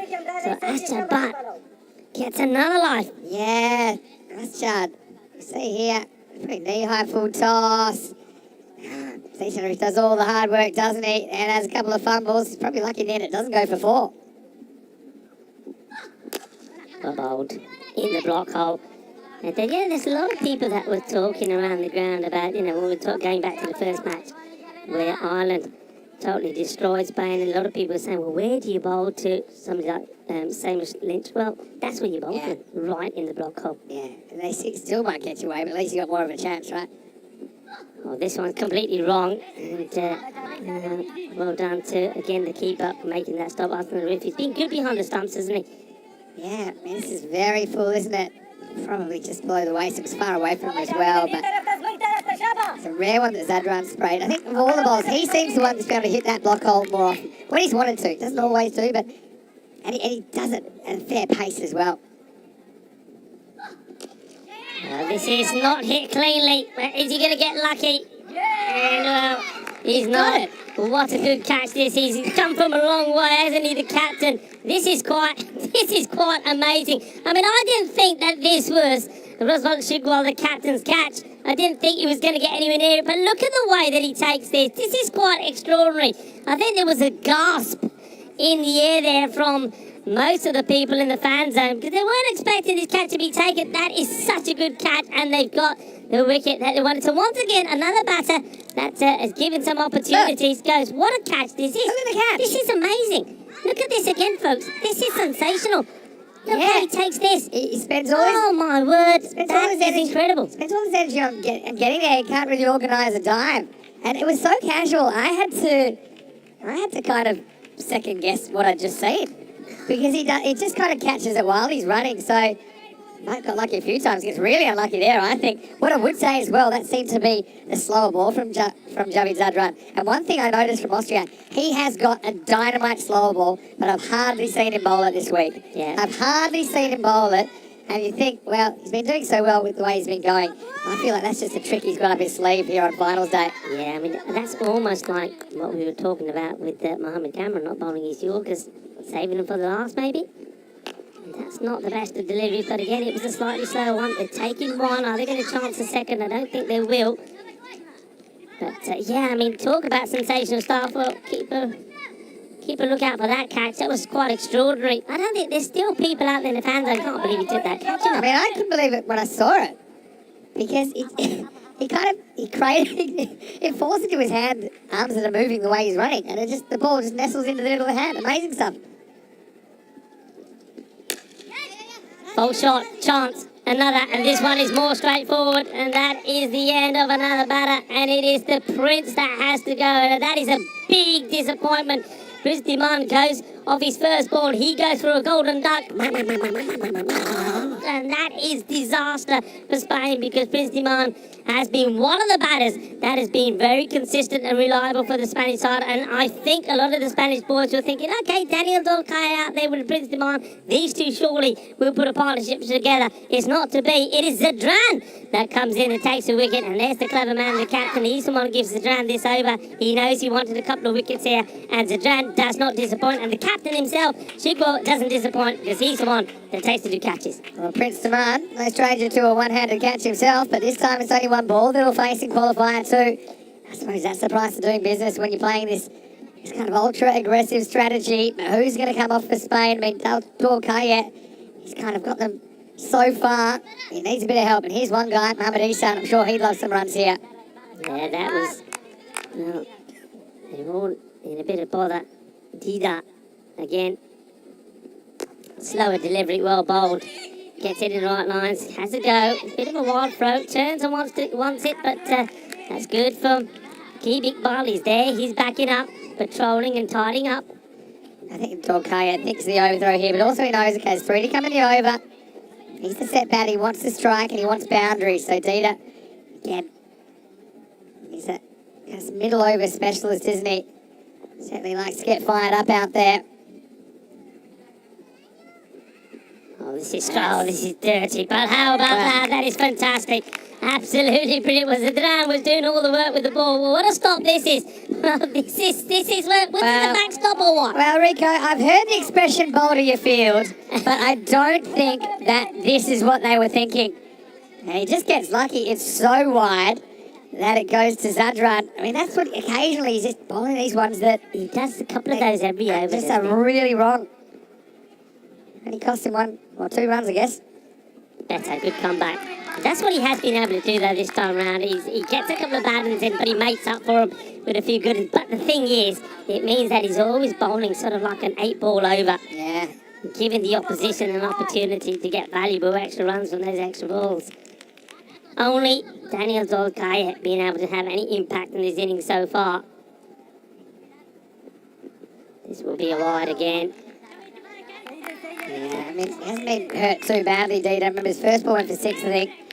And since then, hasn't gone for a boundary. It's been a bit of the all sorts, so if I'm honest. I mean, I still think it's crazy that wide was so wide it went to the fine leg. I mean, if it was not quite as wide, then I think it would have cost him a boundary. Slice up in the air, should be another. Big D takes the catch, and it is another. And it's another failure for Mohamed Ishan. He's a much better player than this, but so are 1 or 2 of the others that have been and gone before him. It's just not happening with the Spanish with the bat. Only the man out there at the moment, DDC, is making any impact. The Big D taking the catch and taking the applause of not just his players, but 1 or 2 of the supporters out there that are supporting Austria. Another one to Dida. Well, after spraying it around a little bit and getting, you've got to say, a tad lucky, he gets the wicket. He gets the wicket off Mohamed Ishan. He goes for a disappointing 1 of the 2 balls. The 3 balls, it happens to be that he faces. Yeah, so it just doesn't click again for Isan. That's disappointing as well. No doubt he's a player that can perform at this level, but he hasn't been able to string it together for long enough this week. He goes for 1, the score 69 for 5. Yeah, so, well, this could be maybe, I mean, we've still got the captain to come in, so he's holding himself back. And remember, Christian went from opening to batting, we did pretty well, well, we haven't seen him yet, but it's nice to see that Adam Aljar here coming up slightly higher up the order where we've seen him. I mean, he made a classic 60 plus, and then since then we haven't seen much of him. Only slightly higher. I think that one is okay, you know, just sneaks this one in. Yeah, I'm liking this delivery. And Dida, well, you know, he's not going back to bowl another one. He says, forget it, I'm over here now, I'm not coming back. That's a good finish from him. Oh, I think that's okay, Ben. You want to see it again? I think that's I don't think that's inside the line. I think some of that's getting the blue. Let's have a look. Final decision. I don't think it's wholly inside the line. I'll probably put it in the umpire's call category. But I feel like Dida's a bit lucky to get away with it. Anyway, it's much straighter than one of the balls in the over anyway. As we get to the end of the 8th, it's 69 for 5. Okay, so 12 balls to go. Call it 70. I think they're looking for around 95 to 100 here. That's what they're looking for. They're wanting to go, if they can, 15 and over 30 of the last 2. And this man, I think, has to have as much of the strike as possible. Good ball back though. Starts with a pretty good slow ball. Clever. Very clever. How exciting is this cricket though? Can you believe, Rico? This is only week 1 of 5 weeks of this. It's just, this is extraordinary stuff, you know, extraordinary stuff. It really is. I mean, it doesn't get any better or any bigger than this. And 5 matches a day, well, come on, what more do you want? Firmly hit, fielder out there, watches it well. The sets come again, in comes the throw. You can see he wants it, and well, it's a good job he doesn't. That's great work out there once again in the field, and it's that man against the Jan. He's on something. I'm telling you, I said it before. He bowls fast, throws fast, drives fast, lives fast. Jay-Z wraps this one into the keeper. And I can't say what I said the other day because it's not night time. Back to the action. And you in trouble as well today. This is a good shot. He gets it over the man, and it's going to be 1 bounce, 4 runs. And that's what they need. They need to see a little bit more of this. And, well, Adam plays a lovely shot. Alja, we know what he's all about. He's done this before. Look, just gets enough of this. He senses that that fielder is inside the ring, and he's able to play and execute this shot really well. Yeah, Iqbal. That kind of slot length, isn't it, really? I think he's going to bowl a slow ball here to Alja. See how Alja handles it. Just got a feeling. There's the fielder out there, takes it on the bounce. Just wants to get a nice easy throw back into the keeper. Wasn't really. Still went the pace on, kind of outswinging delivery. The reason is I think that Alja kind of likes pace on the ball. I think he likes to cut. Occasionally he might get creative, get a bit funky. He likes to drive through the ball. Do you think a key big ball has got an injury? Did he spend the last day at the hairdressers? We can do 2 things at once, can't you? 2 to come here. Short. Oh, well, this one. So is that slower ball? It was too tricky and too hot to be handled. Yeah, so there's the slower ball there. And he saved it up for DDC, didn't he? It was a clever one. He just thought that DDC's the biggest threat. And so he decided to take it on. And yeah, that does change the strike, though. Spain's still not really getting too much going. Last ball, the over. Good shot, and this is going to test the fielder out there, and, well, he does really, really well. Excellent work, and almost wrong foots the keeper coming in, and he finishes the over well. What a good spell of bowling this is from a key big ball. Just concedes just the 10 runs, and picks up that important wicket. That's why it's so vital that they wanted him back in the side. It's good work there from the field here. Look, this is absolutely sensational. Picked it up and gets the throw in. Well, the wild thing, he is wild, and he's all over Spain at the moment, isn't he? Good range there, isn't it? So, 1 over to go. Score 77 for 5. Just a reminder, look, we'll do this during the day, maybe even the second innings. If you want to send me a message at Mr. Maximo on social media, on Instagram or Twitter or Facebook, wherever you're watching from around the world. You can send Rico one as well. We can address your questions as well if you can't get in the comments section. Here we go. Last over. This starts with a wide. And a bit costly, I think, as he gets DDC back on strike. Once again, finds himself in the 30s. It's kind of been his role this week to kind of come in if they've lost early wickets. It pretty much has happened a lot of the time. Just get them to an acceptable total. Yeah, they're going to be very disappointed with the extras they've given away here, Australia. Now, get more on that in a second. This one has been thumped and this goes the distance. Volley, volley, volley. Well, that one ends up in the bar and is ordering a Victoria Cerveza. What a big hit that is into the fan zone. That's what Spain need here right now. A lovely hit, and take that. Toma, eso es una grande, eso es una Ariana.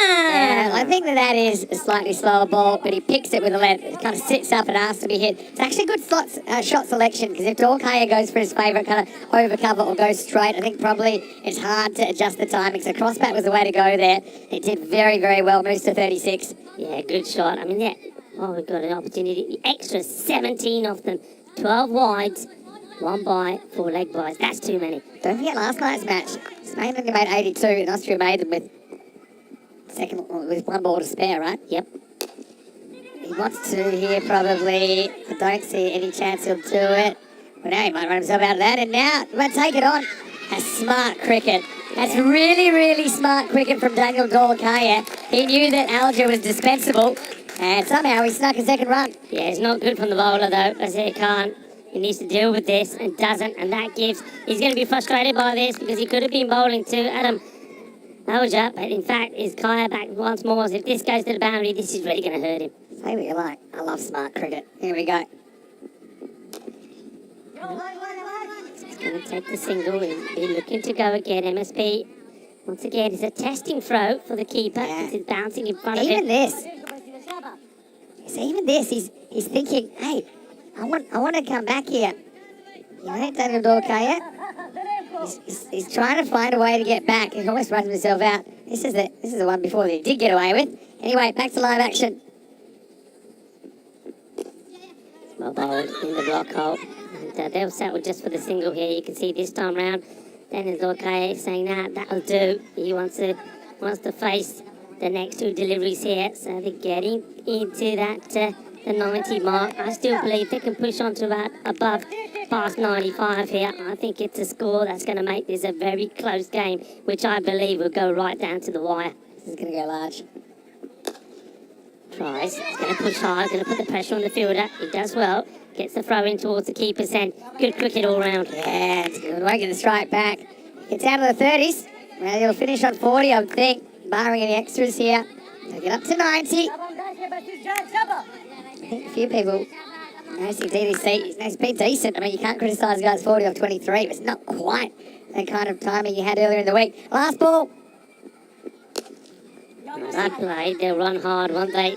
It's going to be 1. In comes the throw to the keeper, and well, that would be with that, and they're going to finish on 91. So don't quite get to the 95. And I was thinking would be a good score here, and the challenging one was still is in the 90s. I can still tell you this, Vinny, that Spain, well, of course they're going to come up firing because they know they've got to bowl and field brilliantly if they are to make it into the final, where Ireland wait to face either Spain or Austria. But Austria, they'll be pretty happy, pretty satisfied with what they've done. If you're saying to Razman Shigwell before the start of this match, look, you're going to contain this team, and he sees that team and that lineup on paper, the Spanish side, to a score of 91, he's going to say, yeah, thank you very much. I'd certainly take it, but also Spain will feel this is a defendable title. I think they will feel, okay, they've got the runs on the board. Nobody can take them away from Team España. Well, there's you-know-who.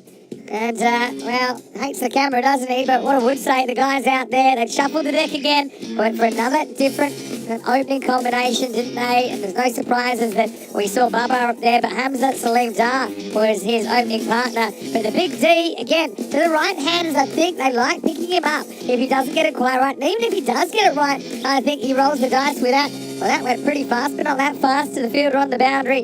And so, you know, when the left-hander was out there, though, I thought the big D also looked pretty dangerous. Ake Iqbal, could see him back as well in full swing. Bashir taking a good catch there. And yet, just see that Austria had Spain on the ropes pretty early, despite, you know, the odd shot getting away to the boundary.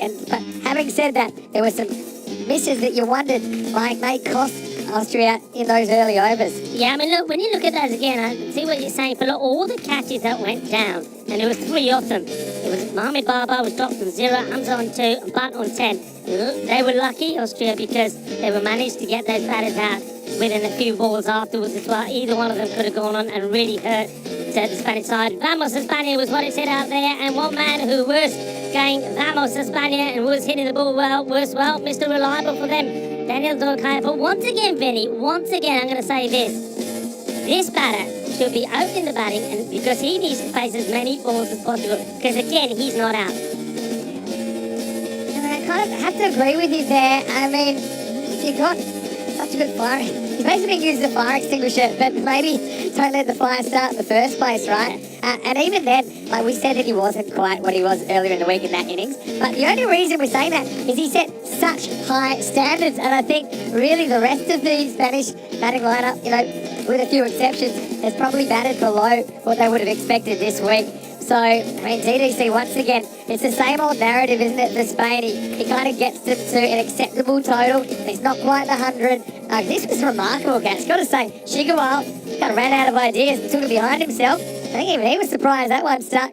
But, you know, when it came down to it, you know, Aschad, he'd had a few lines before that. He didn't get away with this one. Yeah, but for me, Daniel Dorkaya, again, super important when he went after the bowling. You know, 3 6s, 3 4s, striking at 174. So around him, they typically lost wickets apart from Aschad and DDC. No one hits double figures again. You know, Spain, you know, they had the kind of batters turning over, but no one was really clicking, you know, except for those couple. Yeah, and Big D in the action again, and doesn't he love being out there and showing what he can do? And, there were some nice shots here, and you saw Adam Alja came out late on, but Austria, give them their due. Look, the only thing that I think will disappoint them, look, the catches they dropped didn't really hurt them, but what will hurt them is those extras. I mean, there was too many extras there, 17 of them, I think it finishes up with. And, well, that in a close match like this could really go to hurt them. They're kind of clever at the end with, you know, the way Dorkaya was trying to steal the strike back, so I can understand that. And the team's pretty keen to get in and get changed, have a quick drink,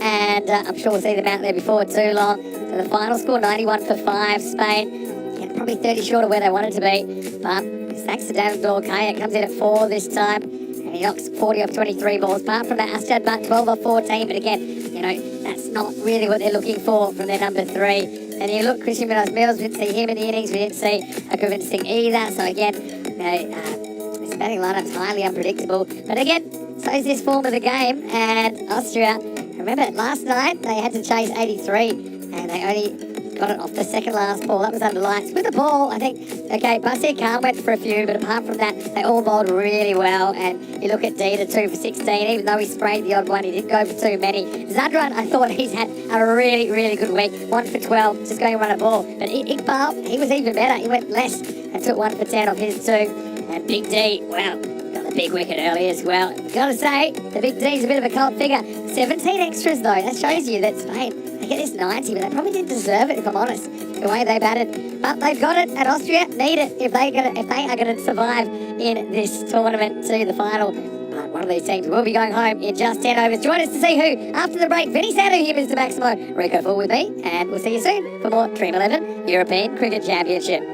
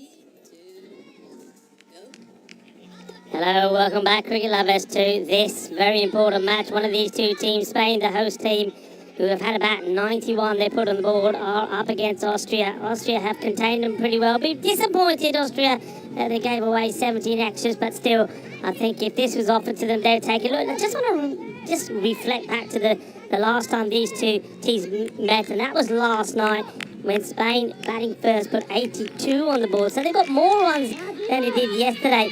And they almost pulled it off against Austria. Austria got there 84 for 7 by 3 wickets, but only thanks to an incredible knock from Zishan Arif. He scored 63 off those 84 runs. Nobody else performed, and that was a player of a match performance from him. So really, Spain will be thinking, if they bowl and field the way they did yesterday, that they have still got a big chance here. They've got more runs on the board than they did, but one thing they do need to do is they need to pick up these wickets quickly. They need to get the breakthrough in the power play, and one man that can do that and has done it more often than not is Mohammed Cameron, the hitman, as we get ready to go. And they've gone with the left-hander Hassan Yusuf up there with MSP. Yusuf has he's been effective. He was effective the first couple of times that he went up there in this opening partnership, but the last few times he's just not really got going. So a big moment here. We're just waiting for our official timekeeper, Frederica Constant, to give us the thumbs up, and we've got it. So here we go. First delivery. And this has been hit pretty well. Could be a catch straight away, and it is. It's the first baller. And it is Hassan Yusuf who goes first up, and Christian Munoz Mills takes the catch, the captain. Vamos, chicos, vamos. Así, así. And, adelante, adelante, equipo La Roja. And they get the wicket, and that's what they got to do. And you can look at him, Christian, the captain, there saying, vamos, vamos, chicos, vamos. And Mohammed Cameron, no celebration from him at all. Just focused, switched on. Doesn't get this right. Catch is taken. Big moment. You can see what it means to him, and that's what they have to do. So a golden duck from Hassan Yusuf. And once again, it hasn't quite worked for him. So Cameron, that's what he's there to do. Take wickets. Gets the breakthrough. And the noise around the ground, not just on the field of play, but of course it's the Spanish players that are making all the noise, but also in the fan zone, just erupts there. A lot of Spanish support here, as you'd expect. The home club, the home nation out there. And that brings to the crease the captain. This is massive. Rasmal. He's been so key to where Austria have got in this series. When he plays well, the team does well. Mohammed Cameron now. Wicket off his very first ball. Sprays this one down the leg side. This is such a good take from Mohammed Ishan. That is so good. I mean, this one is quick. Fire down the leg side. And, well, he has to take this. Otherwise, this is going to be 5. Brilliantly done from Ishan. Not the best first delivery, though, to the captain of Austria, Chigual. Focused is Cameron. Look at the look on his face. Oh, this one comes in a fair bit, you know. That is quick. Let's have a look at this. I reckon he gets a fair bit of in-swing here. Let's see how much this moves in. Oh, look at that. This is when he's dangerous. And we've seen him bowl these sort of deliveries that have been unplayable if he gets this starting and off and coming in. I reckon this may be the quicker, shorter one. Let's see. He's not afraid to bang it in. Mohammed Cameron. Goes down the leg side once more.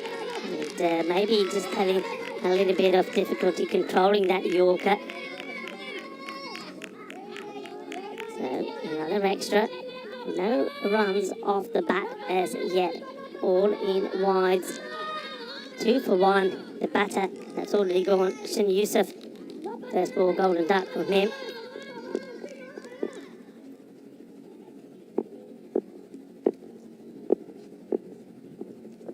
Oh, well bowled. Well, that's that Yorker. What a great bit of cricket this is. This is an absolute gem of a delivery, and how well this is being blocked. What a great ball that is.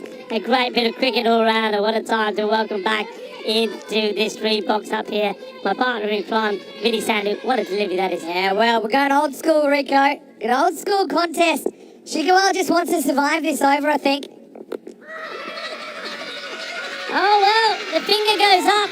I thought I heard a bit of bat on this. I have to be, if I'm honest, I heard a sound, but I like to see this again. Well, Shigwell can't believe it. Wow, this is a huge moment.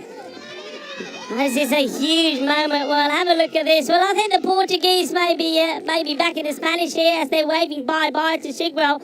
Well, oh, wow. There's a couple of things here. One is, look at this. One is, I think this may have taken a bat. And secondly, the height on this. That looks to me like it's going over the stumps. It's quite... he sees the finger going. He's saying, what are you talking about? For me, there are a couple of things that are marginal at best. One of them is, where does the ball pitch? And I'm not 100% sure it pitches in line. The other thing is it's climbing, isn't it? It seems like it might have even got above the pad, even though he's quite far back. And the height as well. I mean, when it comes down to it, you don't want to be missing any that are that close. And that's a big moment in the match. Shigwell goes without scoring, and now it's 2 for 2. That's a big moment. Big moment in the match, this. I think that might have, first of all, where does it pitch? Maybe just... The problem with it is pitch is so short, it's hard to tell. I mean, yeah. I think the number one word I've got there is doubt. I've got doubt. It may fulfill the criteria. It just doesn't seem to me like it was an obvious LBW. Some would say umpire score, but when I see that again, and when I saw it first up, I was surprised. Seeing it a couple more times, I still am surprised, but umpire score. Good luck. Who's next? Sishan. Picks up that. That might have been close. Oh, I love the drama of finals day. We're only Group A, Rico. Hey, what I will say, though, I picked it a mile away. Cameron, hardly bowled a Yorker this week. And now, this is the first game Spain have played where their tournament is on the line. Yeah. They lose this game, that's it. And so we've seen a couple of times, he's really trying to spear in that Yorker. Now, normally when we see him bowl at club level, he just bowls, doesn't waste any time, bowls the first ball, bowls the guy out and gets on with the day. But he's using it as a surprise tactic. And I'm telling you right now, Mark Simpson Parker knows he's going to get a 140km/h Yorker at middle stump right now. But he also knows he's not going to be sure if he's going to be able to get bat on it, because he would have seen it a million times before. Big contest here, 3 for 2, last ball of the first. Oh, wow, I wasn't expecting that. That was quick. Do you know what I think this is? His hand. Well, Cameron's had a few little niggles this week. It could be many things. I have a feeling those mind games. I have a feeling, though, he's only got one ball left in the over. Normally he'd go bounce the Yorker, but he only has one ball to spend. So that was his version of just doing something to disrupt the concentration of MSP, who has to keep out this thunderbolt. There it was. Does well. Good enough to get that on it. It wasn't quite in the block, though. Not too far away. What a first over. Game on, Rico. 3 for 2 after one over. Yeah, game one. You got to say here, I know this is a brave call, but bearing in mind what we saw yesterday between these two teams, I know that Zishan Arif is still there. Is he going to be able to do the same again? But, that wicket of Rasmus Shigwell, the captain, going for 0, and then before that, of course, Hassan Yusuf, he also went without scoring. That's a big moment for me. This is going to have to be an amazing comeback for Australia. I know it's only 2 wickets down, but those wickets that have gone have been key to their success up until now. So, that Austrians, at the start they planned, especially the loss of the captain's a big one. You got Zishan Arif still there. Well, he's there, I should say. But he's been there kind of since his return from the team from a self-inflicted knock, but he knocked himself into some good form though, Rico, didn't he? And remember, he scored 63 in this contest last night when they chased down the 83 target. Prince Diman.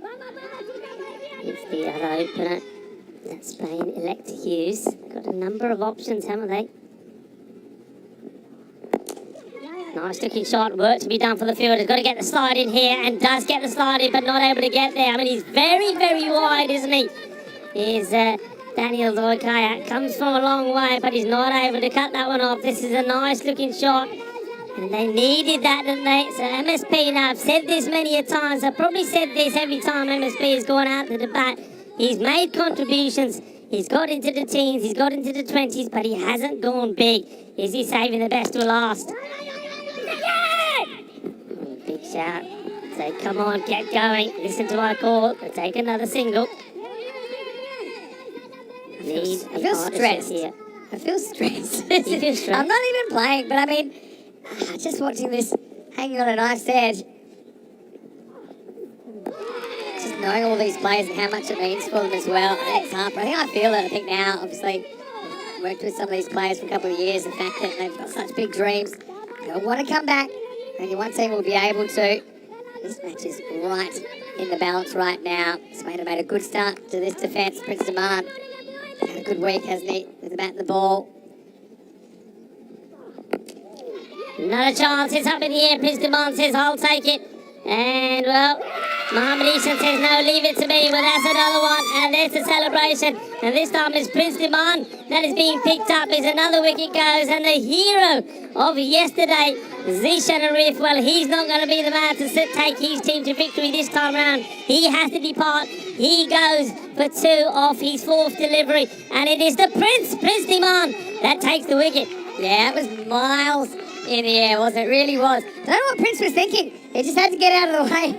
And I noticed the keeper's ball. I don't know if Prince outranks a wicket keeper. I don't think on the high ball he'll leave this to anyone else but the man with the gloves. I was just worried the Prince had kind of put off Isan, but he tracked it all the way. And when it came down, slight little adjustment at the end, gets 2 gloves around it, preferring Isan to Alger with the gloves in this game, Spain.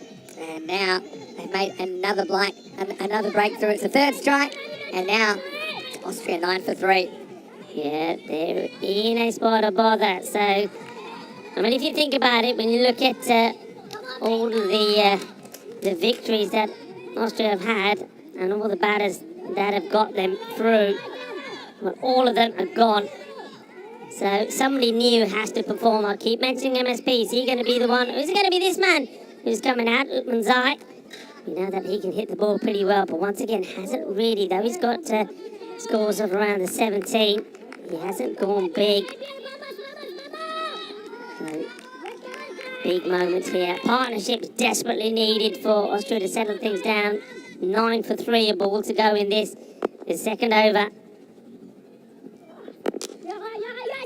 It's the single, making them hustle. There comes the throw. Oh, this would have been really close. And actually, it's Arsenal and Riff that actually comes in. They don't go with Utmanzai straight away here. Yeah, interesting. They've done that. Oh, just kind of didn't take off that quickly here. Arif wanted to run, but wasn't really that enthusiastic about the speed at which he was taking it. Anyway, it's the end of the 2nd over. Score is 10 for 3. Look at this. I mean, how close would this have been? Cameron fires it, and he would have been out. Yep. I think that would have been out if he hits. I think Cameron knows it. Well, just a reminder, if you've just switched on to the European Cricket Network, maybe through one of our partner broadcasters all around the world, we have more cricket coming up tomorrow and Sunday. That's on our YouTube channel. And then we have more cricket coming after the ECC in the European Cricket Series. We'll head to Malta, and then we go to... Actually, we go to Croatia, then we go to Malta, and then we come back to Spain. But this time we'll be in Barcelona, where quite a few of these players are from, including Mohammed Kamran, who's getting another over here. Yeah, Mohammed Kamran, they've always bowled him out, haven't they? They've never held him back, and I think this is all about probably Cammy saying, look, once I've started, I want to finish. I don't want to get cold and have to come back again. And the way he's been bowling at the moment, especially getting those Yorkers game, you wouldn't want to save him. Well, this is clipped away. This is a nice shot. There's nobody out there. Intelligent batting, just using the pace of Cammy. And Cammy straight away points and says, right, okay, I want to change in the field. And he's getting that change. So Gurinder Singh, he's making his way back to the boundary here. So somebody from somewhere will be coming in. Let's have a look who's coming in now. So we've got the man who's gone on the behind square boundary. Yeah, so that's kind of getting the bouncer in MSP's head by putting that guy there. But I think it's a bluff. I think he's still going at the stumps here. Chance, a miscue. Christian comes in, takes a catch. And well, this is a soft dismissal from MSP, and he knows it. He doesn't really hit this at all. It's almost like he is expecting, as you said, the bouncer. I think and, well, gets a bit surprised that it's not, and then just hits this ball straight into the safe hands of the Spanish captain. It's another wicket that goes, and look, really, when you lose 4 wickets in the power play, there normally is no coming back from it. Yeah, normally, there's nothing normal about this game, though, at the moment, I don't think. And I think, you know, you're spot on, Rico. We kind of nailed it. You put the deep square back. You only get 2 outfielders, so where they are, as a batter, use it as an indication of maybe what you're expecting. So even though it wasn't the full Yorker, he wasn't really prepared for the drive. MSP, disappointment for him. He's not going to get his nation home this time. He goes for 9, and the score now 15 for 4. Yeah, 15 for 4, and they're in a spot of bother. Mohammed Cameron, look at those figures. 3 wickets, just 8 runs conceded. And, well, with that wicket, he goes joint at the top of the bowling stats. Wicket takers level now with Matthew Humphries from Ireland on 13. Cameron's had an interesting day, put it that way. Didn't start great, but now it's starting to turn around a bit. He's got 3 for 8. He's still got 3 balls remaining here in the power play. Goes to the short one, and quite happy just to let this one go through. It's Akeem Iqbal who, well, for the first time, has sort of been promoted to the top of the order. It's either going bouncer Yorker or bouncer Yorker. There's definitely a Yorker coming up. Either this ball or the next. This is the scary one, because you don't know which one it is. And if you guess wrong, it might be lights out. Iqbal on strike. He's quite happy just to defend this. And Cammy gives a big smile back to Akeem Iqbal. Not often you kind of see a bowler off at this level of T10, but I think this is one time that you do. You can't afford a 5th wicket. Okay, you can kind of reset a bit with a Cameron-less attack from the next over. Last ball for Mohammed Cameron. He's trying to get it through the gap. Good work. Oh no! Oh, he didn't go straight away there. Well, I think he gets home in the end. Wow, that was an easy run. Basir was sleeping on his bat. It's okay, he can't bowl any more balls now, Basir. Well, I had no idea this was coming. Look, Basir, it says no. It says it's nobody in particular. Akeem Iqbal never looked at him. Wow, they're so lucky to get away with that. That would have been absolute schmozzle. But as it is, it's the end of the power play, 16 for 4. Yeah, they get away with it, don't they? Very, very lucky there. Oh, well. 16 on the board. 15. Oh, can you imagine that, though? That really should have been a run-out, I'll be Yeah, it honest. should have been. It just takes a little bit too long, doesn't it, to get the ball through. So that was Prince Diman as well. I think he just was a bit confused which end to go, and by the time he made his mind up, the bat had just got back. Yeah, look, I mean, he had to do a bit of work first. Prince is like, what? You know, Prince just thought it was a single. He didn't realise either. Here's the thing, you know who I blame there? Both the batters, because neither one of them were looking at each other. That's the lesson you learn if you want to run between the wickets. Well, you got to know, it's not just about you. It's what the other guy is doing. You should never have 2 batters at one end. Okay, get a sense of where the ball is, but then look at each other. And it's not just calling, it's also body language. You know, if a guy's saying yes and standing still, don't run. You know, sometimes under pressure, people do funny things. You got to kind of work off the body language and have that eye contact and that understanding with your partner.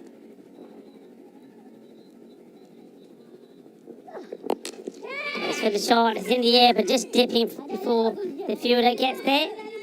Mohammed Cameron is the man. Comes in. Well, what a spell of bowling from him once more. Mohammed Cameron, the hitman as we call him. 3 wickets. Concedes the 9 runs, and he's put Spain in the driving seat here. And man, that's been very, very good for Spain now bowling. Atif Mohammed goes for the big shot, and I think he's getting this. It does. It goes all the way. Bolle. In la zona. Así me gusta. Manos arriba, árbitro, porque eso es 6 carreras. I wasn't sure if he got it straight away. I don't even think he was sure, to be honest. That one carries all the way. Maximo time. Atif Mohammed. He did go for 36 this morning, don't forget, in an over. It would have been the first time in his life I think that would have happened. Oh, this is an uppercut. Has he got enough of this? Oh, my word! That is a jalebi catch! Absolutely fantastic! Adam Alja, what a catch! Take a bow! Superman has got nothing on me! That is sensational! Well, is that the catch of the day or what?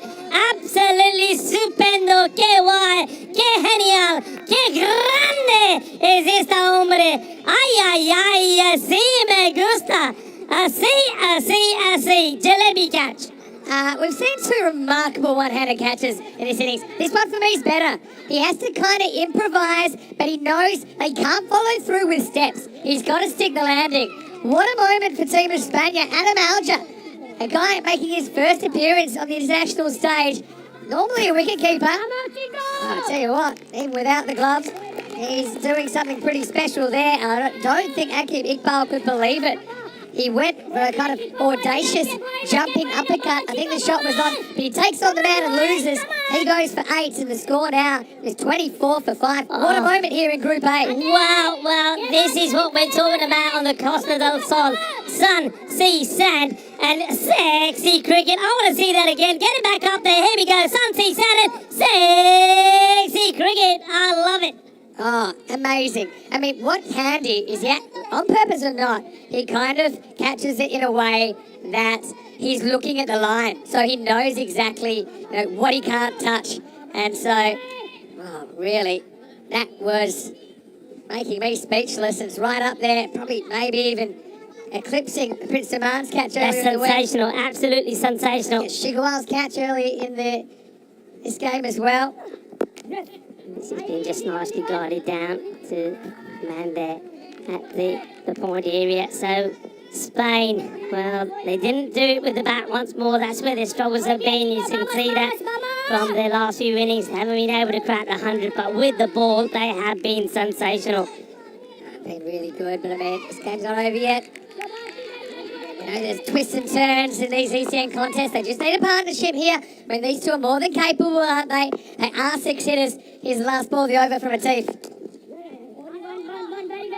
Not that run rate required as well. I mean, it's not out of control just yet, but what is out of control is the wickets. They've lost 5 in the first 4 overs here, Austria, and the score now is 26 for 5.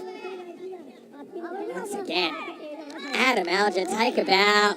I mean, it seemed like a bit of an improvised solution, really, because he wanted to know where the boundary was, and that seemed like it took priority. But no one cracking double digits yet for Austria in the first 10 overs. Look who's still to come. They got the Wild Thing still to come. For Arsenal Reef as well. Got Big D. Actually, if he wins the game for Austria. Well, I mean, this is just sensational. Look, folks, I don't care where you are. I don't care what cricket you've seen before, but I'm telling you this. You don't see better than this. You tell me where you've seen a better catch than that. This is the European Cricket Network, a frenzy of action-packed entertainment that's serving the world with the most entertaining form of cricket that you'll ever see. And there's no doubting it. You will not see a better catch than that. That was sensational. Back to the action here. This is down the leg side. I think does he get a bit on this? No, the umpire signals the wide. And this time, this is going to be 5 of them. It goes all the way down the boundary. Now, they don't want to drop their standards here now. This is so important. Well, this is one that he just couldn't get hold of. The wicketkeeper, Mohammad Ishan, diving full length to the left. Got to keep this tidy. Wow. All right. Just a couple of things going Austria's way. Like this wide. Yeah, he likes it. Ishan might need to get his prescription checked here. Wide called again. Yeah, seem to think that was quite wide. Must have thought there's maybe a toe of the bat on this. I don't think so. This is Hamza Slim Dar. Just feel this game's got a twist in it. It's got a feeling. It's got a feeling when you look at the batters here at the crease. They're both very capable. If they come off, you may have a bit of a close contest. May not though. Well, this is going to be 5 more. Well, what's happened to Hamza Salim now? I remember back in Barcelona when he has had these sort of issues before. And we haven't seen any of that. And I kept going on about it, that it's good to see that he seems to have got his rhythm right. He seems to have got his line right. And it's all going a bit haywire here just when it matters. And they don't want to open the door here again for this Austrian team. They want to keep it close. They want to basically seal this victory. That's 11 runs in extras.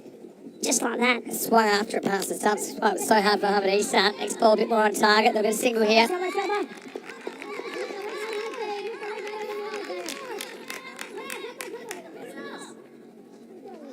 Well, what a tense game this is. It's silence all around the ground here. Everybody, looks like majority of the people are rooting for Spain.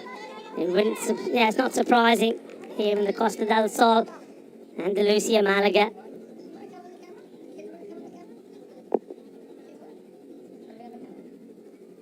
Hamza Salim just drops the bat on this, thinks about taking a single on the side against it. But that was just 12 just off one ball, which is quite incredible. When have you ever seen that? 12 runs of one ball, courtesy of those. Well, 2 lots of 5 wides and the other wides there as well.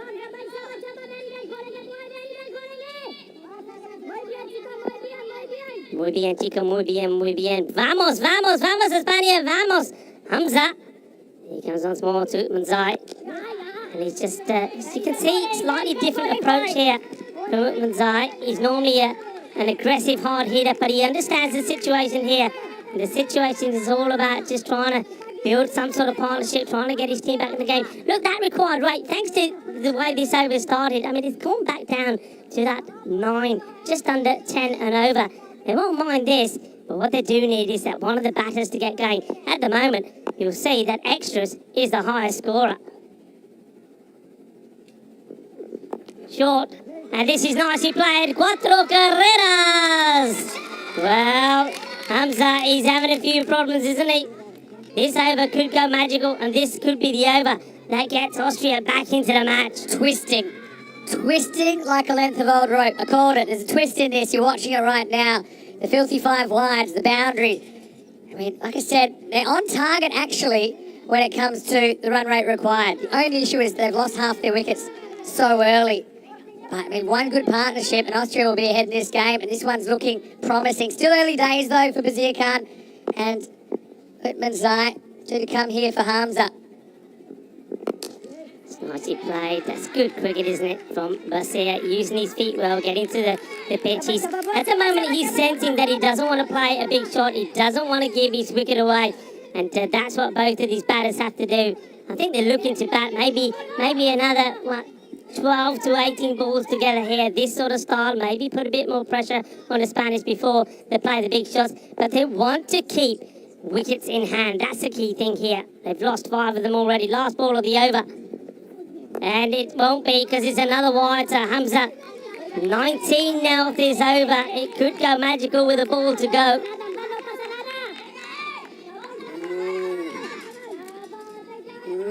Watch a lot of cricket, Rico, you know that. You have to.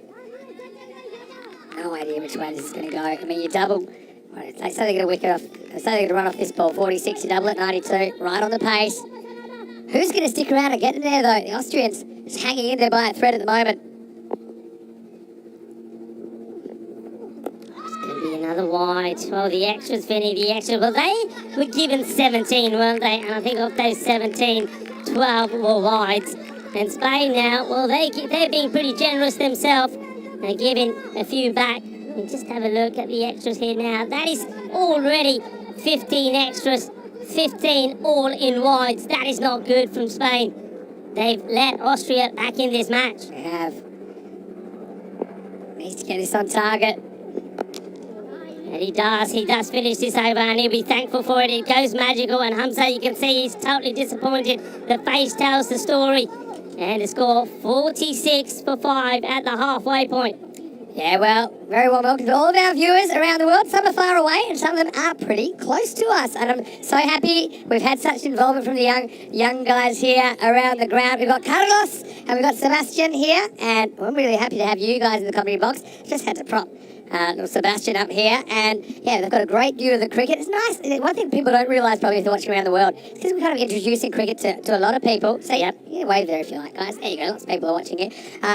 that they kind of get excited about cricket by coming up to the commentary box. They kind of interact while we're commentating. So it's a bit of multitasking, but I think it's worth it because I love to show people the spectacle of the European Cricket Network. It's been absolutely wonderful, isn't it? And yeah, I mean, the one thing I've loved and one thing that they do so well here in the Costa del Sol, and especially here at the Cartama Oval, is get the kids involved and get them coming here, not just playing cricket but watching cricket. And we absolutely love the schools coming up here and seeing, well, what we see from up here and seeing some of the devices that we use. I've loved the cricket school project as well. We've had kids in every day from the Art Christian School. Yep. They've been getting involved, and the players have been signing autographs. They've been doing training drills. Again, the way to make cricket more established, it's the players of tomorrow that you need to invest in. So, yeah, I'm super excited, and, hopefully we see plenty more of it in the weeks ahead. 46 for 5, we double that, you get 92. You double 5 wickets, you get 10, and the game's over.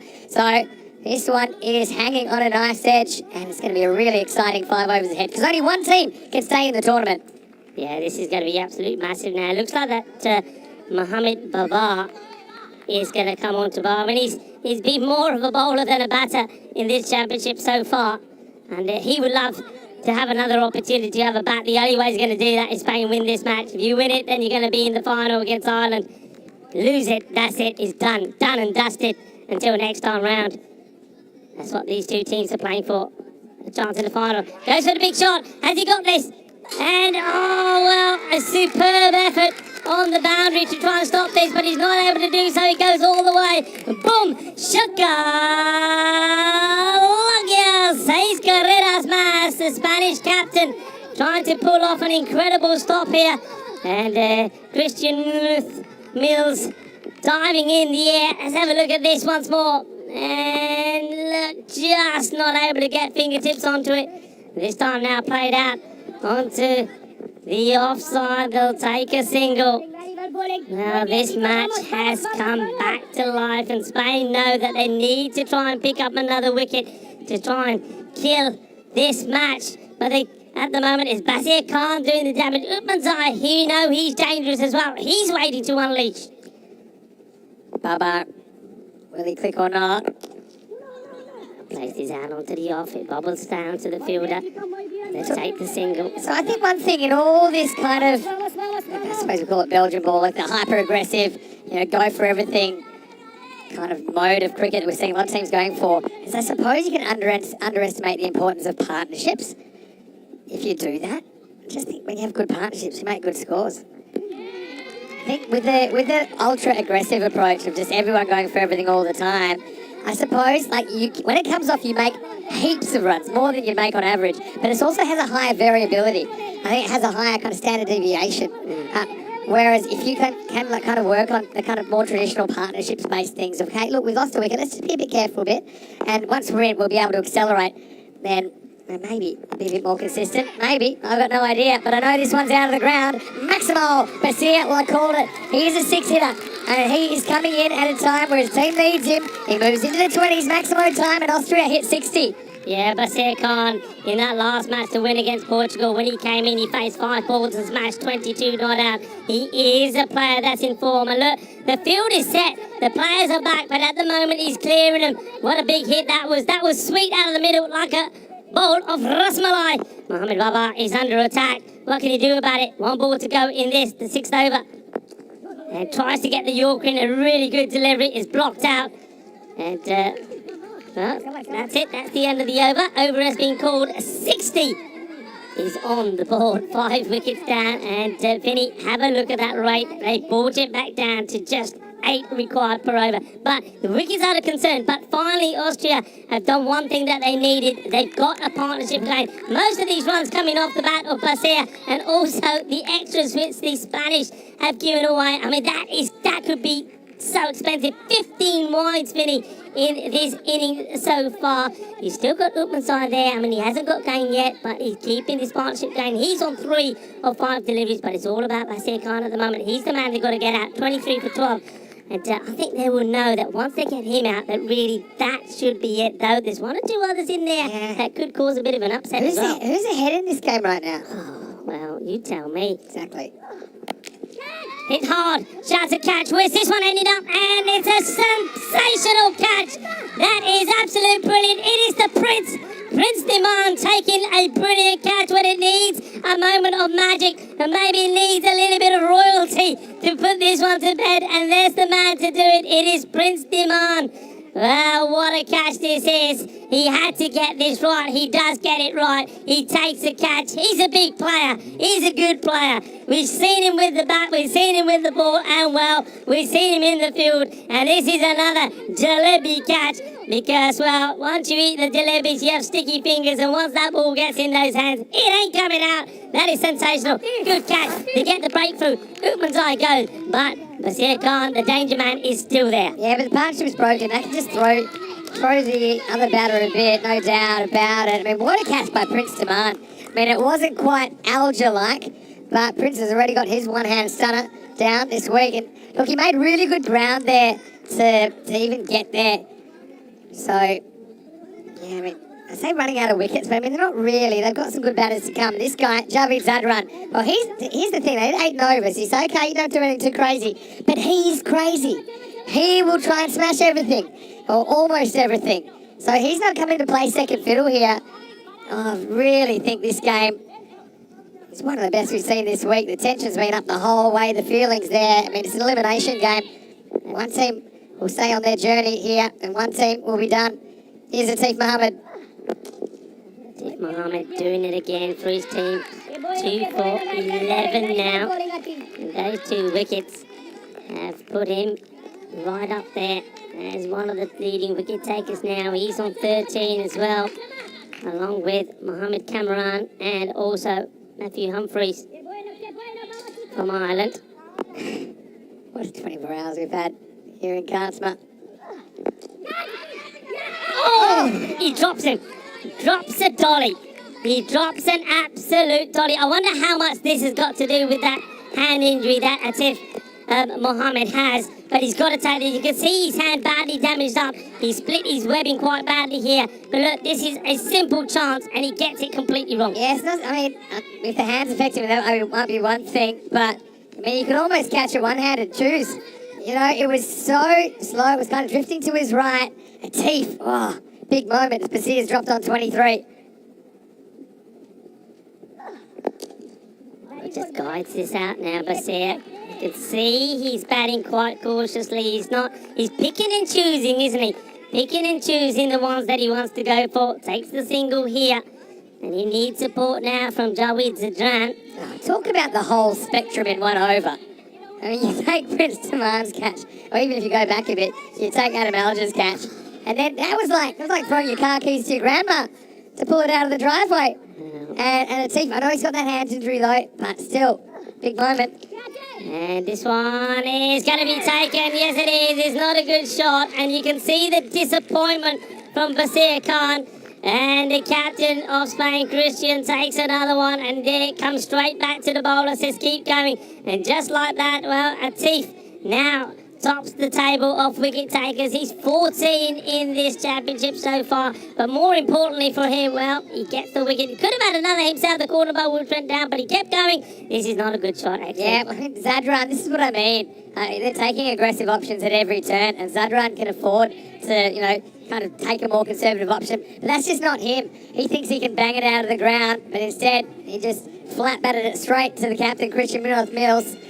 And so Atif Mohammed, he has been outstanding for Spain this week. Had a bit of a blip this morning, but it's good to see him coming back strongly. Austria running out of batters now. It's 62 for 7. And look who's come to the crease. Here's a guy. He made one of the most impressive half centuries in ECS this year, I think. That was in the Vienna series. And that was opening the batting for his club, Vienna Cricket Club. So, I mean, he's a guy that is no tail ender, put it that way. Very experienced campaigner. Can give the ball a clout. But also, he's crazy.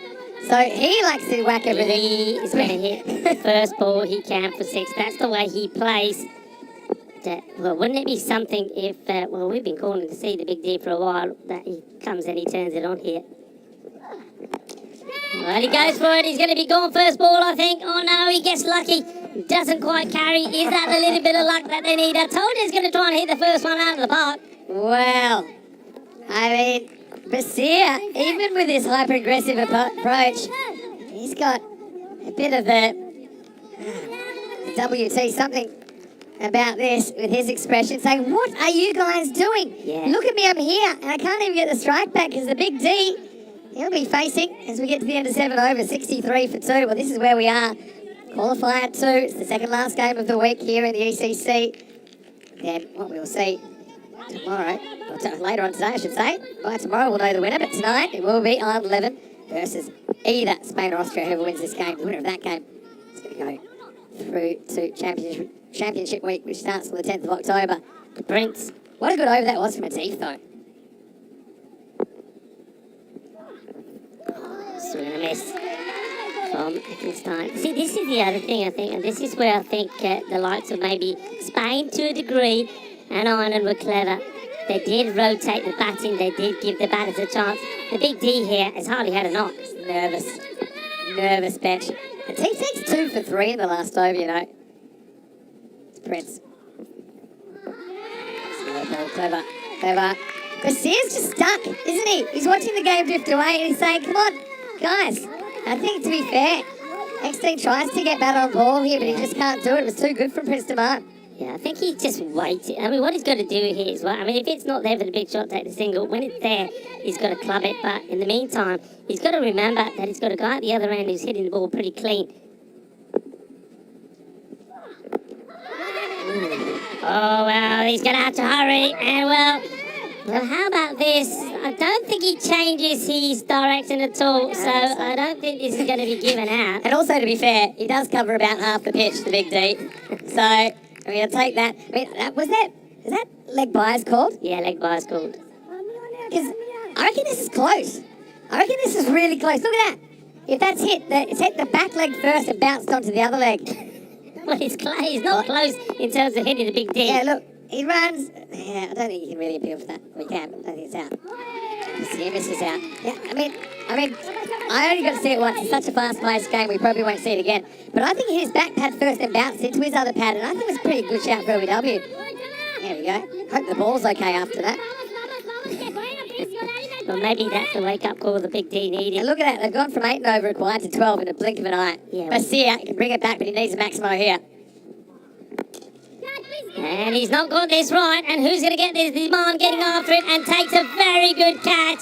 And there we go again, the Prince Demand taking the catch. The Prince of Barcelona has taken another one. We saw take a great catch on the boundary, and now he takes one off his own bowling, and maybe with that one, that seals this match, because not only does he get the wicket, there's another dot ball, and that required rate is really going to spiral up here now. And Garcia, well, he was the setback, but you can see he was getting frustrated with all the dots being joined at the other end, and he needed something to happen himself. What a good catch that is, Vinny. Yeah, I mean, but really, I'm looking at Garcia. I mean, like last night's leftovers, he just went cold, didn't he? He was at the wrong end. He lost his mojo, and then he knew he had to go for it, and then, you know, kind of that extra pressure, I think, forces the false shot. Prince Demand, not an easy catch, but he made no mistake, and now Austria down to their last legs at 64 for 8. Yeah, 24 for 16, off 16 is what Garcia goes for. I mean, it's a good effort from him, but I think he just got a little bit frustrated. People are asking what that timer clock's for. It's that the new batter has 90 seconds to get ready. So most of them don't take that long, but that's with big thanks to our timekeeping partners, Frederic Costa of Geneva. Appreciate their support. All right, here we go. Still 28 to go for Austria. Yeah, this is not a bad shot, and this may go to the boundary. It does go to the boundary. So 4 runs, and that's what they've got to do here. The batters have got to come in and not waste any time, play the shots. They've got to eliminate any dot ball. That's the key thing. Yeah, Arsene Arif's come in. He comes in number 10, but again, he's the guy. He bats up the order for his club.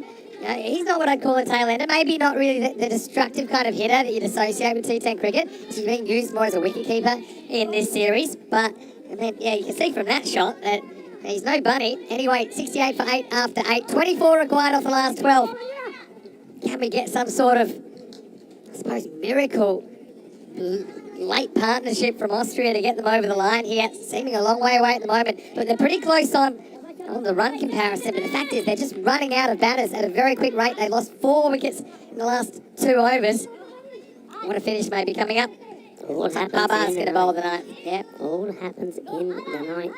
So Mohammed Baba didn't have it all his own way, did he, when he bowled his first over? Right. Big D. Right. What if I told you they're 4 hits away from winning this game, Austria? And what if I told Here's you a man this that I've man could seen do hit a the few 4 before. hits? Edges.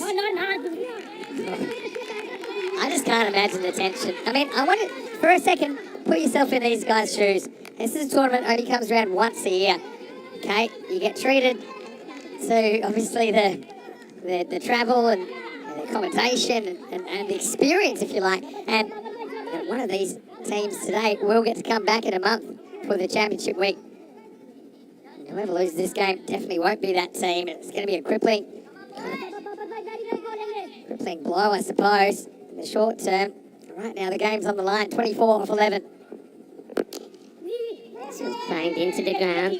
Take the single. So, I mean, that's the key thing here, is to eliminate the dots. You've got to get something off every ball and try and take it as deep as you can. But, of course, like you know, they're looking and searching for a couple of boundaries. Well, a riff. What's the Riff's play here? They've got a good fielder here. They've got basically 4 straight outfielders, so they're protecting deep cover. Does he get funky?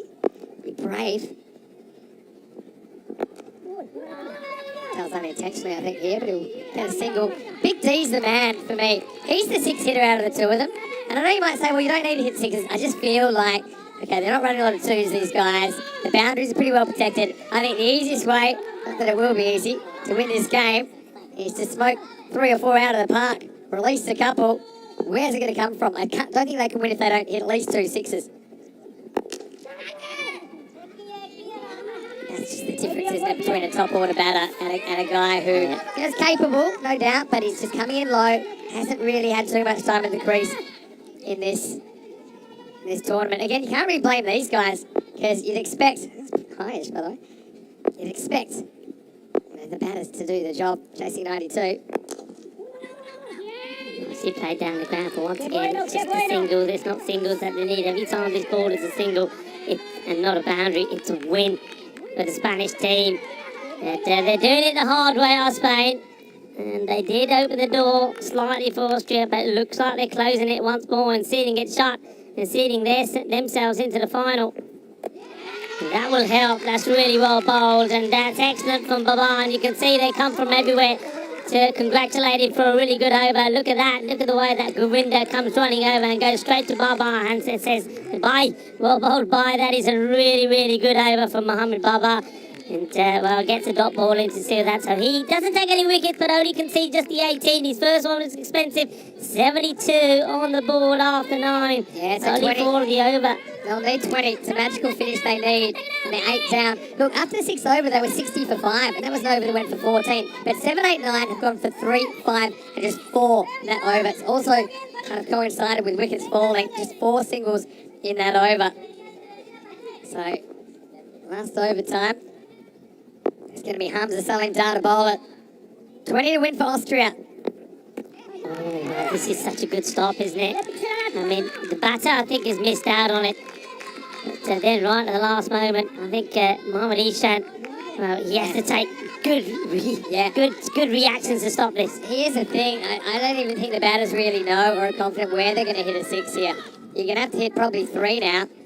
And, yeah, it's not going to be easy. Hamza, remember the nightmare over he had that went magical? This is hit down the ground, and it's taken, and there's another wicket. And listen to the noise that the Spanish are making. Aslan Arif going for the big shot. It's another catch taken by the captain, Christian Munoz Mills. Vinny, how many catches is that from Christian? Is that 4? I know that a record is 5, right? The record is 5 in an innings.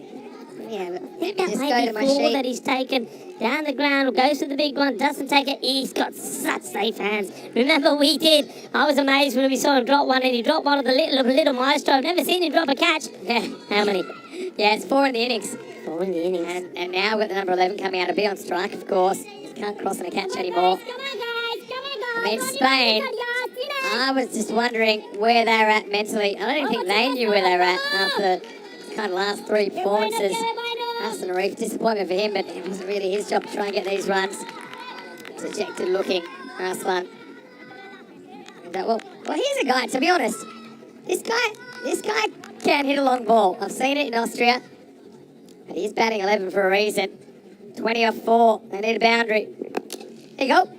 Well, this one will do, won't it? That goes clear defences. Manos arriba from the arbitro. Well, MSP, he's up and he's fist bump in the air. Wow. He's saying it ain't done yet, you know. It ain't done yet. Begs the question. I mean, you sent out Aston Arif before Idibasha Dida. Dida's uglier, but more effective, I think, with the bat for this situation. What do you mean? That's not nice. What do you mean he's ugly? Star Wars. Good looking unit. 14 off 3. Do you reckon he can do it again? Oh, he's this is an edge. That's an edge. That could have been the end of the game just there. Well, here's the setup for all you Big D fans out there. There's 2 balls left. He needs to hit 2 sixes for a golden ball. And if you had to pick a man on popularity to do this, you'd probably pick the Big D, Daniel Eckstein. But he hasn't looked likely at all. He's 3 off 8. It'll be one of the all-time great comeback stories if he can knock these next 2 out of the park. Hamza Saleem Dar, not afraid to kind of bang it into these guys. Here we go. They need a maximum, Austria. Well, this is going to go for 4. And, well, that's not going to be enough, is it really? And unless Hamza makes a blunder and bowls something, a no ball or something, this match is done. So that's 4. That takes the score to 83. You know what's been weird in this game is you've had wides. In the first innings there were 12. This innings there have been 15. Yeah. And such a big game. It's interesting that the bowlers have kind of lost it a bit as well. So we keep going to how the batters have lost it, but the bowlers have lost it as well. Don't forget 10 of those came with that 2 5s from Hamza. Yeah, that's true, but I mean still. Yeah, I mean, he was responsible for that's what changed the contents of his match as well, that over. Well, he needs to hit a 9. Just needs to bowl one. It's not a no ball or a wide here. This will probably go. It'll just be 1 in the end. And it might even be a run out. I think they'll just take the 1 and it's going to be all over. And so Spain back on the winning bandwagon, but they've got plenty to think about, Rico. What a match we had. It had twists, it had turns, but ultimately Spain, they make the final. It's the final, really. A lot of people predicted Ireland 11 will take on Spain in the decider for Group A. Yeah, I mean, it's what a lot of people were talking about, but I have to say that they expected it to be a much more, easier route for Spain. They had to do it, and they did do it the hard way. Austria did push them hard. I think Austria were fantastic in the field, and they restricted Spain to that score under 100. But then in reply with the bat is where it all fell apart. Nice to see both the teams here acknowledging each other's efforts. I mean, once again, I keep saying this, but the sportsmanship between all the players, the coaches, the staff, the management has been absolutely fantastic. It's really the spirit that the matches have been played in has been great, and loving the way that this European community, this European family is growing all the time. Round of applause for both sets of teams. Unlucky to Austria. Look, Austria really did entertain us. Their good run comes to an end. Remember, they didn't start well, but then they were putting results together. They were playing some really good cricket, but just when it mattered, it didn't go their way. And I'm going to say this, and I think they got unlucky. I think a couple of decisions went against us. That LBW, that one from the captain, Razwal Shigwell, I think that could have played a massive key. He's a big, big player. But look, given the dues, they fought till the end. And but this time, just falling short by 7 runs. Anything could have happened there. But look, they'll go back with a lot of pride. They'll go back with big hearts here, because they've certainly had put a lot of smiles on the faces of a lot of people. A lot of people have enjoyed the cricket that they played. And like I keep saying, by being involved in this Dream 11 European Cricket Championship, they'll get better and come back better and stronger. Yeah, well, Austria can be really proud of their team, really. I think they've tried their best. Had a bit of a rough start, didn't they? Really, to be honest, had a bit of a rough finish as well. But you see there, look, good sportsmanship between the teams as well. It is a community European cricket, and even though it's fiery out there in the middle, I think these players do enjoy each other's company. Well, Big D, he was out there, and he wouldn't really understand how important he would become to the second innings at this stage. But here's a man, it's always exciting, Mohamed Kamran, and he struck very first ball. Yeah, I mean, once again, you know what he's out there to do, Hassan Yusuf, but doesn't really time this one, and Gypsy's wicket away. But this one was the one that was interesting for me, and, well, yeah, I look at that again, and every time I see it, there's doubt in my mind. But look, you got to move on from it. You've seen them give it. And that one was given, and they just really found it difficult to come back from it. But one man that kept on going, that kept their hope alive, was a fine innings from Basir Khan. Yeah, but I mean, first he had to get under this one off the Prince, and I mean, 91 doesn't look like a lot, but again, how often have we seen this? Low scores in finals. I mean, there's more pressure, especially when your tournament's on the line. And yeah, Austria just couldn't recover from the loss of some of those key players, I think. I mean, the chances were coming thick and fast. Even this is a bit of a brain stamp, if you ask me, because he should have made that easily. Would have been out. Very first ball Basir. But yeah, Kamran was really impressive here after a game where he went the journey in the first game. I mean, he was intimidating here. He was the enforcer, wasn't he? And he's really the reason that Spain got in a winning position in the first place. Yeah, soft dismissal that after playing a lovely shot, MSP on the leg side. He just literally didn't get anything on that shot and gives the catch to Christian Manu. Well, if you want to talk about catches, well, you're going to see one of the catches of the tournament so far, one of the catches of the year. And you saw it right here on the European Cricket Network, and that's going to be coming up here any moment. They don't come any better than this. This is world class.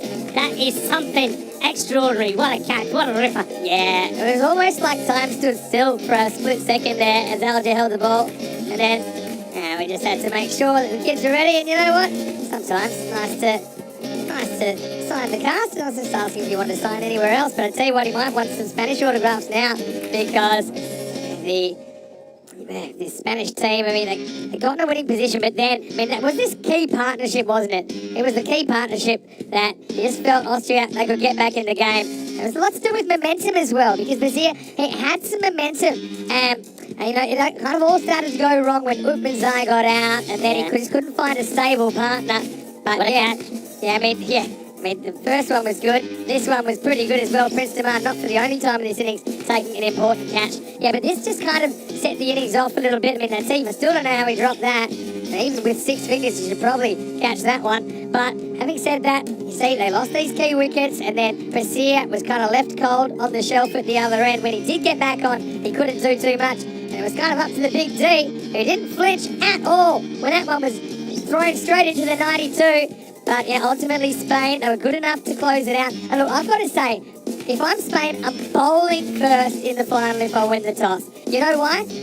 Let's be honest, they don't know what their batting order is. Find out what you're chasing. If you're chasing 80 or 180, you're not going to have the same batting order. So that's something I wouldn't normally do in a final. But I think Spain are a mess batting first at the moment, just based on what we've seen. And Ireland, I think they want to chase, and so also you give them what they don't want. So that would be my tactics. In fact, I would just leave the A4 page blank if I was coaching them, and I would say at the halftime, right, I'll think about it and I'll put together a batting order that suits the kind of target we're chasing.